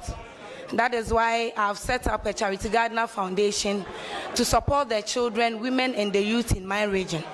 So when I'm giving the nod by the grace of God from this honorable committee, I'll use the foundation and also leverage on our Women's Development Bank to empower the women in my region. Mr. Chairman, There are a lot of women out there, market women, entrepreneurs who are looking up to us. It will interest you to know that there are women who have ventured in so many businesses and they are making losses because they didn't take their time to assess the business before they ventured into it. So when I'm given the opportunity, I will use this high office to educate them on how they can keep records, how they can manage their businesses so that they don't make losses. I also leverage on the Women's Development Bank so that they can have financial support to empower their businesses. Thank you, Mr. Chairman. Let's finish. Please, any further question? Yes, Mrs. Gardner, the free distribution of sanitary pads to the girl child was an initiative that the NDC government took up, and it helped most of our girls, especially those who cannot afford. Will you consider, especially now that you are running a philanthropic business, will you consider continuing or reinitiating that program to help the girl child? Thank you. And that is my last question. I wish you all the best. Thank you. Thank you, Mr. Chairman. As I mentioned earlier, this is something I'm already into it. I've supplied a lot of sanitary pads to the people in my community. So when I'm giving the nod, I will continue so that the people in my community will also continue to benefit from the work I do. Thank you, Mr. Chairman. Thank you very much. I now give the floor to Honorable George Kwaku Ricketts Hagan. Thank you very much, Mr. Chairman. Nominee, congratulations. Thank you, Honorable. I'm sure you will do well. And the President selected you in his wisdom to do a job to help his government. And I'm sure you will do well. God bless you. Thank you. Thank you very much. We are extremely grateful for you attending upon the committee and providing answers to questions. You would hear from the committee, but before discharging you, let me proceed to acknowledge your revered guests seated behind you, giving you moral support. We have Nana Jan Ketechie, Apeseman Kahini of Ntotrusu. We have Nana Ya Educhumwa II, Omahima of Kinyasi #1. We have Nana Minta Yebua, Omahima of Chirensua. We have Honorable Yao Ochre, Regional Chairman, NDC Ahafo. We have Honorable Asanaba Imoru, Regional Secretary, NDC Ahafo. We have Honorable Alaji Collins Daoda, our Senior Member of Parliament. We have Honorable Eriko Opoku, Minister responsible for Agric. Honorable Charles Kwesi Asiedu, Member of Parliament. Honorable Haruna Mohammed, Member of Parliament. Honorable Ebenezer Ado, Member of Parliament. Nana Ama Sewa, Mother of the nominee. And we have Mr. Anthony Kofi Gardner, Father of the nominee. You are most welcome. Honorable Minister-Designate, you are hereby discharged. Thank you.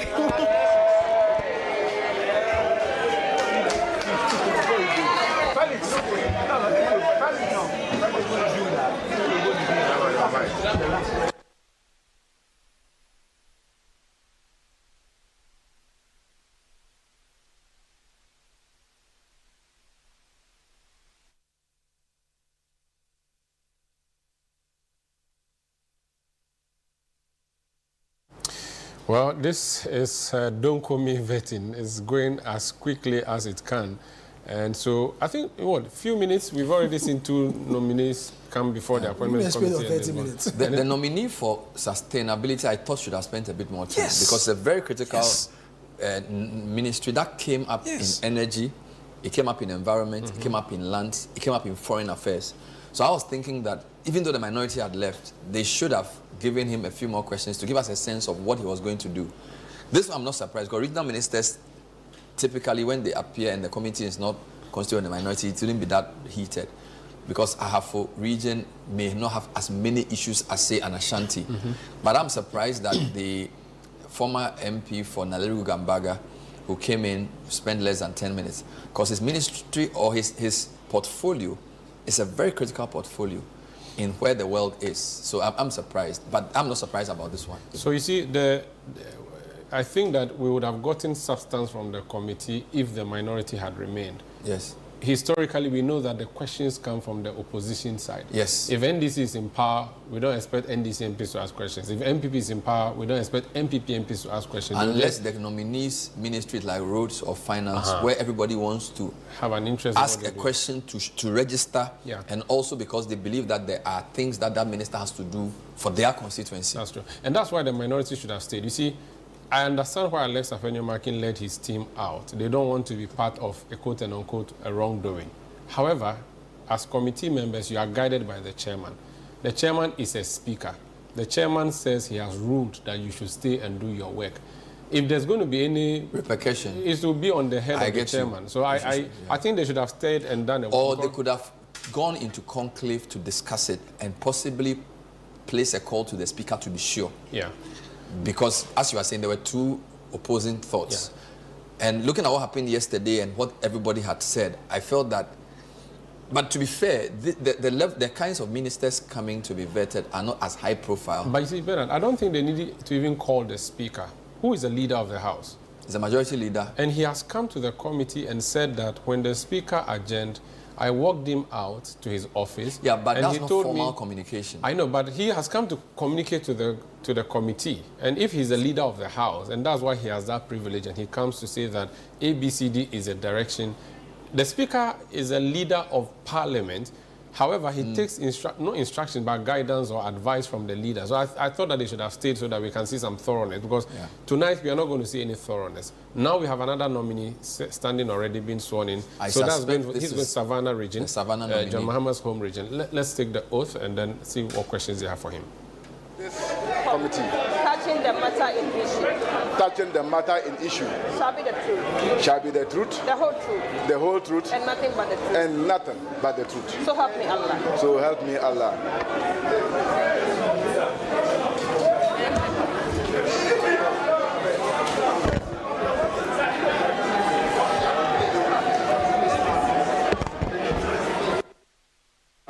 Let me mention the name first, then I can connect it. Order.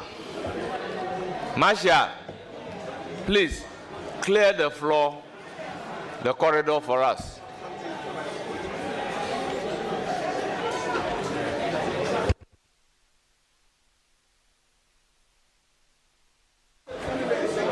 Honourable members, let's make progress.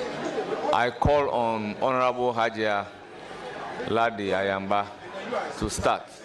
You didn't give any introduction. Thank you, Chairman. Congratulations, Mr. Nominee. Thank you, Chairman. Please, let's go back. Tell us about yourself. Then, Hajia, you take the floor. Thank you, Chairman. Chairman Salisu Biawarbe Isifu is my name. I am a lawyer by profession, a graduate of the Kwame Nkrumah University of Science and Technology. For my first degree, I did land economy. I came back to the same university and studied law for the LLB. I came to University of Ghana, Legon, to do my master's in law. Indeed, I'm currently a lecturer of the University for Development Studies, Nyankpala, a law lecturer at the law faculty of the university. Previously, I was a district chief executive for the Central Gonja District Assembly. 2009 to 2013. Subsequent to that, I contested as a regional secretary of NDC, and before that, I was also a deputy regional secretary of NDC in the then larger northern region. After the separation, the division of the regions, I went to my home region, Savannah, and up to date, I'm still the regional secretary. I'm also a professional teacher, subsequent to which I went for my further studies. This is Salisu Biaworbe. I am married with children, and my home city is Kosovo in the central Gonja district, born in Yapi. Thank you very much, Hadia. You don't have the floor now.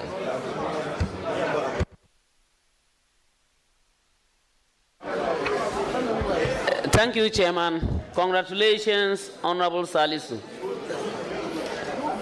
Thank you, Chairman.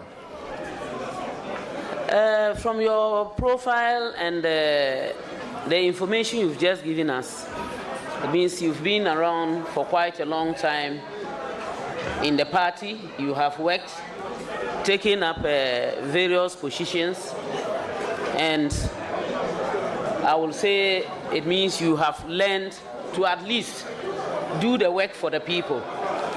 From your background as a lawyer, and then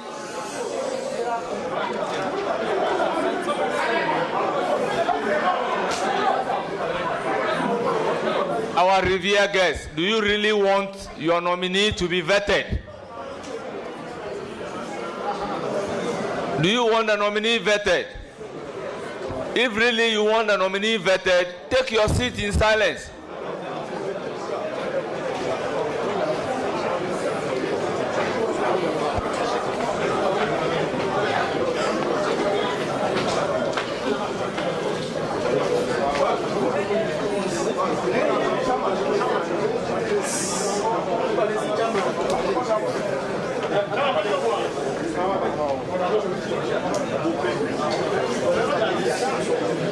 As you can see, there are no seats, so just stand there quietly. Don't delay your nominee. You are begging.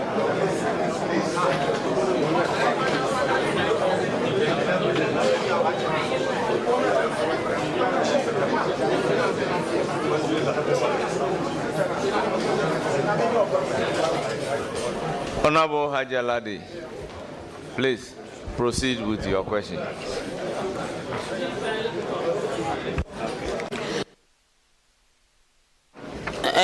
Mr. Nominee, from your expertise, I am also someone from the northern sector, particularly the Upper East. And I know that the Savannah region has got a lot of areas that we produce so much food stuff. But the women, many a times, find it very difficult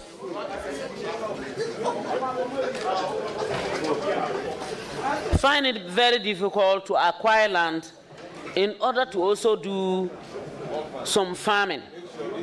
They go about looking for land. Sometimes they have to pay tokens to enable them farm. Sometimes they get these lands from their husbands or siblings or parents, but it doesn't stay long. They take it back. What will you do to give education to our parents or our husbands or our brothers and sisters to support women so that they would have land in order to also cultivate whatever crops they want? Thank you, Chairman. In fact, in Savannah region, to be precise, we don't have issues of women finding difficulty in acquiring land. Land in Savannah region is an abundance, and I can say that, Honorable, if you even want land for purposes of farming, be free to come to Savannah region. It is not for nothing that the first president of Ghana, Kwame Nkrumah, ought to bring people, our colleagues from Upper East, to Savannah because of the vast nature of the arable lands there. And as we speak, there are several communities who have got their roots from Upper East, but they are now indigenous in Savannah region, courtesy the policy of His Excellency Dr. Kwame Nkrumah. Mr. Chairman, my second question. I'm happy to have heard that you don't have any land problems and that even if I want, and I will surely come. Now, you're more than welcome. My pleasure. My second question has to do with cutting of food from farms or wherever you might have them cultivated and kept to the market, because sometimes the food stuff that we produce are food stuff that we sell even in less than 6 months after cultivation, but we find it difficult to cut it to the marketplaces. Yam, for instance, that will not be so long if it is not properly stored. What will you do to support farmers to enable them cut their food stuff or produce, farm produce, to the marketplaces so that they don't have a lot of post-harvest losses? Thank you, Mr. Chairman. His Excellency John Dramani Mahama has clearly stated that he has got a policy to support farmers. And as a regional minister, I will work in collaboration with my colleagues of other sectors to be able to see what we can practically put on the ground. For carton of foodstuffs from the farm gate to the market is contingent on a lot of factors, one of which will be accessibility of the farm to the centers. Another is the means of carrying it. And as we speak today, indeed, courtesy these tricycles, motor kings, and the rest, if indeed there is resource for which some people or farmers can procure them, it will make the carton quite easy with accessible routes. But we must equally agree that the yields and the quality of the seeds that we are using is becoming a challenge. And the improved seeds that will give us higher yields are also very expensive for our farmers. Thankfully, we have got Women Development Bank and other policies that NEC has promised to put in place. And when we leverage that, I can tell you, every farmer will be happy, and farming will become much, much economical to the people of Ghana. As an educationist, and myself also being a teacher by profession, I observed one problem: the education of the girl child. When they start from class 1 up to class 3, many times the enrollment, you find that the girl child, the girls in a classroom are more than the boys. But as they get into class 3, 4, and then above, they begin leaving school. And it looks like we are not able to control this factor. As an educationist yourself, and getting into this position, and having worked all this while, and a lawyer, will you make it incumbent on yourself to ensure that you give that education and support to the girl child and to the parents to support the girl child continue with education? Thank you. Thank you, Mr. Chairman. Obviously, by the grace of God, we will work together to give that massive support, because it's a policy of the NDC government and His Excellency John Dramani Mahama. Net enrollment ratio is always a challenge as you move higher, but they are also dependent on several other customary and other allied factors, one of which is the ability of the peasant farmer to be able to afford the education, and therefore the farmer would prefer to invest in the boy child, thinking that the boy child will not leave him, but the girl child may. But the practical experience is that even our women, when they get better education, they take care more of their parents than even we, the men. And this is the practical reality. So the education will go deeper, and our people will appreciate it the most. And there are demonstrable examples that we can use. Haja Zuera is here as my MP, a woman MP who has risen to the top for Savannah. And she's a shining example for our women in Savannah, and we can use her as one.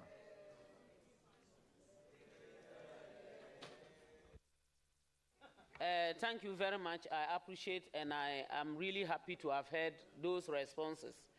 And don't forget, when I come and I'm talking about my land, don't tell me that I didn't say it. That's why I said it in public. I would come for farming. Very big one. We would absolutely give. Thankfully, you are not a Kasana or a Sisala. No. Because they are our playmates. For them, we would definitely settle it in the Yagwame. Okay, thank you. Thank you very much. I proceed to recognize Honorable Alassane Umar. Thank you, Chairman. Alhaji Swalisu, congratulations. Thank you, Chairman. It's not yet Alhaji, just like me. Don't worry, we'll soon go there. I'm happy for you. I know you've worked for the party. We were in the big northern region together, and we supported your success, which you took to Savannah. I have a simple question relating to your former job, which is the district chief executive. As a district chief executive, you probably came across conflict between the district chief and the regional minister vis-a-vis your MPs. How are you going to transfer that kind of knowledge to be able to bring solution and friendship between yourself and your MPs as well as your DCs? Thank you, Mr. Chairman. Conflicts are a natural part of human behavior. And in many instances, when you identify the source or the cause of the conflict, it is easy to resolve them. And my attention is to identify what is creating this conflict. Some of the conflicts which exist are nothing but communication gap between the member of parliament for that area with whom the people voted and are always and all the time contacting. Then an appointed DC who might not have participated actively in even the decision-making process in getting the government and the MP elected, but yet administering the district. This, when you get that synergy, you can always see how best you can resolve them.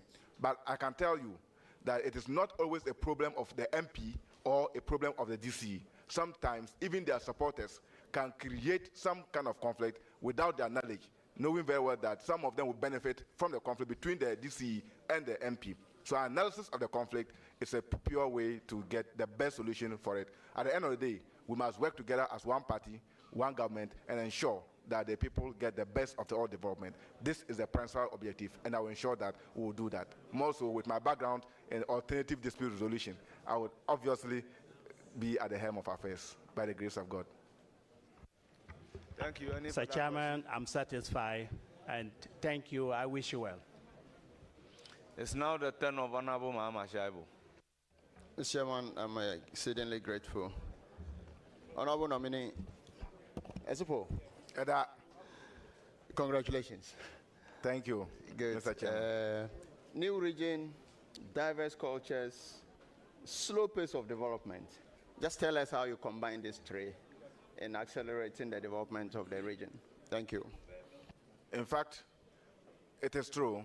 We have in excess of indigenous ethnic groups in the area called Savannah, over 21 of them who are indigenous, and they are principally have no other place but Savannah. And I can tell you that they've lived together peacefully for all these years. Now that we've got a region, there are people who are now trying to infuse in other people some ownership that hitherto they were not exercising. You hear some people trying to create a paramountcy to which they don't usually customers have a paramountcy, but by the nature of things, they are bringing those issues up. Others are also claiming land rights to which they were not having.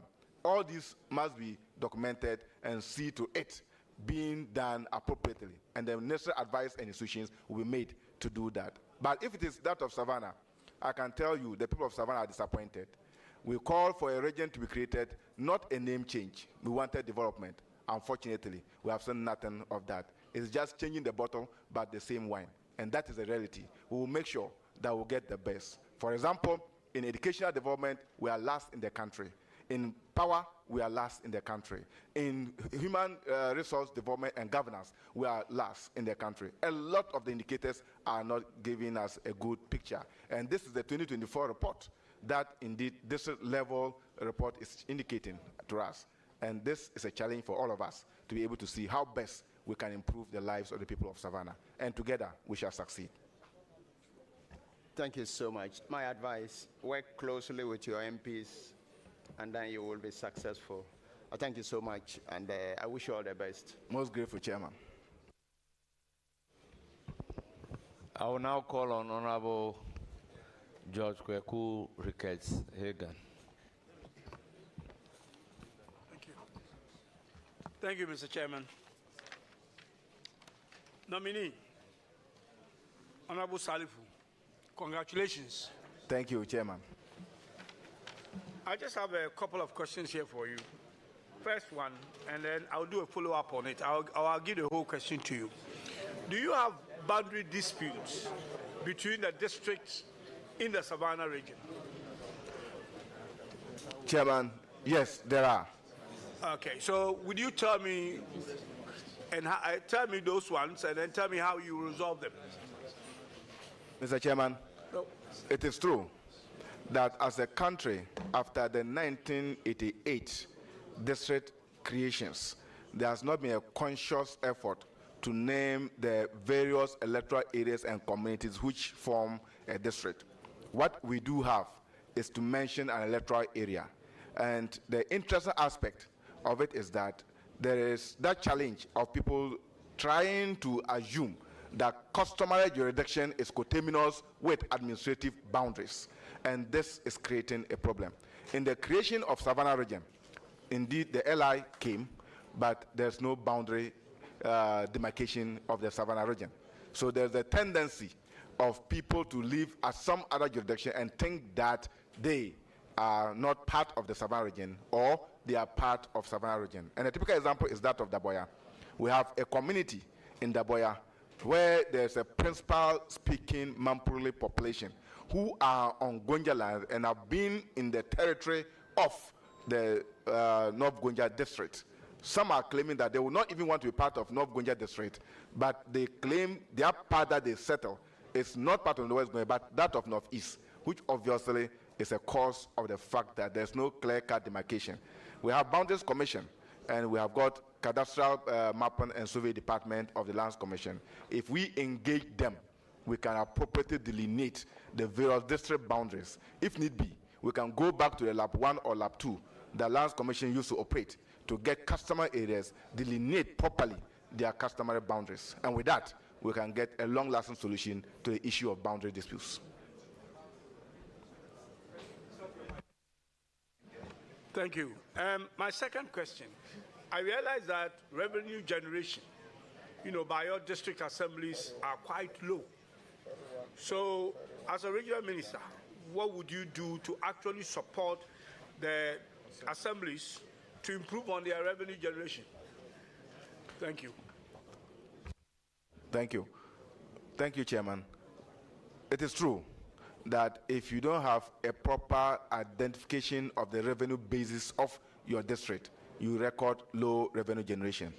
If you also employ people who are seeing the revenue generation for a district assembly as not something that they ought to account properly as public funds, that in itself can get people collecting it. And we have instances whereby, indeed, people who claim to be party people or some other people have got their own camps collecting money somewhere, and they are not accounting to the assembly. We have also got some leakages which exist in trying to account properly for the revenue so generated. So my solution is to make sure that we leverage IT and make sure that the collection of the revenue is proper and duly accounted for. The second is to see other revenue generating measures. Remember that assemblies are not only to go and levy levies or taxes.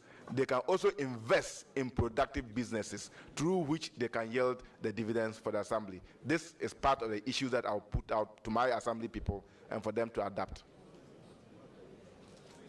Mike. Mr. Nominee, welcome to the club of regional ministers past and present. I wish you all the best. God bless you. Thank you. Thank you, Mr. Chairman. Thank you, honorable members. Honorable nominee, are you called to the bar? Mr. Chairman, I'm called to the bar. Which year? 2022.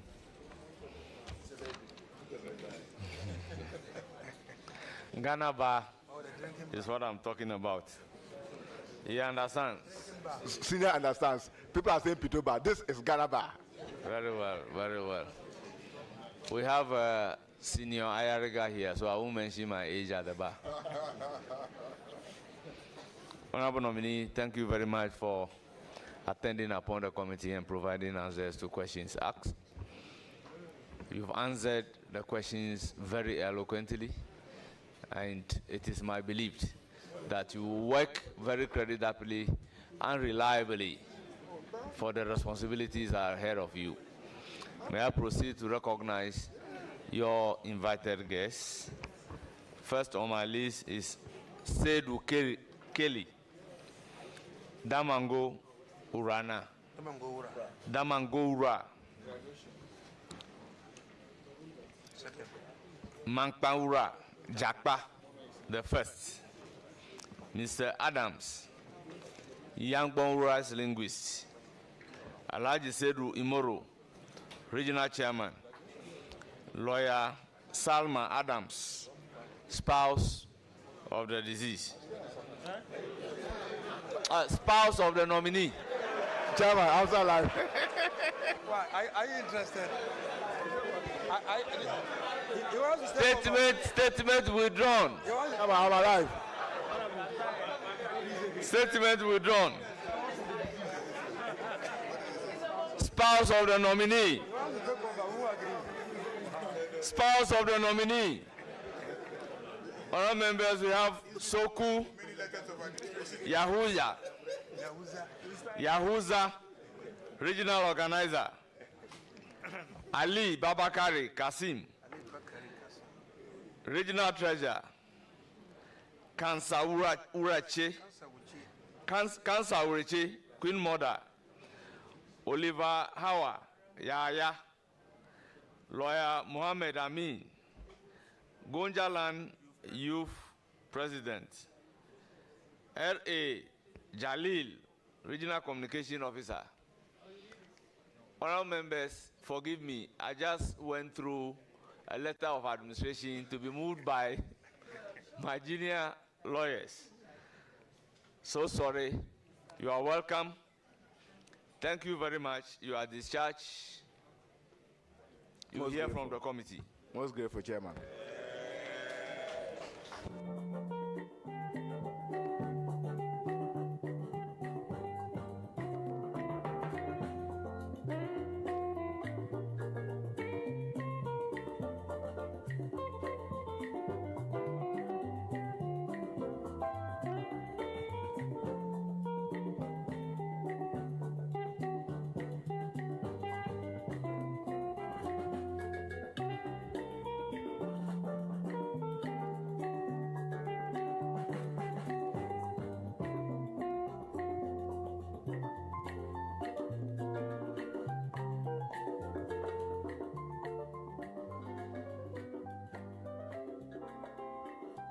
I recognize former member of parliament, my very good friend, Honorable Nelson.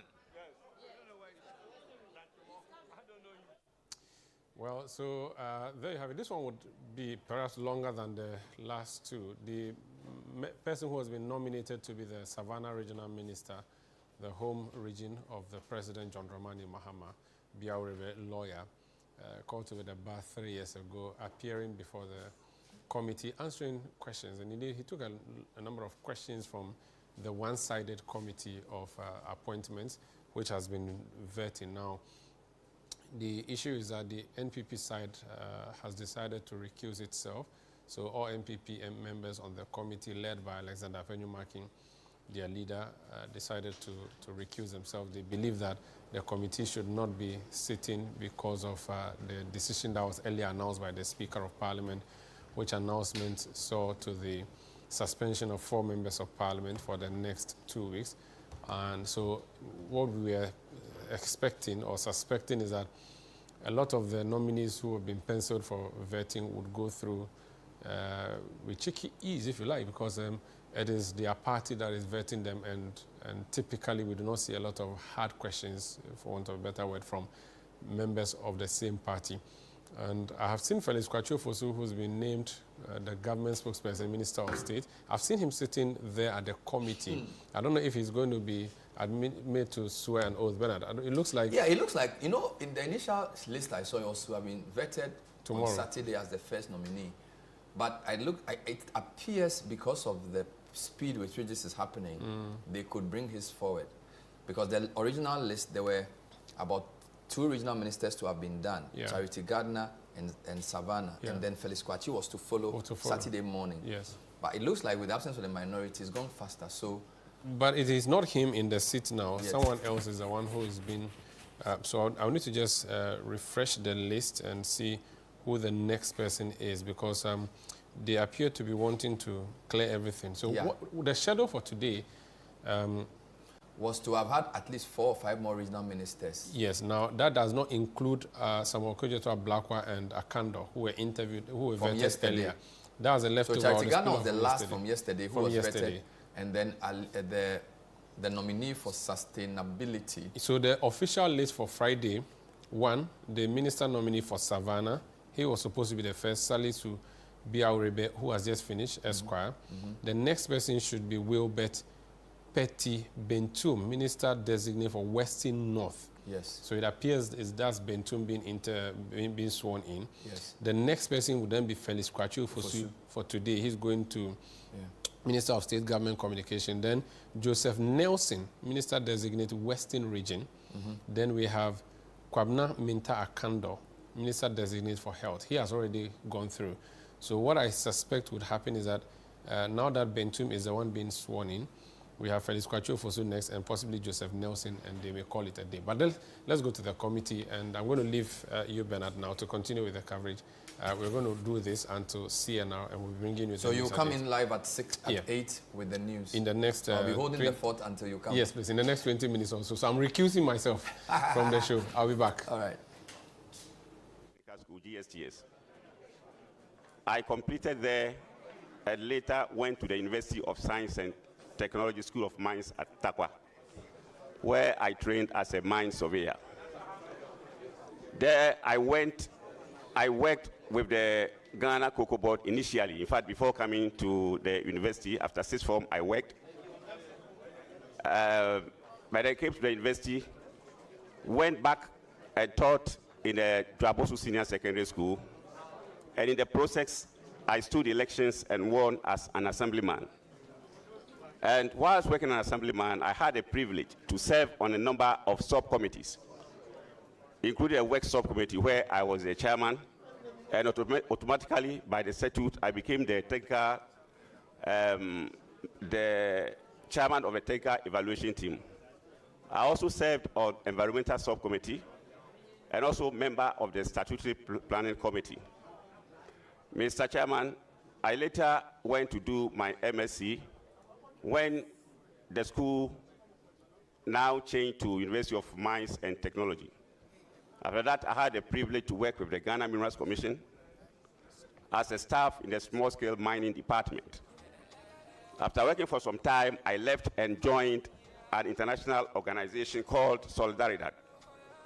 From there, I had opportunity to work, in fact, on global platforms because we attended seminars and workshops on artisanal small-scale mining. Mr. Chairman, on the side of the party, I've done quite a lot of job. In the 2020, I was the chairman of the Manifesto Committee in the Western North region, a job I think I performed with excellence. I was also a member of the campaign team and was in charge of security. I was the secretary to the security for the elections. So, in a brief, that's what I have to say about myself. Thank you very much, Mr. Chairman. I'll give the floor to Honorable Mama Erga.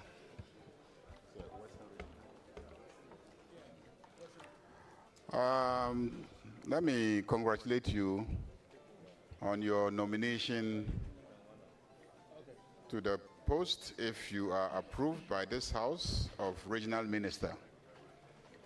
Western North, Western Region, the Forest Belt generally, our major challenge now is how to deal with illegal mining activities, especially in forest areas, forest reserves. Can you tell us your appreciation of the problem? What is causing this urge to mine in forest areas or forest reserves? Why are we unable to deal with this problem? Or do you think that we can deal with this problem? And what are your proposals, since you are going to be a regional minister and that whole territory will be under you? And President John Dramani Mahama has made a clear commitment to deal with the problem of illegal mining, especially illegal mining in forest reserves. Thank you very much, Mr. Chairman. I think as a country, we're not doing so well on managing small-scale mining activities. And I want to say here that our failure is not because we have not been able to stop artisanal small-scale mining, but our failure is the fact that we have not been able to manage it well. Mr. Chairman, artisanal small-scale mining contributes to the economy very well. And from where I sit, if I want to talk about the type of mining that has benefited Ghanaians, I would say is a small-scale mining. Small-scale mining contributes about 30% of the all gold that is produced in Ghana. Unfortunately, as a country, coming to your question, we've not been able to solve the small-scale mining problem because I think we don't understand them. And it is important we understand them, sit down with them, and they themselves can come out with the solution. Mr. Chairman, I don't want to be misquoted as countenancing the illegality in the mining sector. We have all come to agree that... Mr. Nominee, you are from the Western North region. You've lived there most of your life, I believe. You have related to or with people in the small-scale mining industry. You say we don't understand. Do you understand? Do you understand them? And if you understand them, can you help us understand them? Yes, Mr. Chairman. Small-scale mining or artisanal small-scale mining is a livelihood issue. And in tackling them, we need to be a bit tactical. That's all what I'm saying. Once you understand somebody, you can sit down with him and they will be part of the solution. Thank you, Mr. Chairman. Do you understand the regime that covers small-scale mining? Is there a legal pathway to doing small-scale mining legally? Is there a legal pathway? Is it possible for small-scale mining to be done legally? Is it possible to register, to get a license, a permit, and then to mine under the supervision of the EPA? Is small-scale mining allowed legally in this country? Yes, Mr. Chairman, it's allowed. So why do you think the young people are not doing legally allowed small-scale mining? I think that, Mr. Chairman, there should be incentive to the formalization and legalizations of the operations. What kind of incentives do you think we should have? For instance, in the previous regime, I'm not being sounding political here, but if you place a blanket ban on small-scale mining without recognizing those who have registered and are indeed doing well, what will be the motivation for others to follow? So we should make formalization or legalization less expensive. That will attract people to actually legalize or formalize their operations. There is a law to that. You know, the Small Scale Mining Act 2006, Act 703, spells out, you know, the modalities for the acquisition of mining licenses. And through the Minerals Commission, the same, you know, statute require them to provide extension services to, you know, the small-scale miners. Mr. Chairman, if you allow me, let me say one thing. That as a former employee of the Minerals Commission, in our extension service provided, we had nothing to do with the illegal miners. But they are the major people causing the problems. So is it your view that the supervising authorities, let's say Minerals Commission extension officers and EPA officers, should deal with all mining activities on the ground, irrespective of whether they are registered or not, so that at least at the barest minimum, we can ensure that they are mining according to the standards of mining, whether they are registered or not? Is that something that you think is a wise decision? Mr. Chairman, that is what I will recommend, because they are causing the most of devastation. Let me draw your mind to something. In the so we should separate questions of legality and title to the land where you are mining from the question of whether or not you are mining properly using the proper processes. We should separate those, and Mineral Commission supervisors, EPA officers on the ground should be blind to the question of whether or not you properly have title to the place and focus on anybody who is mining and ensure that they mine according to accepted standards. Do you think that that is a smart thing to do? That I'm looking at a stepwise approach to get rid of the illegal miners. So we deal with them and then find the best way to get them out. You see? That's what I'm saying, Mr. Chairman. So what I understand you to be saying is that one of the faults in our system is that Minerals Commission is blind to people actually on the ground mining simply because they don't have proper licenses to mine. EPA officials on the ground in a district will see people engage in small-scale mining, and they will not guide them to mine properly based on appropriate environmental standards, simply because those people don't have licenses to mine their sites. So if we had a regime where any of them, Minerals Commission or even EPA, could step in and supervise them to mine properly, at least we will be ensuring that they mine according to environmentally appropriate standards. Is that a position that you share? Yes, Mr. Chairman, exactly what I'm saying. Now, what do you think is the major challenge of these young people to access land? Because I was a Minister for Environment, and I toured the country, and I found out that many of these people that we say are engaged in illegal mining actually want to have permits to mine at the sites where they mine. Is that something you discovered yourself also? Yes, I think there are limitations to where they can actually acquire licenses to mine. I'm not saying that, I'm not asking, do they have a desire to have permits to mine the areas that they Yes, please, Mr. Chairman. Also discover that if they had easy access to permits, that they will mine in an environmentally appropriate manner. Do you discover that? Yes, please, Mr. Chairman. You also discover that they are happy to invest in their site if they had proper permits to mine at those. Yes, Mr. Chairman. But what is causing them not to have access to permits to those sites? Is it because there are no officers for the Minerals Commission in those locations?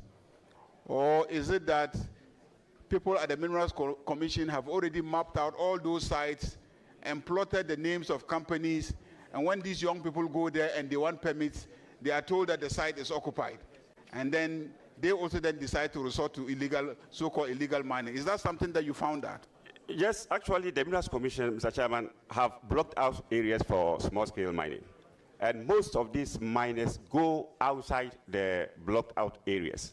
And that is what brings about the illegality in the first place. Do the Minerals Commission people carry out prospecting to ascertain the existence of adequate deposits in the area that they have blocked out? Because if you go and block out a forest that is full of rocks that don't have minerals and say I should go there, and then I see another location where people are mining and obtaining a lot of gold, you think I'll go to where you have blocked out that has nothing, and then I will not go to where people have been mining and getting gold? Mr. Chairman, the Minerals Commission doesn't take up that responsibility because I think of the risk that you're talking about. So Minerals Commission just blocks out places and say you can go here irrespective of whether there's gold there or not? They require you to submit a site of your area of interest. So how that place becomes your area of interest is left to you, the miner. And I think the miners have ways of doing their quick, checks to see whether it is mineable or not. So the Minerals Commission blocks out areas and says small-scale miners, you can go here, isn't it? Yes, Mr. Chairman. But they haven't done any studies to determine whether there's gold where they are directing them to go? Not at all, Mr. Chairman. And then the miners then discover that there's gold somewhere. And when they go there, they tell them that those areas have been blocked for large-scale miners. Yes, Mr. Chairman, that happens. What will be your own natural tendency? Will you go to the place that doesn't have gold, or you go to where there's evidence that there's gold? Of course, I'll go to where there's evidence, Mr. Chairman. So do you think this observation gives you a clue how to resolve the issue of so-called illegal mining and galamsey? Mr. Chairman, to begin with, I think to curb this small-scale or illegal small-scale mining menace, we need to get the miners organized and then work with their leadership. I think to an extent that will solve the problem. And then we can lead them to assess areas that are of, potential in terms of mineralization. The point I want to make is, do you think that any effort to solve the problem of small-scale miners and encourage them to go to a site must necessarily involve the state investing in some basic reconnaissance prospecting to establish the existence of deposits there before you direct them to that location? Yes, I think, Mr. Chairman, that would be of help. Because if we get state-of-the-art equipment to determine where mineralization is, and you put the small-scale miners there, it will go a long way to help us solve. We're still live here on Channel 1 Television, bringing you you call them hearings or the vetting of President Mahamad's nominees for various ministerial positions. You have witnessed a number of vettings. We're seeing now the vetting of the nominee for the Western North region in the person of Wilbert Petty Bentum. And we will be breaking shortly after this to bring you our 8 p.m. news bulletin hosted by Umaru Sanda Amadou.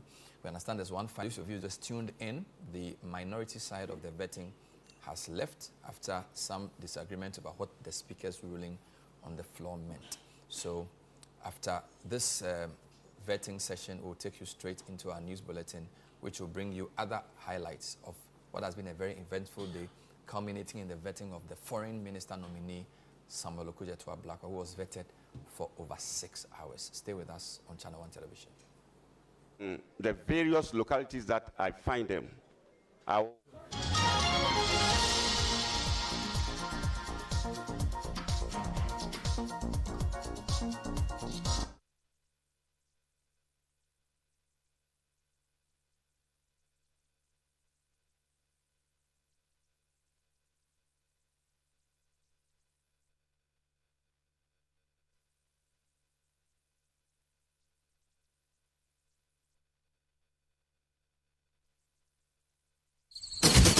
The Heritage Cup 2025 is officially sold out.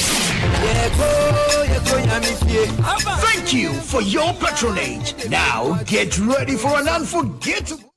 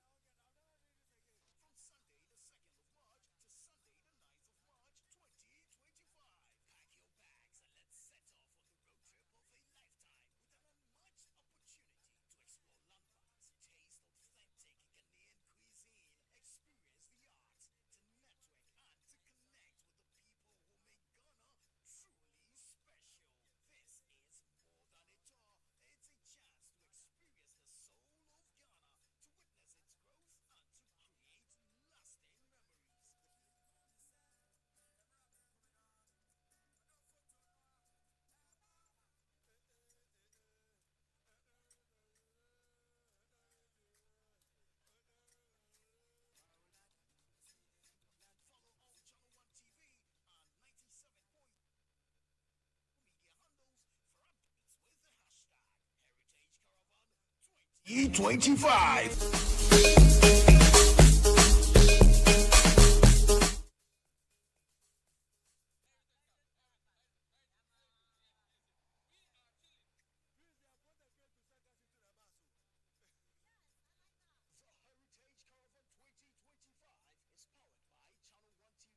Partnership with the Ghana Tourism Authority with support from 97.3 City FM and proudly sponsored by me.